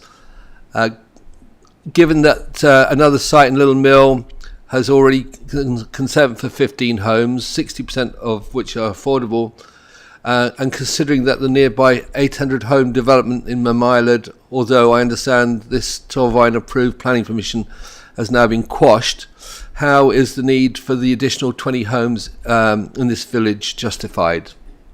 That's just five items there. Thank you. Thank you, Councillor Howells, through the chair. It might be worth Ross Price speaking again regards to the Birmingham Gate site and the flooding concerns and service water that you've mentioned. Obviously, the service water would apply to both sites. So, Ross, if you're available, do you just want to pick up on the flood event that happened a couple of years ago, and then maybe just give an explanation about the SAB, if that's okay? Yeah, of course. Thanks, Councillor Howells. Particularly around Birmingham Gate, there was a significant rainfall event back in May 2023. Out of the blue, really, significant localised rainfall caused significant runoff from the surrounding hills adjacent to the Birmingham Gate site, down the lane and then on to Monmouth Road. So the recent drainage works will certainly help in future instances of similar rainfall events. And we are looking at other potential works around that area, potentially natural flood management as well in future years to try and slow that flow coming down off the catchment. That's an aside really, but in terms of the actual on-site drainage, just to reiterate my earlier comments around SEDS and the requirement for SAB approval, that site will be subject to SAB approval as well as planning approval. So any runoff from that site will have to mimic the natural drainage regime. The runoff rate will have to be controlled to the greenfield runoff rate to ensure that there's no detriment downstream. The on-site SEDS again will likely be a combination of permeable paving, greener areas such as roadside swales and basins, and they've got the added benefit as well as improving water quality because all of that runoff will be treated before it leaves the site, and it provides additional amenity and biodiversity as well. And those SEDS requirements goes for the site at Little Mill as well. They will also be subject to SAB approval. Thank you, Ross. Hopefully that helps Councillor Howells in terms of how that service water will be managed. In terms of infrastructure, I think that this has been mentioned previously in terms of the conversations that we're having with regards to the impacts on GP services. It's a little difficult in terms of this is not all within the council's ownership, and obviously the health board manages that, and the GPs are run like little businesses ultimately based on the population, and they get granting and financing and via the health board via that way. So we can't control all of that, but we will consult, and we have consulted on the LDP in terms of that health infrastructure, and they will ask for any Section 106 contributions if there is a need there, and they can evidence that there is a need for that. So all of that will be considered as part of that planning application stage. To date, there is no evidence to suggest why in Usk and in Little Mill area the level of housing that we're talking about would have a significant impact on that infrastructure. And I think it goes back to what we were talking about earlier in terms of the school and primary school in Usk, about sustaining those existing services and making sure that we don't have surplus places, and having younger people within our villages in Monmouthshire. So it is about sustaining existing infrastructure as well. And in terms of that housing need, there is, as you can see from the local housing market assessment, a significant amount of needs for affordable housing across Monmouthshire, and that is the same within Usk and within Little Mill. I am aware of people who have bought affordable houses on the Birmingham Gate site when that was allocated for local people who work within the area, and I know our housing officer would always say that there's always a need, given that there's 499 affordable homes needed every year between 2022 and 2027 to meet the need outlined in that assessment. So I'm confident that need is there. As you said, the Mamailad decision now has been quashed. I'm not up to date on the exact details and whether there could be a challenge to that, but obviously we need to look after development proposals within our county, and this is an opportunity to provide affordable housing to Little Mill.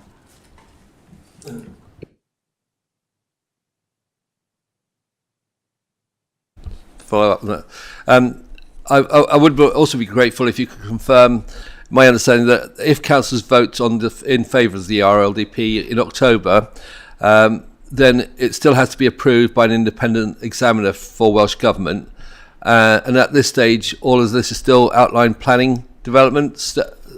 And that if approved, Welsh Government, any developments will then have to go through a rigorous formalities of our own Monmouthshire Planning Department. And just sort of, as previously mentioned by Councillor Strong and Thomas, at our recent performance and overview scrutiny meeting, I did ask our Head of Health and Social Care if she thought the RLDP would address the demographic imbalance that we've seen with the increase of over 65s by 25% in the last 10 years, as this obviously will have a service demand pressure on the Health and Social Care Department. Fortunately, we are all living longer. Are we confident that this RLDP will provide housing for the lower paid workforce that are essential for caring for our ageing community? Thank you. Before you answer that, could I just clarify the question? So I misunderstood, so I'm making sure everybody else did, that they can go for outline planning permission whilst it goes to the Welsh Government, or they can't? Sorry. No, I was just asking, is it still an outline planning permission when it goes to Welsh Government examiner? And then it becomes, comes back to us, and then a detailed planning application has to be put in. Yeah, thank you, Councillor Howes. Happy to take it, Chair.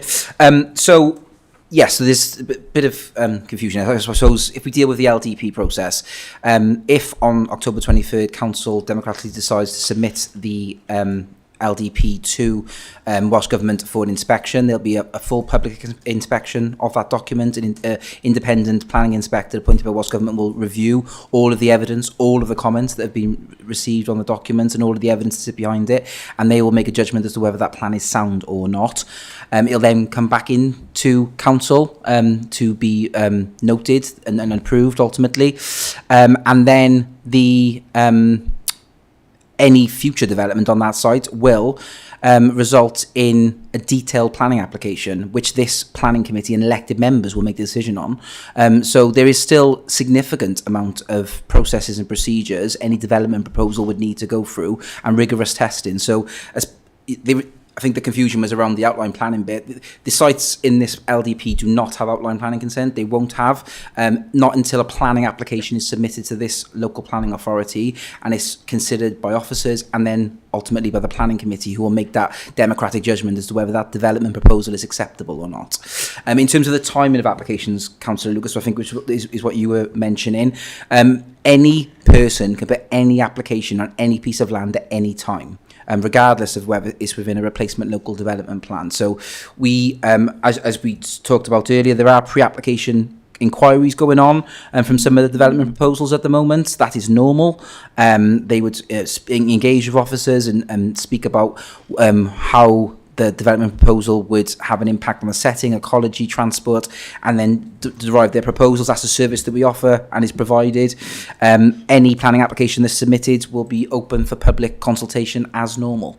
But I'm not expecting any applications within the immediate vicinity.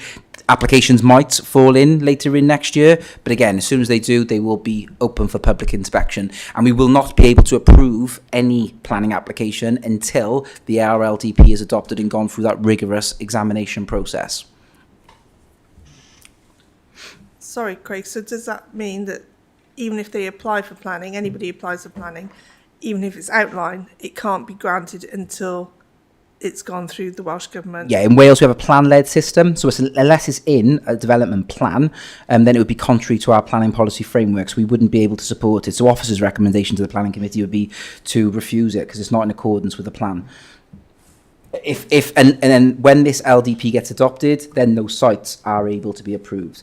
So what I would imagine is if an application was to land sometime next year, and we would wait on the outcome of the inspection on the replacement local development plan. Okay, thank you. Sorry to interrupt there, guys.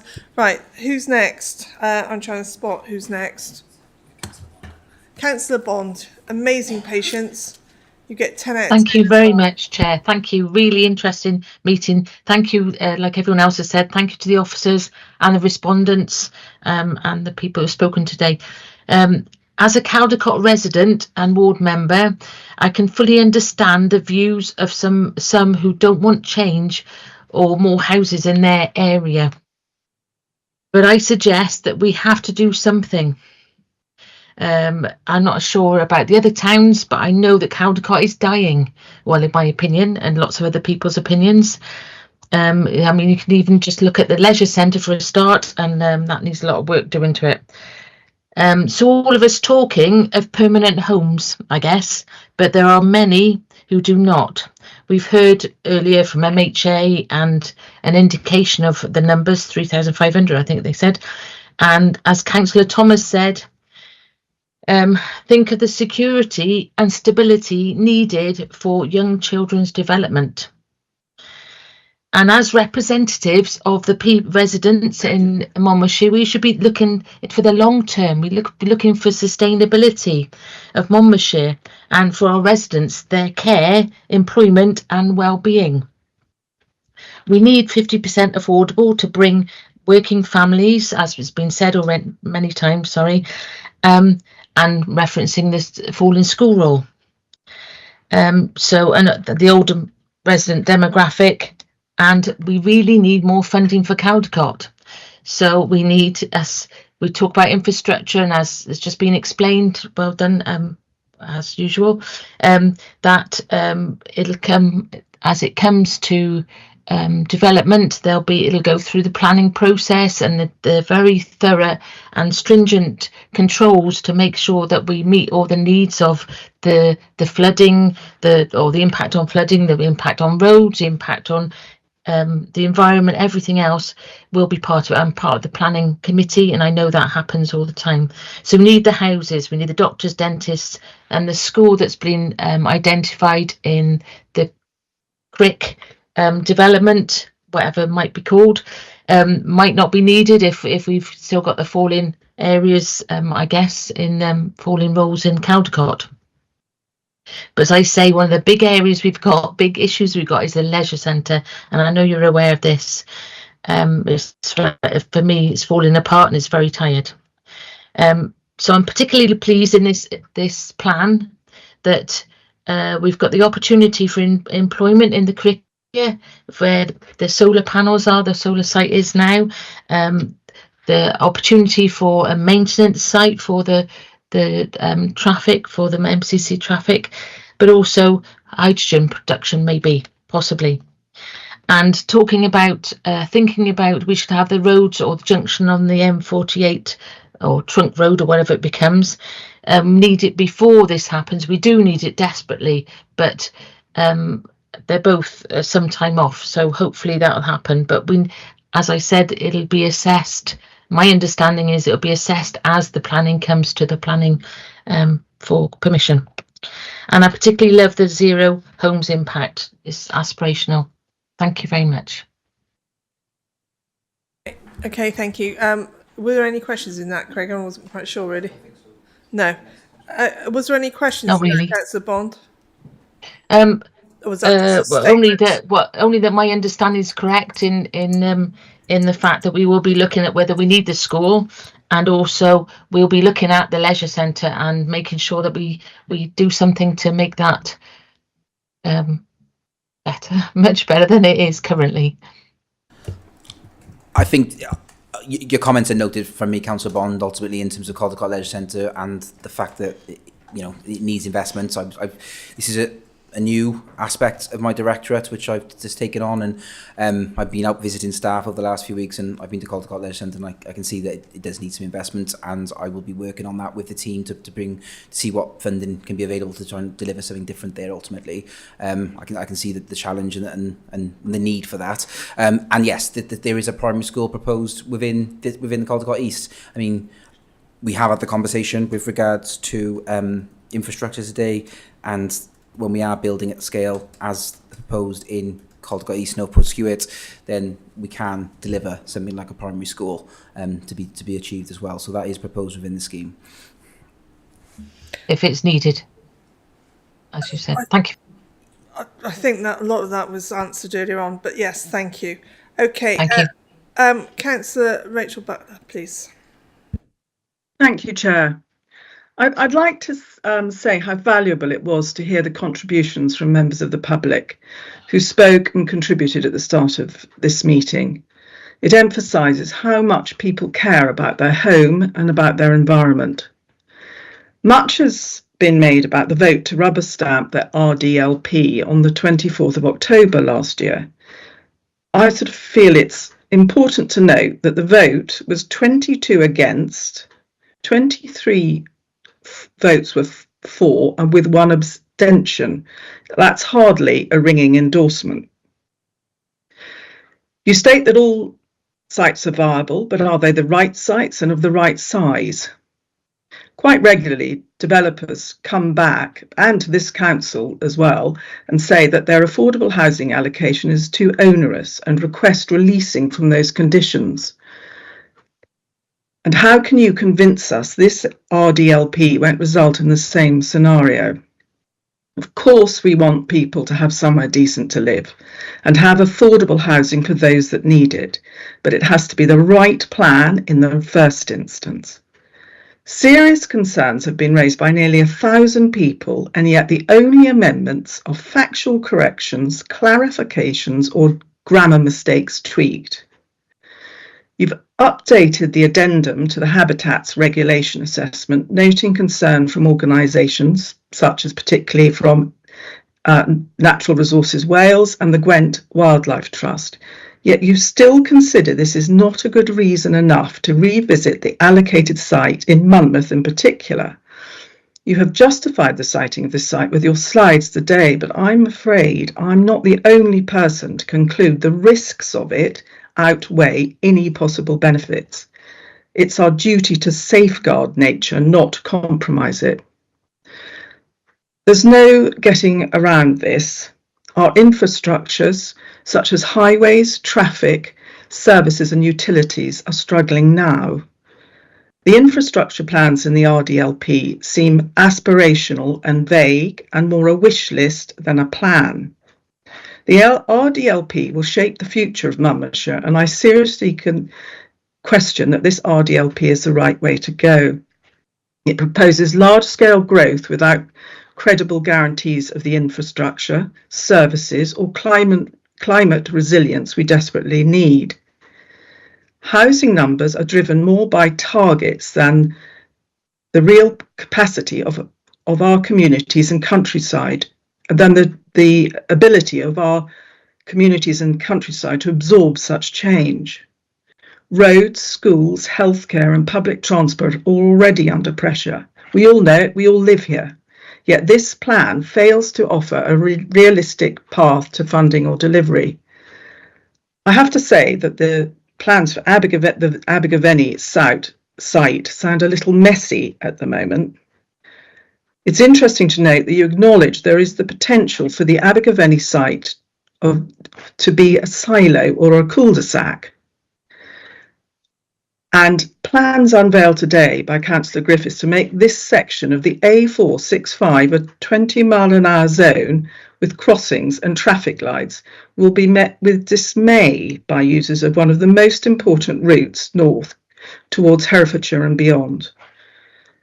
I'd like to say very firmly this is not an ill-judged complaint against officers who are without doubt committed to the best for our residents, and I enjoy working with them a great deal.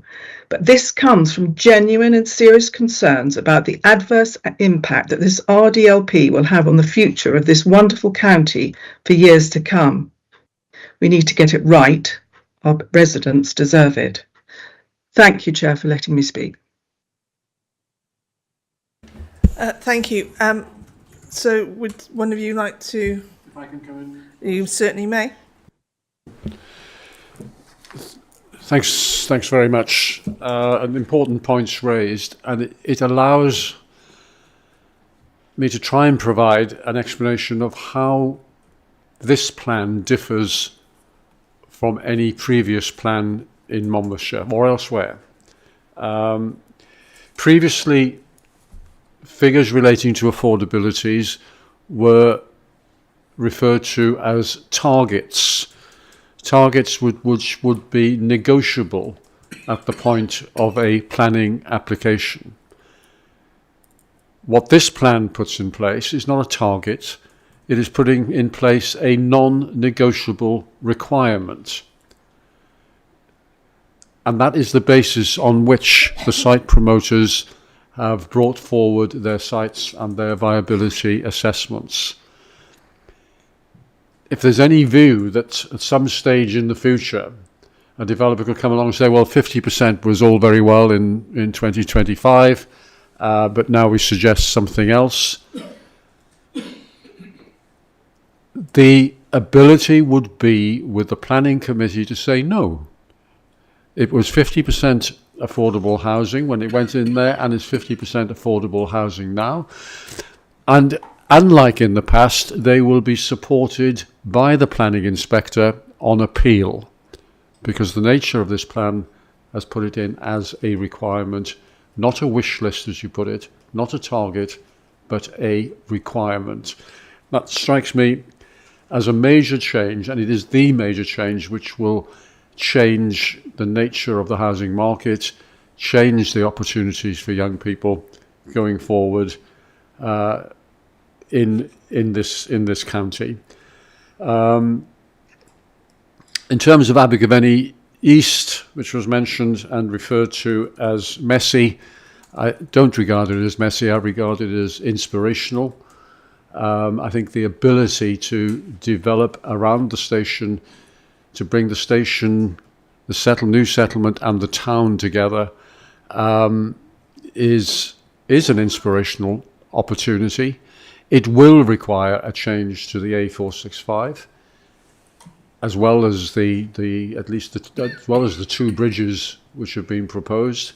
And what interests me is that in all the discussions that we've had in Abergavenny, and we've had many, and in the public consultation, we have not had the response that Councillor Butler refers to. We've not had the response, don't mess with our 465. That has not been the response at all. And I think we can take confidence from that. Thank you, Chairman. Thank you. Craig? I don't think there's any direct questions from Councillor Buckler, but I'm happy to take any. But I suppose just to pick up on the point with regards to the affordability and what Councillor Griffiths was outlining then in terms of this, there is a step change. Those viability assessments weren't required as part of the last LDP. They are now. That needs to be evidence that's submitted alongside the replacement plan. That will be examined by the planning inspector.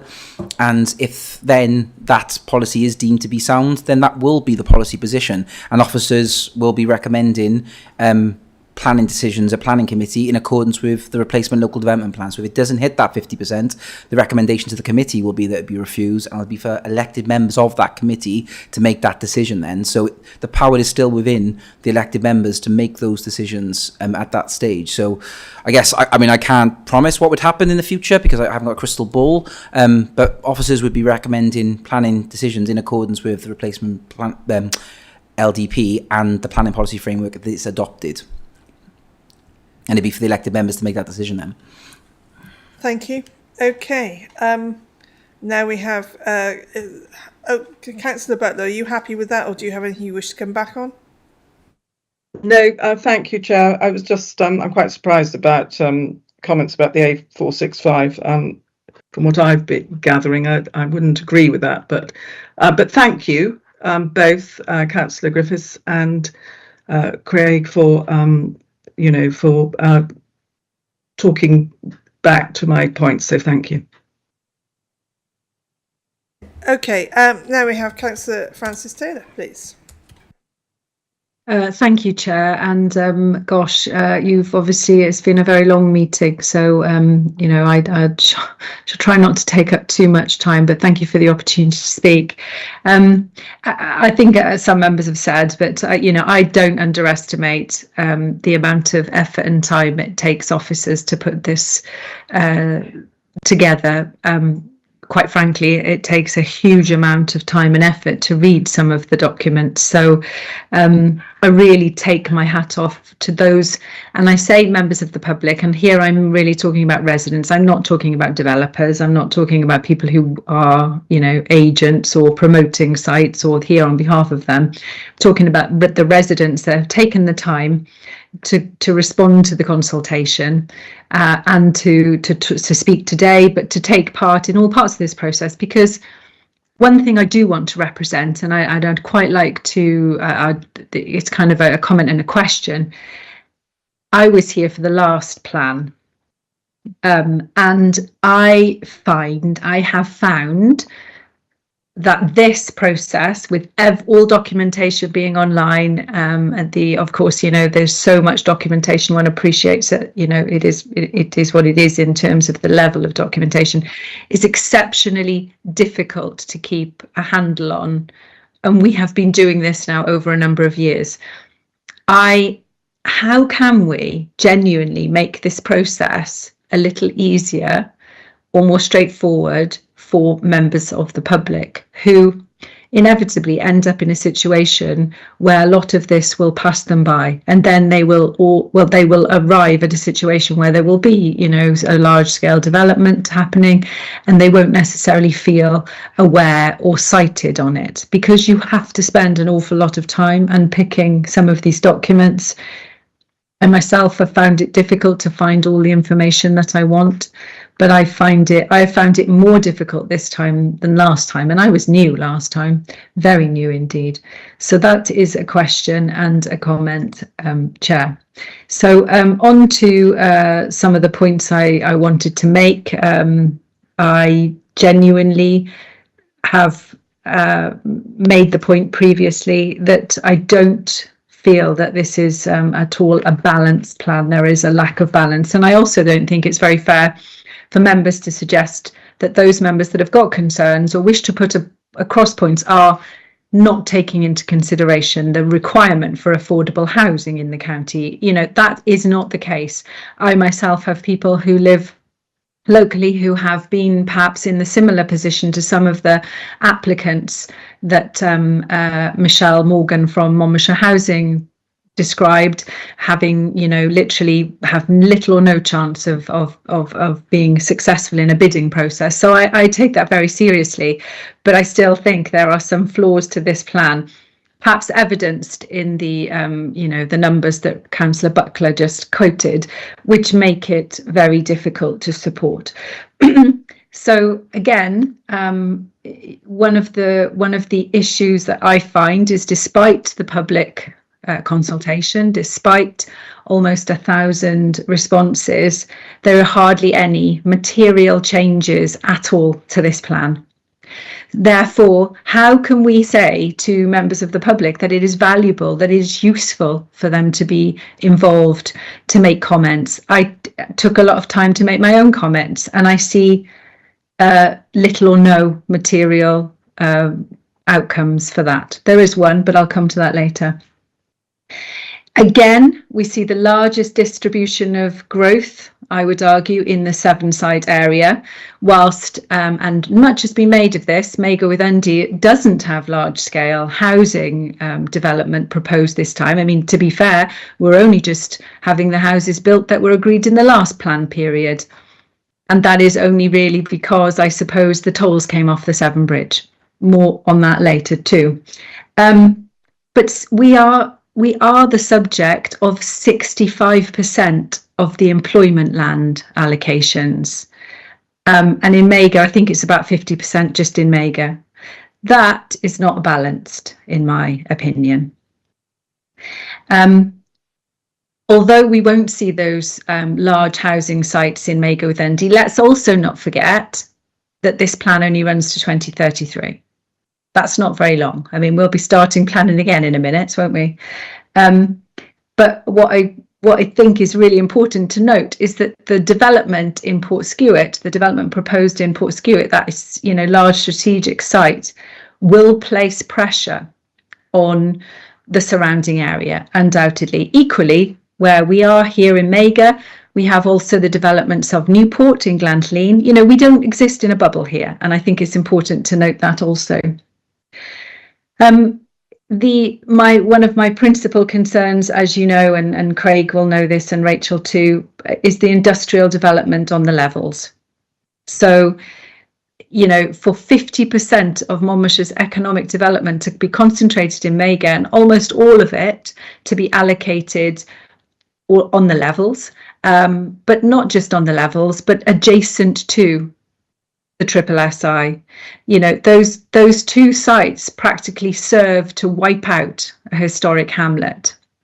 I think that it's a very lazy approach, and I think that it's disproportionate and contradictory to kind of the stated intent of the plan in terms of climate ecology and preserving the levels landscape. I see no benefit in there, and I'd like to understand in particular. So one of my key questions is, because there's this discussion about the extant planning permission which exists.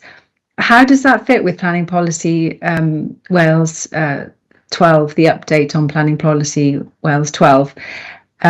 I don't understand that. I still can't wrap my head around that, and how you can have a planning permission which is for one thing, but then we say, oh, it's okay because we're going to potentially put a waste site there, which, that's not been subject to a planning application.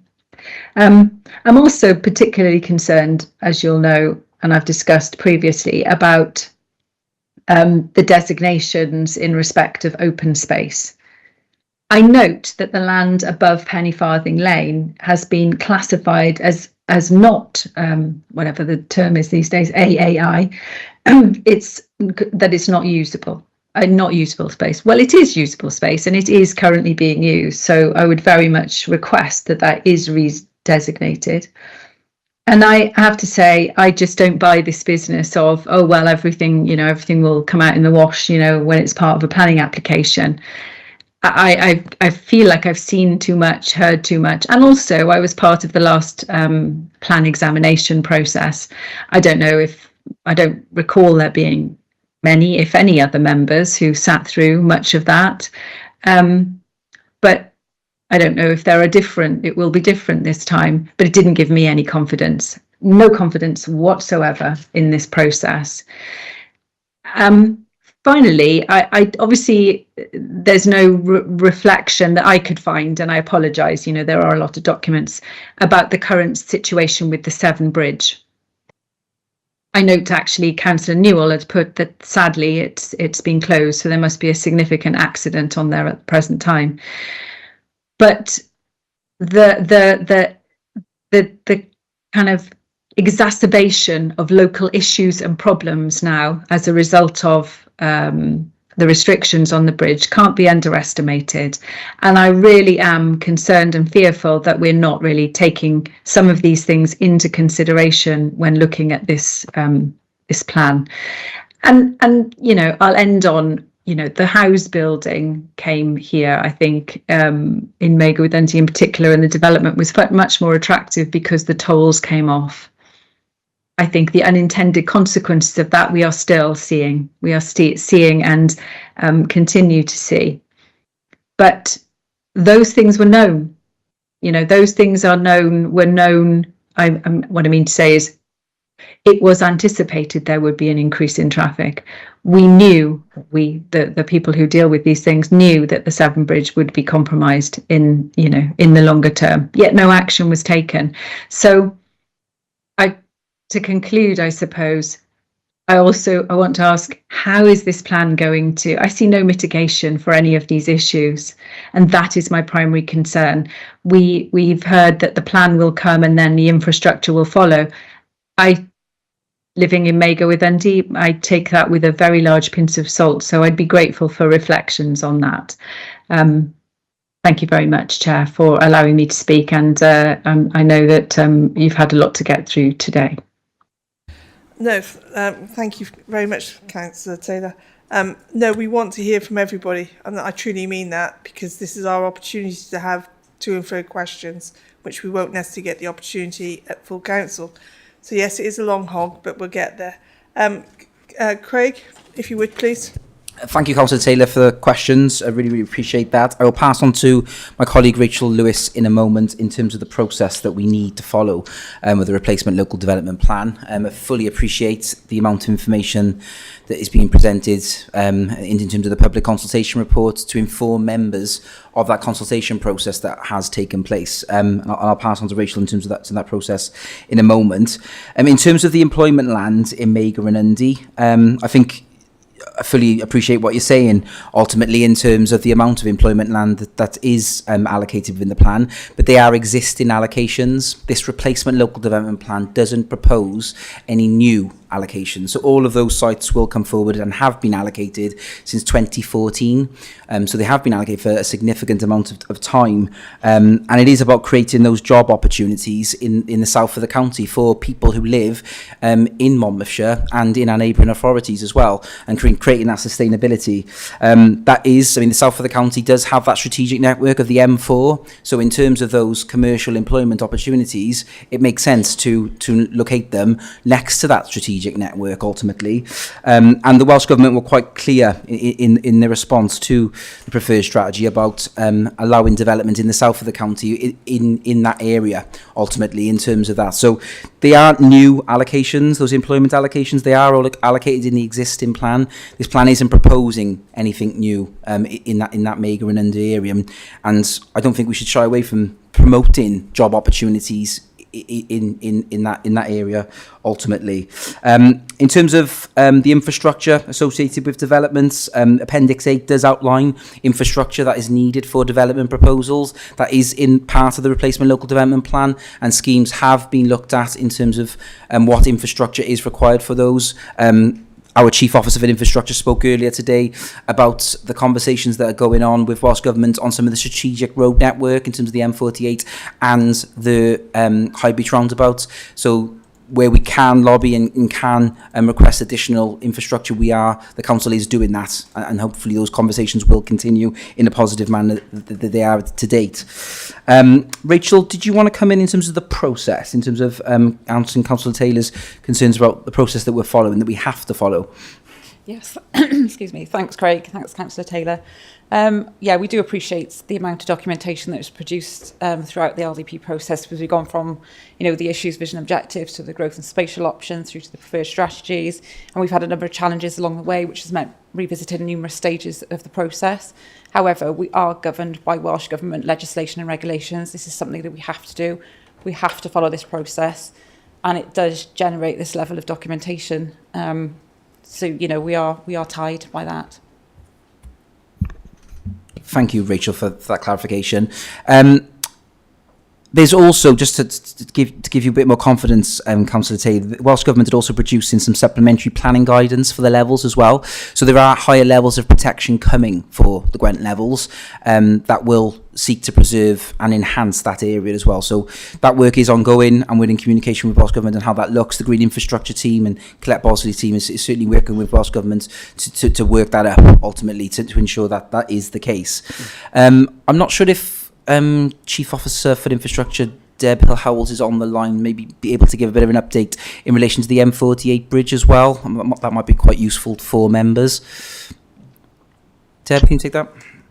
Yeah, of course I can. So in terms of the M48, the load restrictions, Carl and myself have been working with National Highways and other officers in terms of options to try and get their medium-term option in place. They are still very much working towards October 2026 to be able to implement those solutions. They've identified a couple of solutions, both the Welsh side of the bridge and the English side of the bridge, all of which are going to be reliant on potentially stacking lorries and also using sensors and ANPR to be able to monitor the number of vehicles that are on the bridge at any one time. They're not expecting significant stacking issues other than at peak times. And very helpfully, the HGV industry and other business owners and occupiers in that area are coming up with some suggestions in terms of how we can mitigate peak demand, which is a particular issue around Junction 2 on our side, where we have significant volumes entering on Junction 2 of the M48.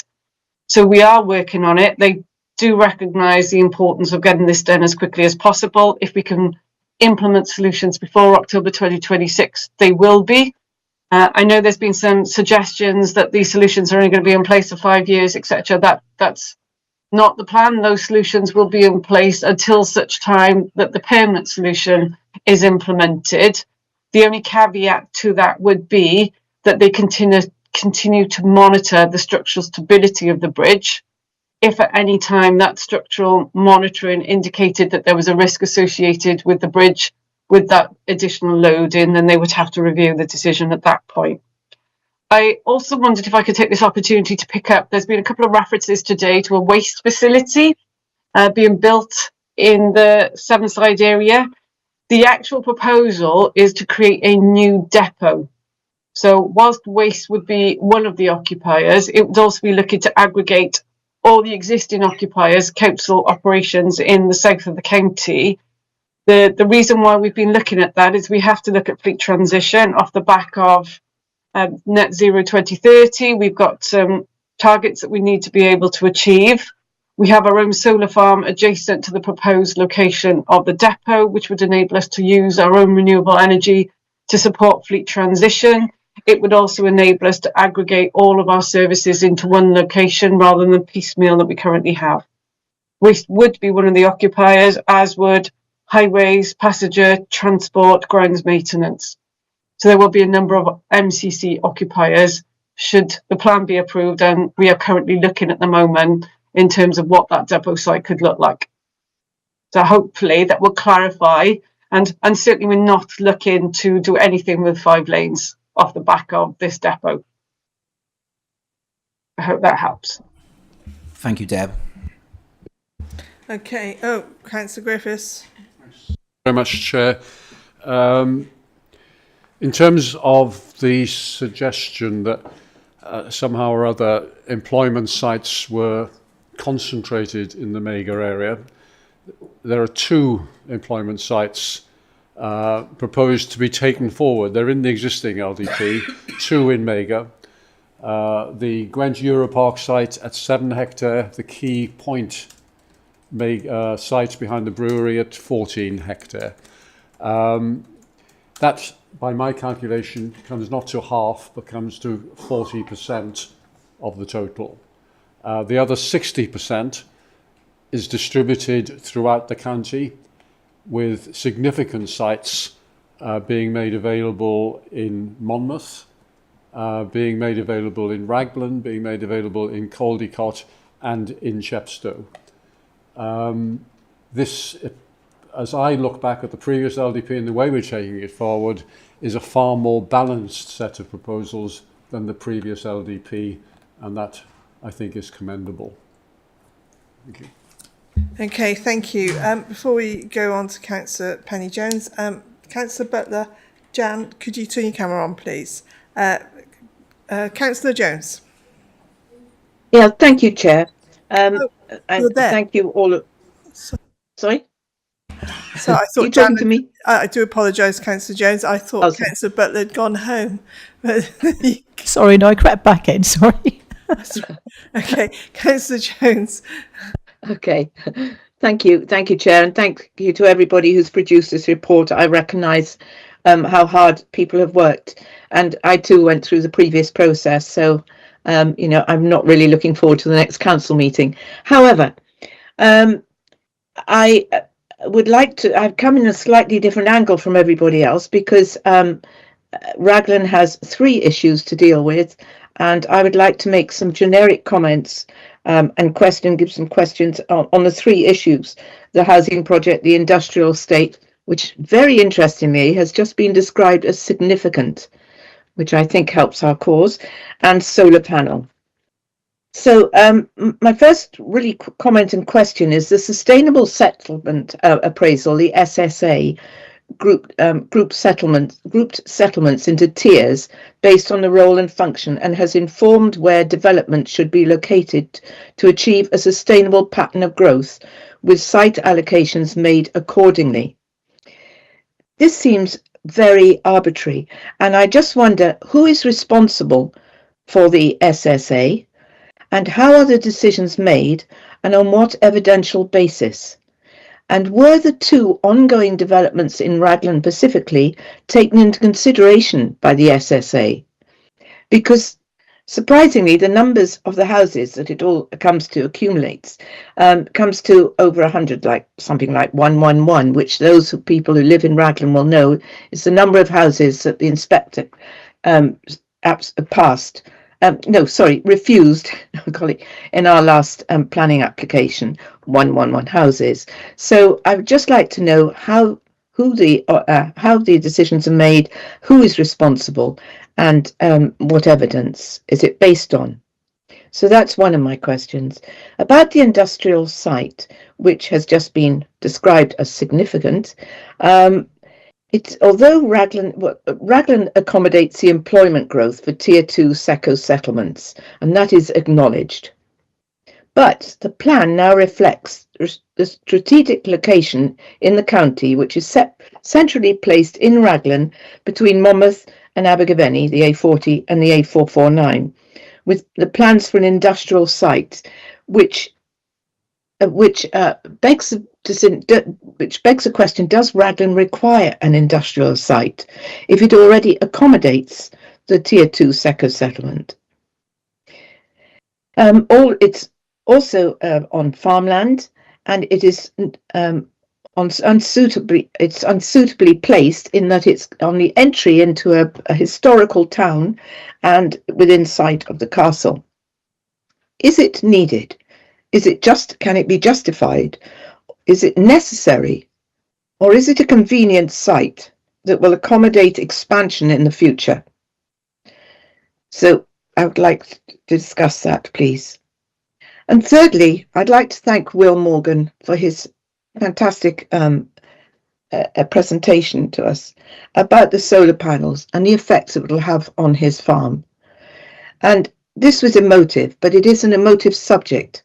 We've talked today about the homeless, we've talked today about the unemployed, and yet again, being quite arbitrary, we discuss taking away somebody's business, somebody's family business, and really making them unemployed.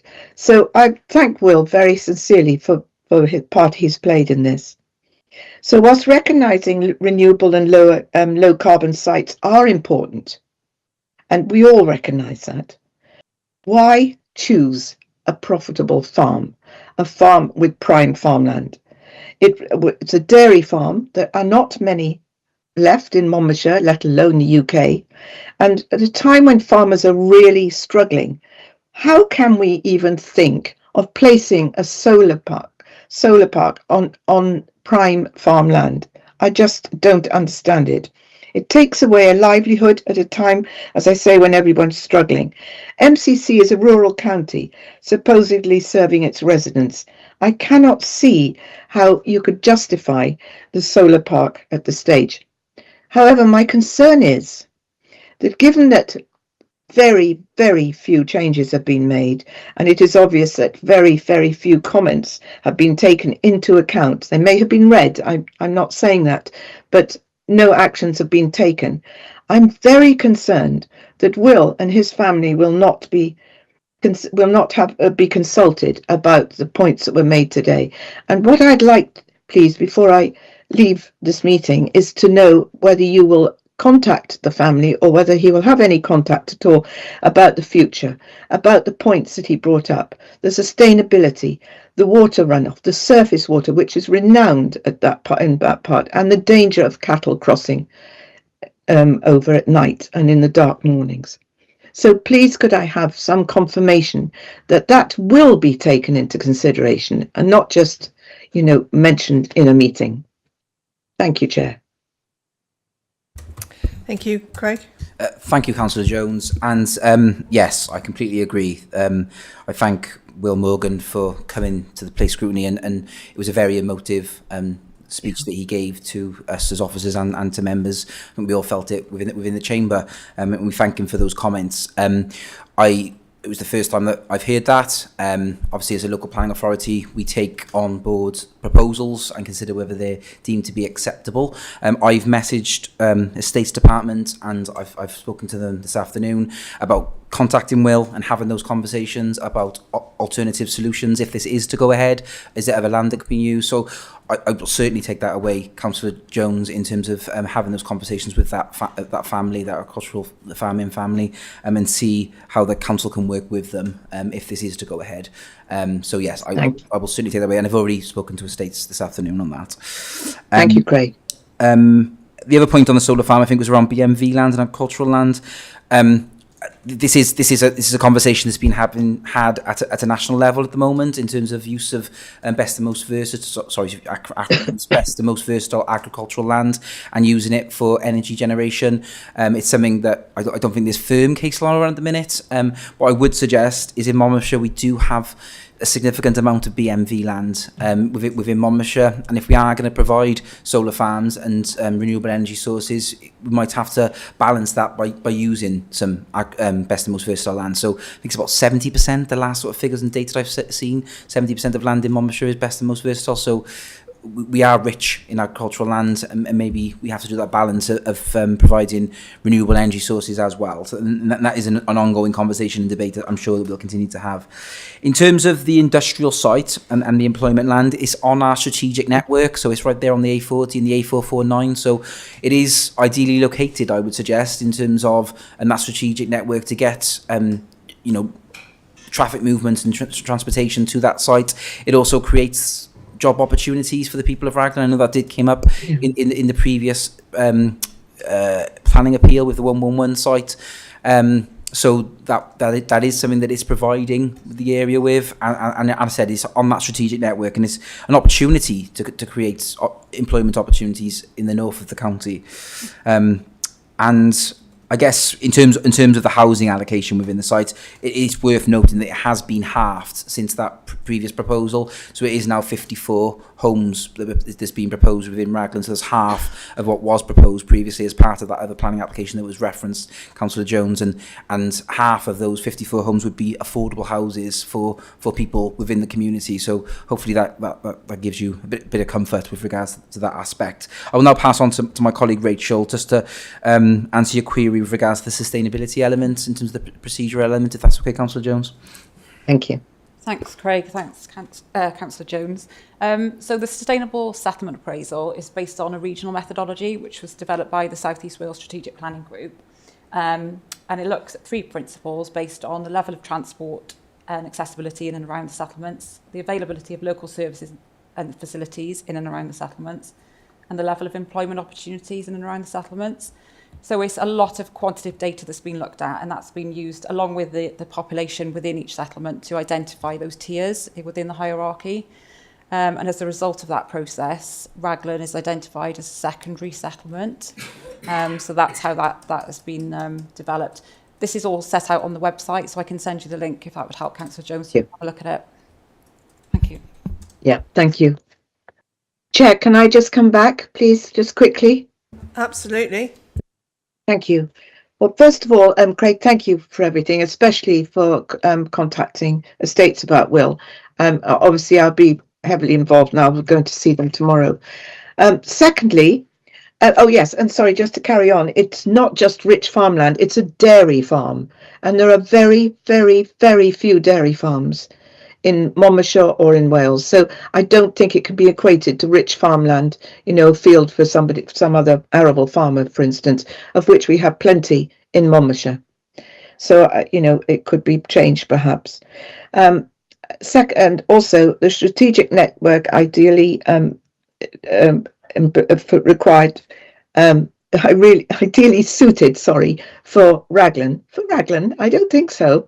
Not known for its unemployment, luckily, and certainly the feedback from the residents of Raglan is that they do not want employment in that area. So what we're doing is setting up something in a beautiful part of the country reliant on tourism for an increasing the transport on a very dangerous piece of road, of which everybody knows about, when we have no actual need of the employment. Yes, some, but not a lot. So we're setting it up for other people. So, I feel quite strongly that the residents felt quite strongly about that it wasn't for them. So really, that's all I want to say, that the dairy farm is important to take into account, that it is not ordinary rich farmland. It has a much higher stake. Okay, thank you. Craig? Sorry, Councillor Jones, I just remembered that you did also ask the question about whether it's necessary in Raglan, whether it's needed. Just to share that I have had very positive conversation with indigenous businesses, local businesses who are keen to go to that site. So to give you that information as well, that those conversations, people are looking at that site and looking at the opportunity that it does provide, and they are local businesses as well. So I just wanted to something that I forgot to mention, but that is something that is happening. So I think there is a need.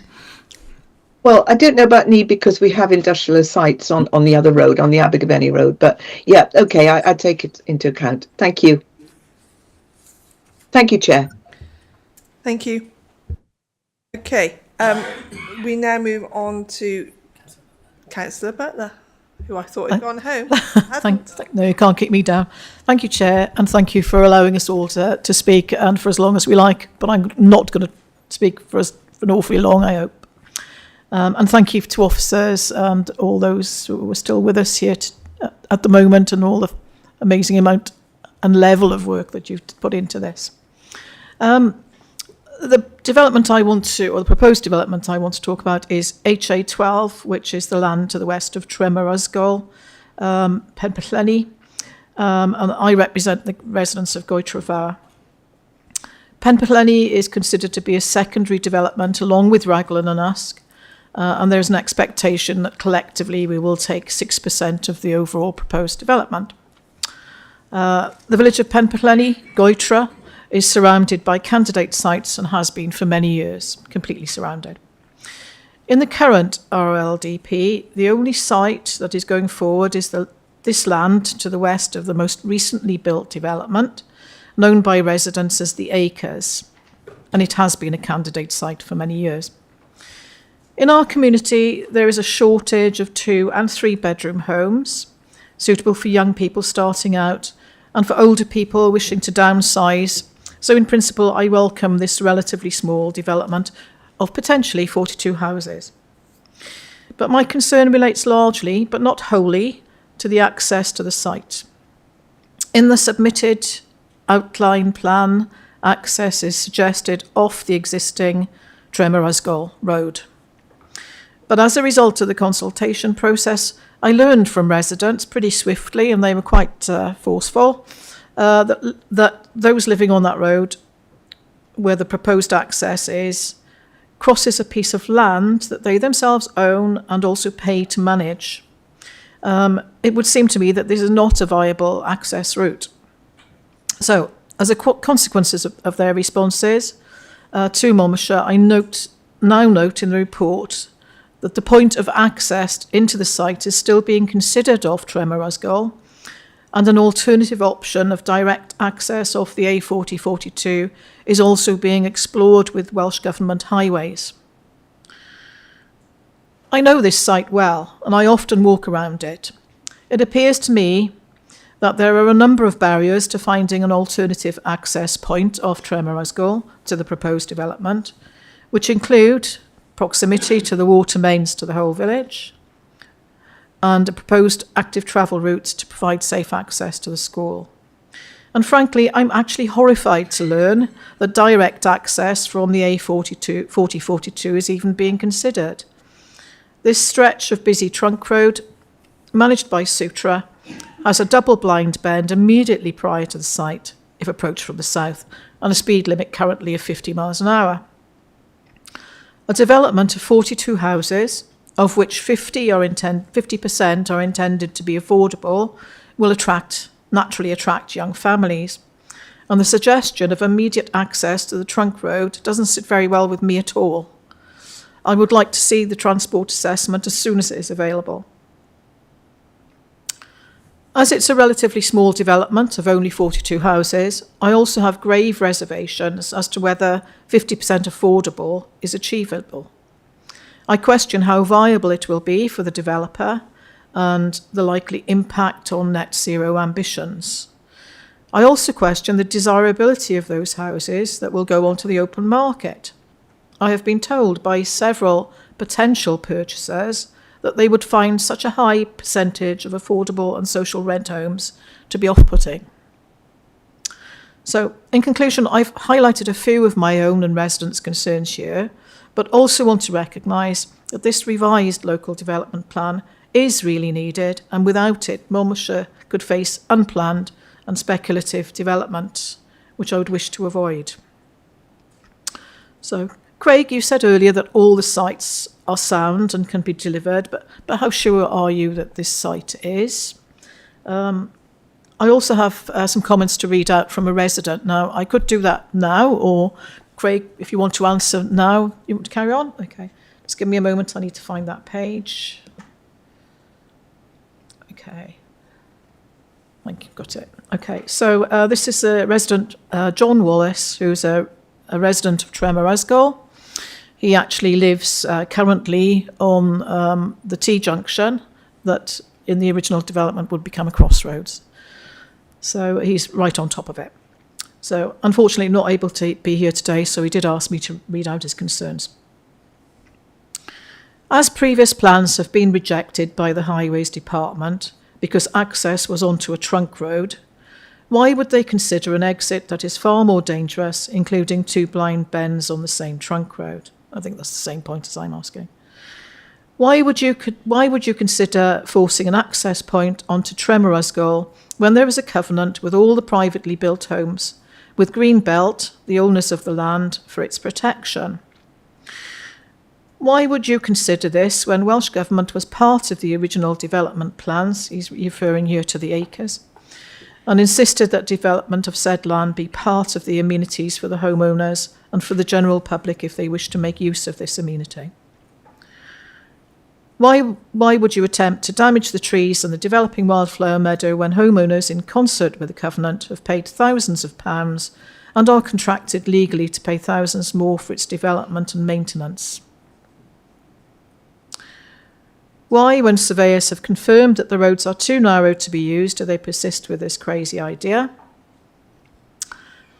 Why, when Welsh Water were consulted, did they ignore Welsh Water when they said that the pipe running down the hedge could not support a new road?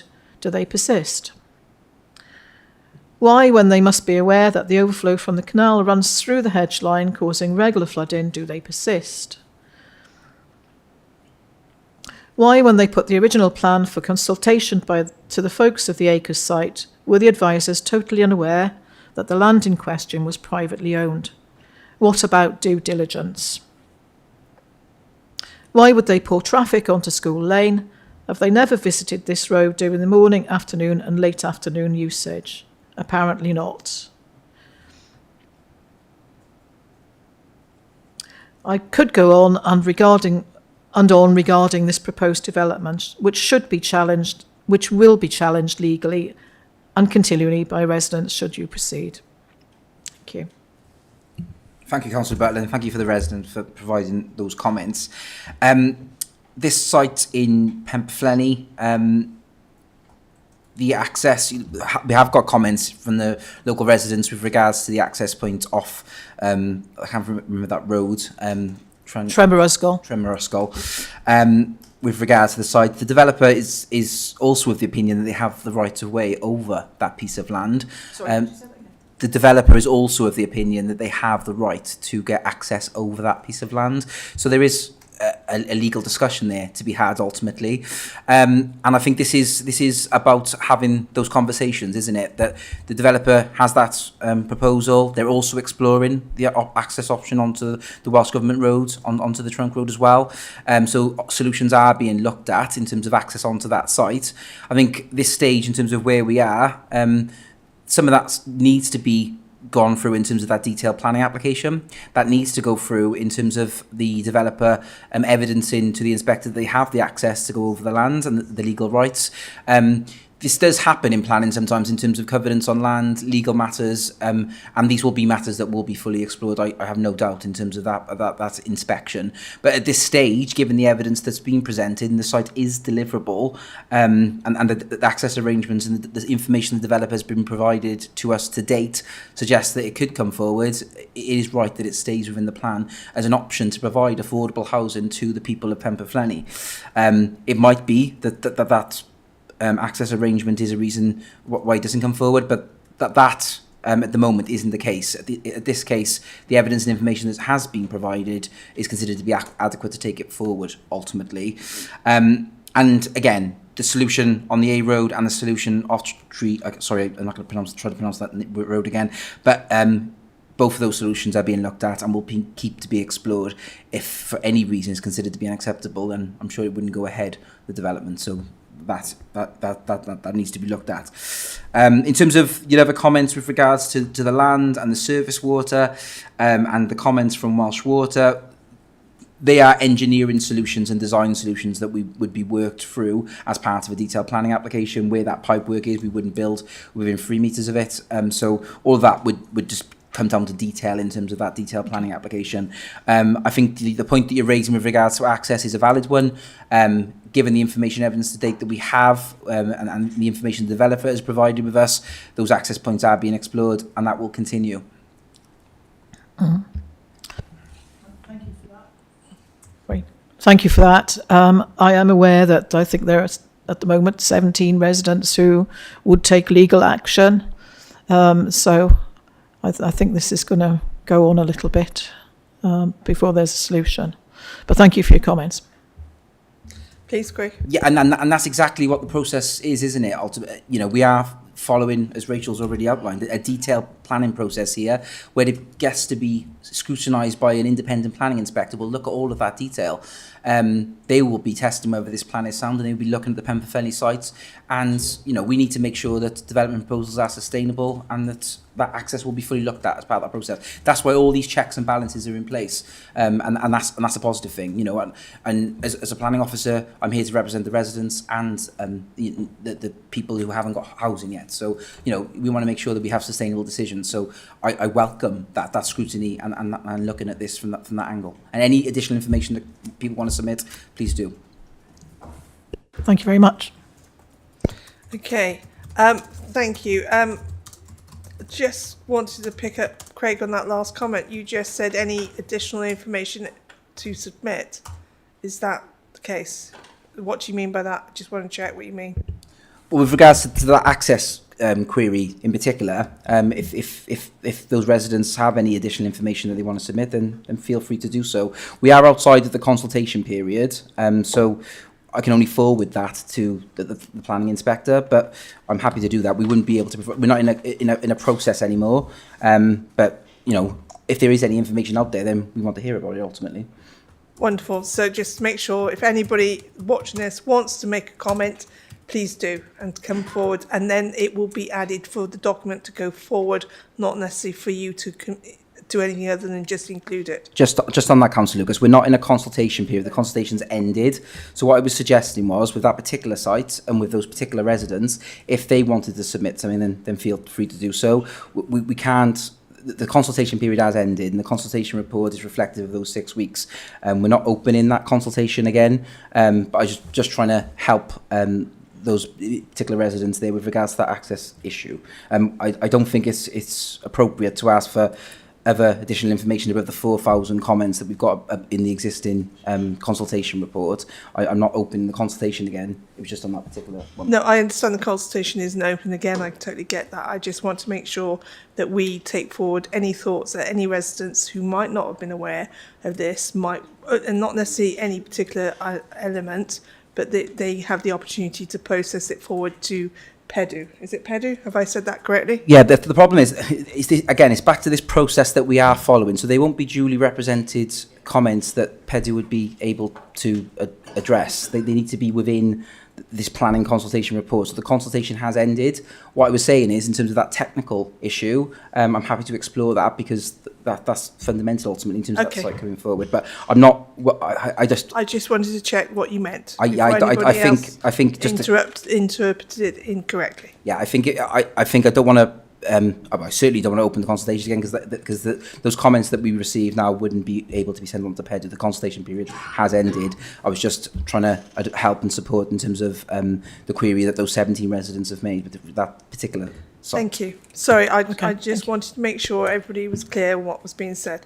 Okay, Councillor Sanders, you've waited ever so patiently. I know you've had a busy day too, but please, I know you have an important contribution, so please. Thank you, Chair. That's really good to hear that you've waited all this time for me as well. It's great. Many of you may know I'm a local authority foster carer, and I've recently been approached by two people who wanted to make a submission, and they were too late actually to actually come to the earlier public consultation. So, with your permission, Chair, I'm going to read out two letters, if you don't mind. Don't mind. The first, thank you. The first is from Jake. Jake is 19. To who this may concern, my name is Jake. I'm 19. I'm a young person in foster care here in Monmouthshire. Soon I'll need to leave my foster home and live independently. I'm working hard to build a good future for myself.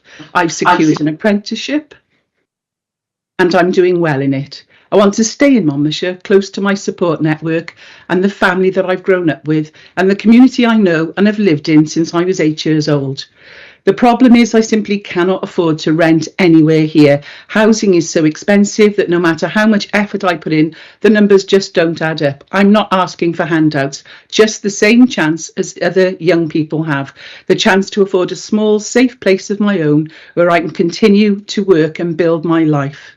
I've recently been supported by MCC staff, housing staff, and they've helped me get onto the housing register. As a care leaver, I don't have the same safety net that others do. I can't just go back to live with family if things get tough. When I leave care, I need to succeed on my own. Without affordable housing, that feels almost impossible. That's why I want to add my voice in support of this development plan.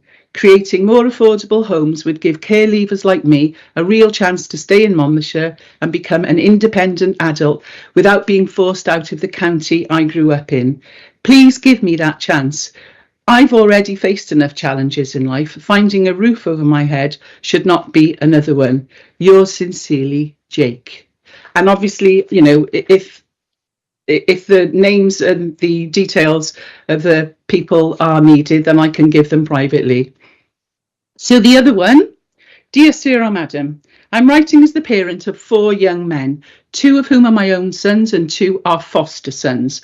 My eldest son has autism. He's 27. He's a kind and hardworking individual who currently volunteers in the community and is in receipt of benefits. He has a strong wish to take the next step towards independence by moving into his own home while still remaining close to his family who provide essential daily support. My second son is 25. He has ADHD and is currently living in a different area where he knows no one because he can't afford to live close to us, his family. He has a job, he was in the army, and he now works full-time for a local company. He also struggles and he needs our constant support and would love to live in the area that he grew up in and surrounded by those that know him best. My eldest foster son is 19 and has lived with us for 9 years and has no chance of ever returning to his birth family. Therefore, we are his only support system and would love for him to remain in the area so that we can continue to support him with his independence. He's recently gained permanent employment and is respected by the company he works for. He's gained in confidence, he's learned to drive, and he's really getting on. Our youngest son, foster son rather, is 18 and has complex needs. He will have to remain living with us until we can find somewhere locally where he can be supported with independence. At present, the lack of suitable affordable housing means this dream feels far out of reach. For people like my sons who cannot command high earnings, the housing market is completely inaccessible. Yet, having a safe and affordable home is not only about bricks and mortar, it's about dignity, confidence, and the chance to learn more independently while being supported by those who love them. I'm encouraged to see that Monmouthshire County Council's replacement local development plan recognises the need to increase the supply of low-cost and affordable homes. For young people with additional needs, this commitment offers real hope that independence might one day become possible. I urge the Council to ensure that this ambition is delivered in practice so that people like my sons are not left behind. An affordable home near their families would transform their futures, giving them stability, security, and the opportunity to contribute more fully to the community. I trust that the RLDP will make this dream closer to reality.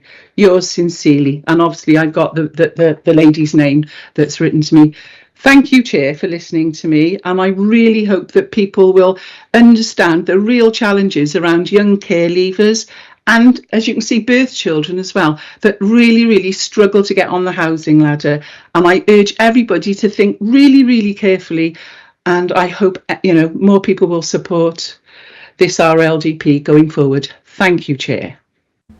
Thank you, Councillor Sanders. I would like to ask you to pass on my personal thanks to those people that have written those letters, because it takes courage to do that and such personal information.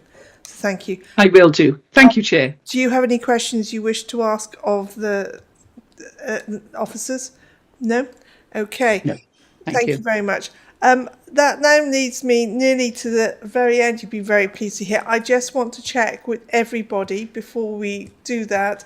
Has everybody said everything they wish to say, or does anybody wish to add any further comments or come back with anything? Because this isn't like full council where we speak once and that's it. And I really want you to have the opportunity to quiz anybody they wish to. I'm going to take that as a no. Very quickly, I might add, but I just want to make sure. Okay, so thank you all. So in conclusion, our role was to, this is a big speech, and you might have to forgive my dyslexia getting in the way here, so I do apologise for that as well in advance. Our role was to consider the consultation report. It is for the Council to consider whether to submit the RLDP to the Welsh Government for independent examination when it meets next month. The committee recognises the scale of the public consultation that was undertaken. It will always be difficult to reflect the numbers of diversity views with a single report, but officers will do what officers must do. They have to do their job. And we thank them for that, by the way. It isn't easy. I know we've given them a hard time, but it isn't easy. We have seen a significant volume of consultation material being made available to the Welsh Government, and with this, and along with the outcome of our scrutiny today, will help them to reach their conclusions. It is important for officers to ensure that the final report to the Council accurately captures the view of this committee and the public consultation, so that the Welsh Government and Planning Environmental Decision Wales, PEDW, have the accurate understanding of the range and diversity of views, both for and against the plan, to supplement the other papers that they will receive. There is a concern amongst some of the committee members that the consultation report doesn't fully reflect the concerns of people who have fed into this consultation process. Submissions missing, for example. Also, we would expect the consultation report to have included some specific feedback from the Place Committee meeting on the 10th of October 2024 meeting, which included the following key points raised by the members during that debate. I did say them at the beginning, but I'll go through them again. Active travel concerns and traffic growth. Concerns about commuting traffic due to the high-paid jobs outside the area. Concerns about amenities in Portskewett Ward. Concerns about the healthcare infrastructure in all areas. Monmouth lack of travel links. Concerns about traffic congestion in Mountain Road site. Some concerns about car emissions, pollution, members stressing the need to protect the Neddon and the castle grounds. Dark skies policy and bat habitat. The need to balance the development with the environment protection. Concerns about sewage in the Mountain Brook area. The need for affordable housing for local people and appropriate housing sizes for growing families, particularly importance of housing for younger people. The question around Abergavenny East development concerns particularly relating to transportation, active travel, the master plan, land ownership and compulsory purchase considerations. And probably the one that I loved the most or wish to hear the most, ensuring local voices are heard and engaging with the community effectively. The committee would also expect to see the key issues raised today from today's meeting to be included in the final report that is taken on the 23rd of October. It's 25th, isn't it? Yeah, 23rd. 23rd of October for the full council in 2025. So we will recommend that officers review the update and the consultation report prior to the council to ensure properly reflects the issues highlighted today by the committee, which include the following: consultation process and credibility. Several councillors, notably Thomas Davis, Lisa Dimmock and Louise Brown, questioning whether the public consultation responses have meaningfully been considered, citing a lack of material change to the plan despite thousands of objections. Despite 1,000 public responses, there are very few material changes to the plan, raising doubts about the value of the public and councillor input. Concerns were raised about the credibility and transparency of the process and whether the inspector will realistically review all responses. Viability and infrastructure. Councillor Louise Brown and others expressed doubts about the feasibility assessments, especially assumptions about house price growth and whether infrastructure requirements, roads, health and schools are realistically costed and deliverable. There were specific worries about traffic congestion, especially at the key roundabouts, and the lack of guarantees that infrastructure will precede development. I think that really does need to be emphasised. Scale and location of development. Lisa Dimmock and others objected to the scale of proposed development in certain areas, Portskewett, Caldecott and Chepstow, arguing that they are disproportionate and will be fundamentally alter the community character. Concerns were raised about the merging settlements and the impact on village identity. Flooding, drainage and environmental impact. Multiple councillors, including Lisa Dimmock and others, sorry guys, please be quiet, I'm enough on this one. Multiple councillors, including Lisa Dimmock and others, highlighted the risks increasing the flooding, surface runoff and accuracy sustainable drainage systems, especially on the greenfield sites. There were also concerns about the impact on biodiversity, bats and adequate mitigation measures. Affordable housing and demographics. Questions were raised about the true affordability of proposed housing and whether the right mix of homes will be delivered, and if the plan will accurately address the needs of local people, especially younger and working age residents. Gypsy and Traveller site. Some concerns were expressed about the size, location and the community impact on the proposed Gypsy and Traveller site, with a debate whether it is large or modest. Process, documentation and accessibility. Councillors were noted the overwhelming volume of documentation, 15,000 plus pages, late additionals, technical corrections, making it difficult both for members and public to engage meaningfully. Green wedge and landscape protection.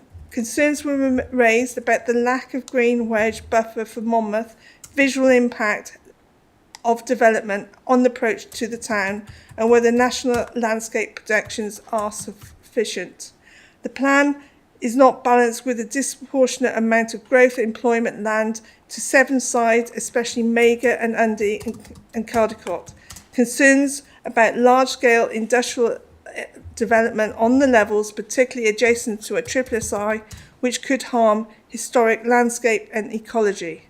There has been some doubt expressed about the approach of the relying on the future planning applications to resolve bias based on previous experience with the LDP examination process.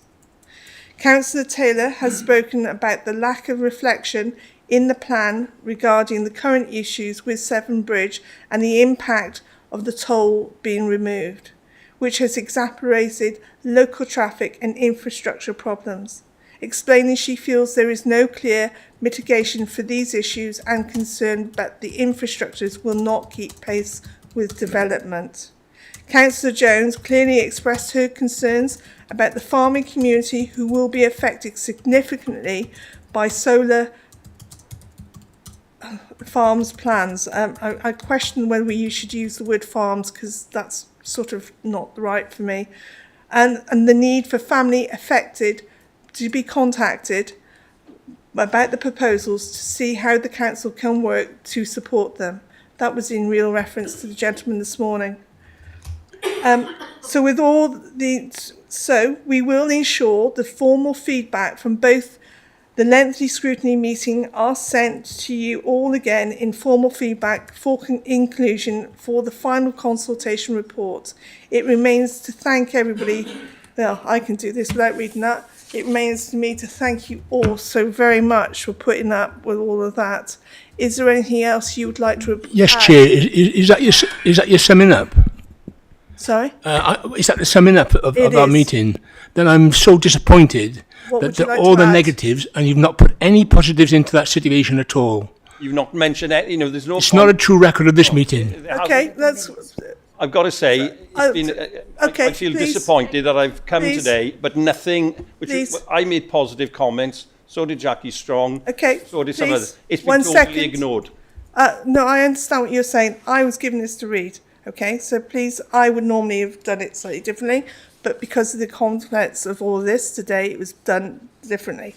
I personally agree you have made some very positive comments from your eyes, and I would happily accept you to add something to that if you wish, please. Now, Well, I'm just disappointed. As I say, I've sat here since So since we all. 12 o'clock. Yeah, so we all. But Imagine how residents feel. So did Jackie. Yes, so did others. But it hasn't been recorded in your summing up. It's all been negative. And I want to state here clearly that I made the comments that we needed housing, the effects on education and so on, and that does need to be mentioned, and the facts that Jackie made. Otherwise, there's no point attending the scrutiny meeting. I understand where you're coming from, and I got that when I was reading it too. I haven't pre-read it, I have to tell you that, but that doesn't alter the fact I would like you now to summarise, as you've just done, each of you, if you wish, please, so it can be added to that form. No, Chair, I think the person who's written that for you should go back and complete and do it accurately and inform and include the positives that will go back to the Cabinet meeting. We don't need to do that. We've been here 5 or 6 hours. The person who wrote that for you just now has put all negatives. They have not put any positives. They've got the positives because they've got a complete record of what's been said. So I would expect that to be put forward to the Cabinet. Okay, thank you. So what I'll ask then to happen is that it gets rewritten and we will share it, and then if it's okay with you, we'll all agree to put that forward. Thank you, Is that Chair. acceptable? Much appreciated. Yeah, absolutely. But it must be a true record. I agree. That's fine. I totally agree with you. I hope you would agree that I do normally do all of that. Councillor Brown.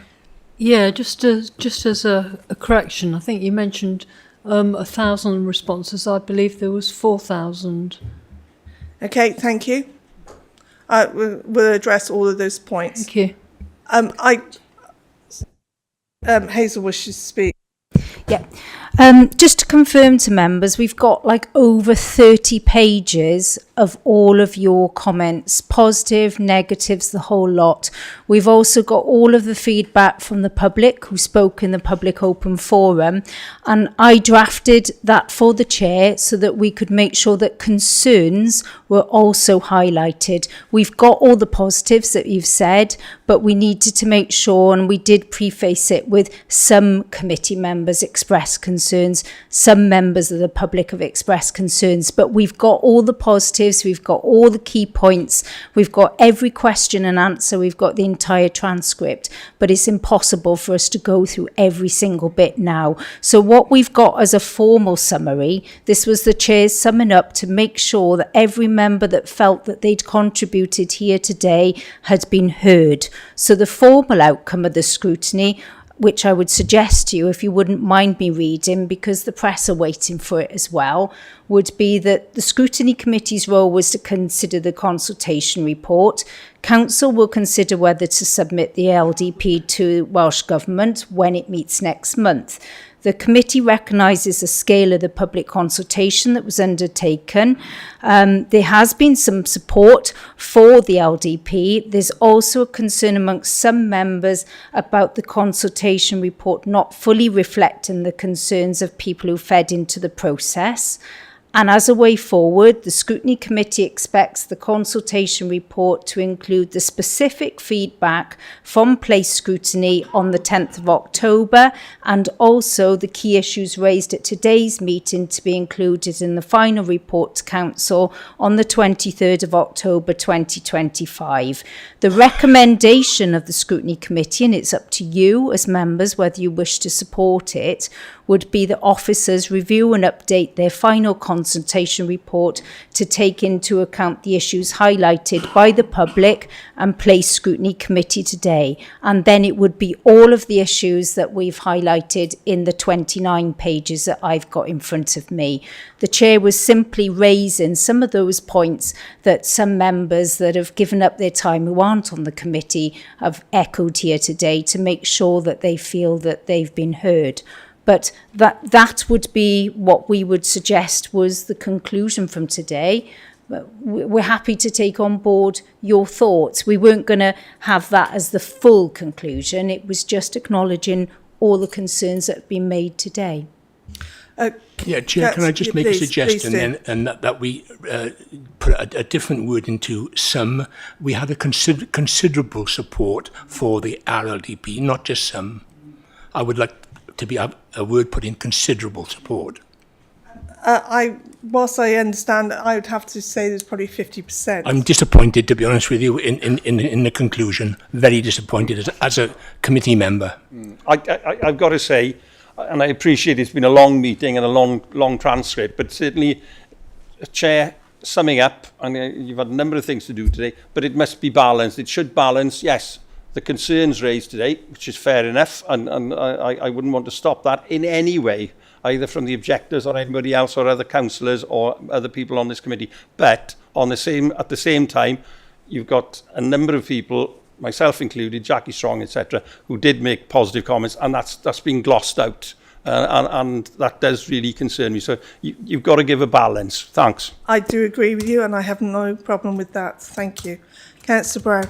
Yeah, I don't think the comment considerable support. I think it said support. Thank you. No, I mean, obviously there wasn't, in terms of balance, there wasn't full support. So I don't think considerable would be appropriate. I think what was said originally was more of reflection. Thank you. Definitely not. Can I just confirm that the role of the committee today was not to express support or otherwise for the RLDP? That is for council to determine. The role of the committee today, as per the recommendations outlined in the report, was for you to say, do you feel that consultation report fully reflects the views of the public expressed to you today, but also through the formal consultation exercise? That was the role. And from what we heard here from the public that came, and also from some of the public that said a submission was missing, also the fact that you've echoed that some of the points you've made today you felt weren't perhaps included. That was what we took from here. So I'm sorry if we've misunderstood that, but the point here today was not to decide whether we agree with endorsing the RLDP or not today. The purpose of the report was to see whether you feel the consultation report in front of you reflects the findings of the public consultation exercise, and that's for you to determine as a committee. So do you feel that? Because that's what the question is, and the recommendation to you. If we go back to the report today, that's what's been recommended of you. Do you feel it adequately reflects the consultation exercise? Because that report is the report that Craig and colleagues will be taking forward to full council. So if you feel there's things that need to be added, that's what the purpose of today's meeting was for. So, sorry, just to clarify, but our comments today will be added to it. Oh, most certainly. Yeah. Oh, everything's there. Everything is there, and I would agree with you completely. So, just Councillor McConnell wished to say something. Councillor McConnell. Hello. Sorry. So I was in the chamber at midday, and I'm now at home. I'm just echoing some concerns. So, this being a very clearly, it was already, before I started going home, scheduled to be quite a long meeting. So I didn't put my hand up to speak at the meeting, which would have been to express my real support of the work that's gone in, and thanks to officers for putting it together and the diligent work that's been done. I'm just very concerned that the note that goes up from this meeting to full council is misconstrued as something very negative, because that's not my take. And not what I heard, but it's what I'm hearing from the summing up. So I'm more than happy for concerns to be raised and for that to be addressed, but I am a bit concerned about the note that's going up. Thank you. Okay. I think before this goes into a complete meltdown, which I certainly don't wish, and I really feel that we need to be assessing this fairly, and I have no issues with the positive comments being added. Okay, I think that's only fair, and I would personally, as you know, do that. So I hope you understand that, and I do feel that we can add those comments in.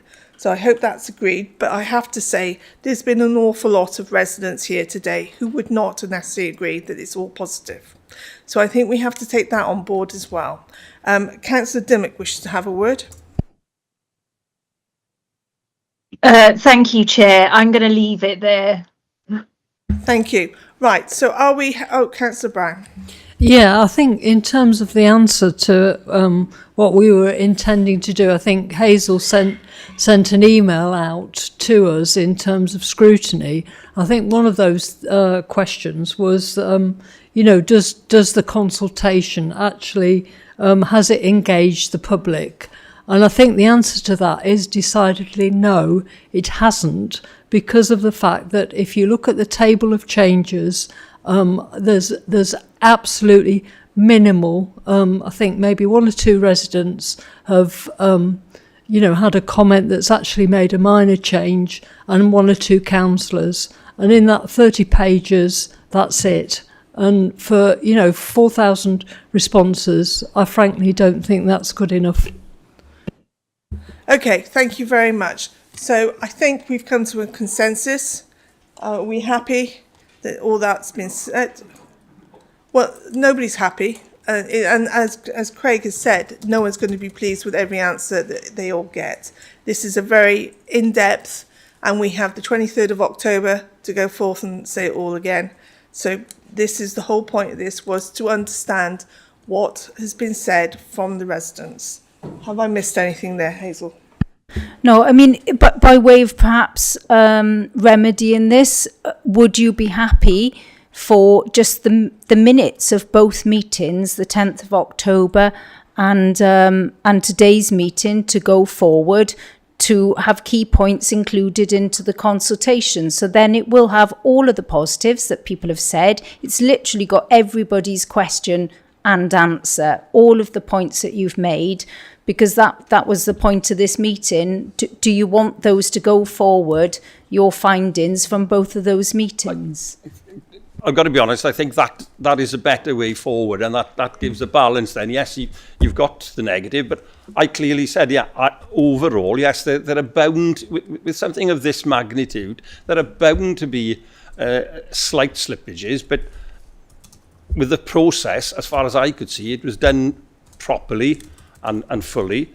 And what I want to see from today's meeting is, yes, the negative parts, but I want to see the positives in there as well, because otherwise it's not a true reflection of what's been discussed today. So what Hazel's suggesting now, I think is a decent way forward. Good. All right, I think we all agree. Hang on, let's just check with Craig. Craig? Sorry, Chair, I just want to check to make sure in terms of, there's a few comments about including it in terms of the consultation report. What I think you mean by that is that there'll be minutes and summaries from this minute will be added into that consultation report as an additional volume, and then we can submit that. Is that, I'm looking at Rachel now in terms of procedure, whether that would work.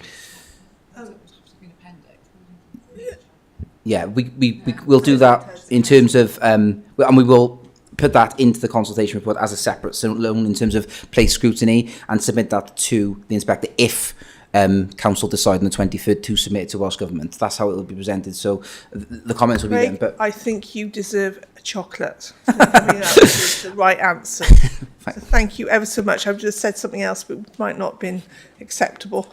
So thank you ever so much. I think that is the right answer. Are we all happy with that before we all pack our bags and run out the door? Thank you very much for everybody for their patience. I apologise if I've upset you with that, but I didn't mean to, but I certainly want everybody to be heard. That is what is vital here, is everybody is heard. So thank you very much for all your time and effort, your patience.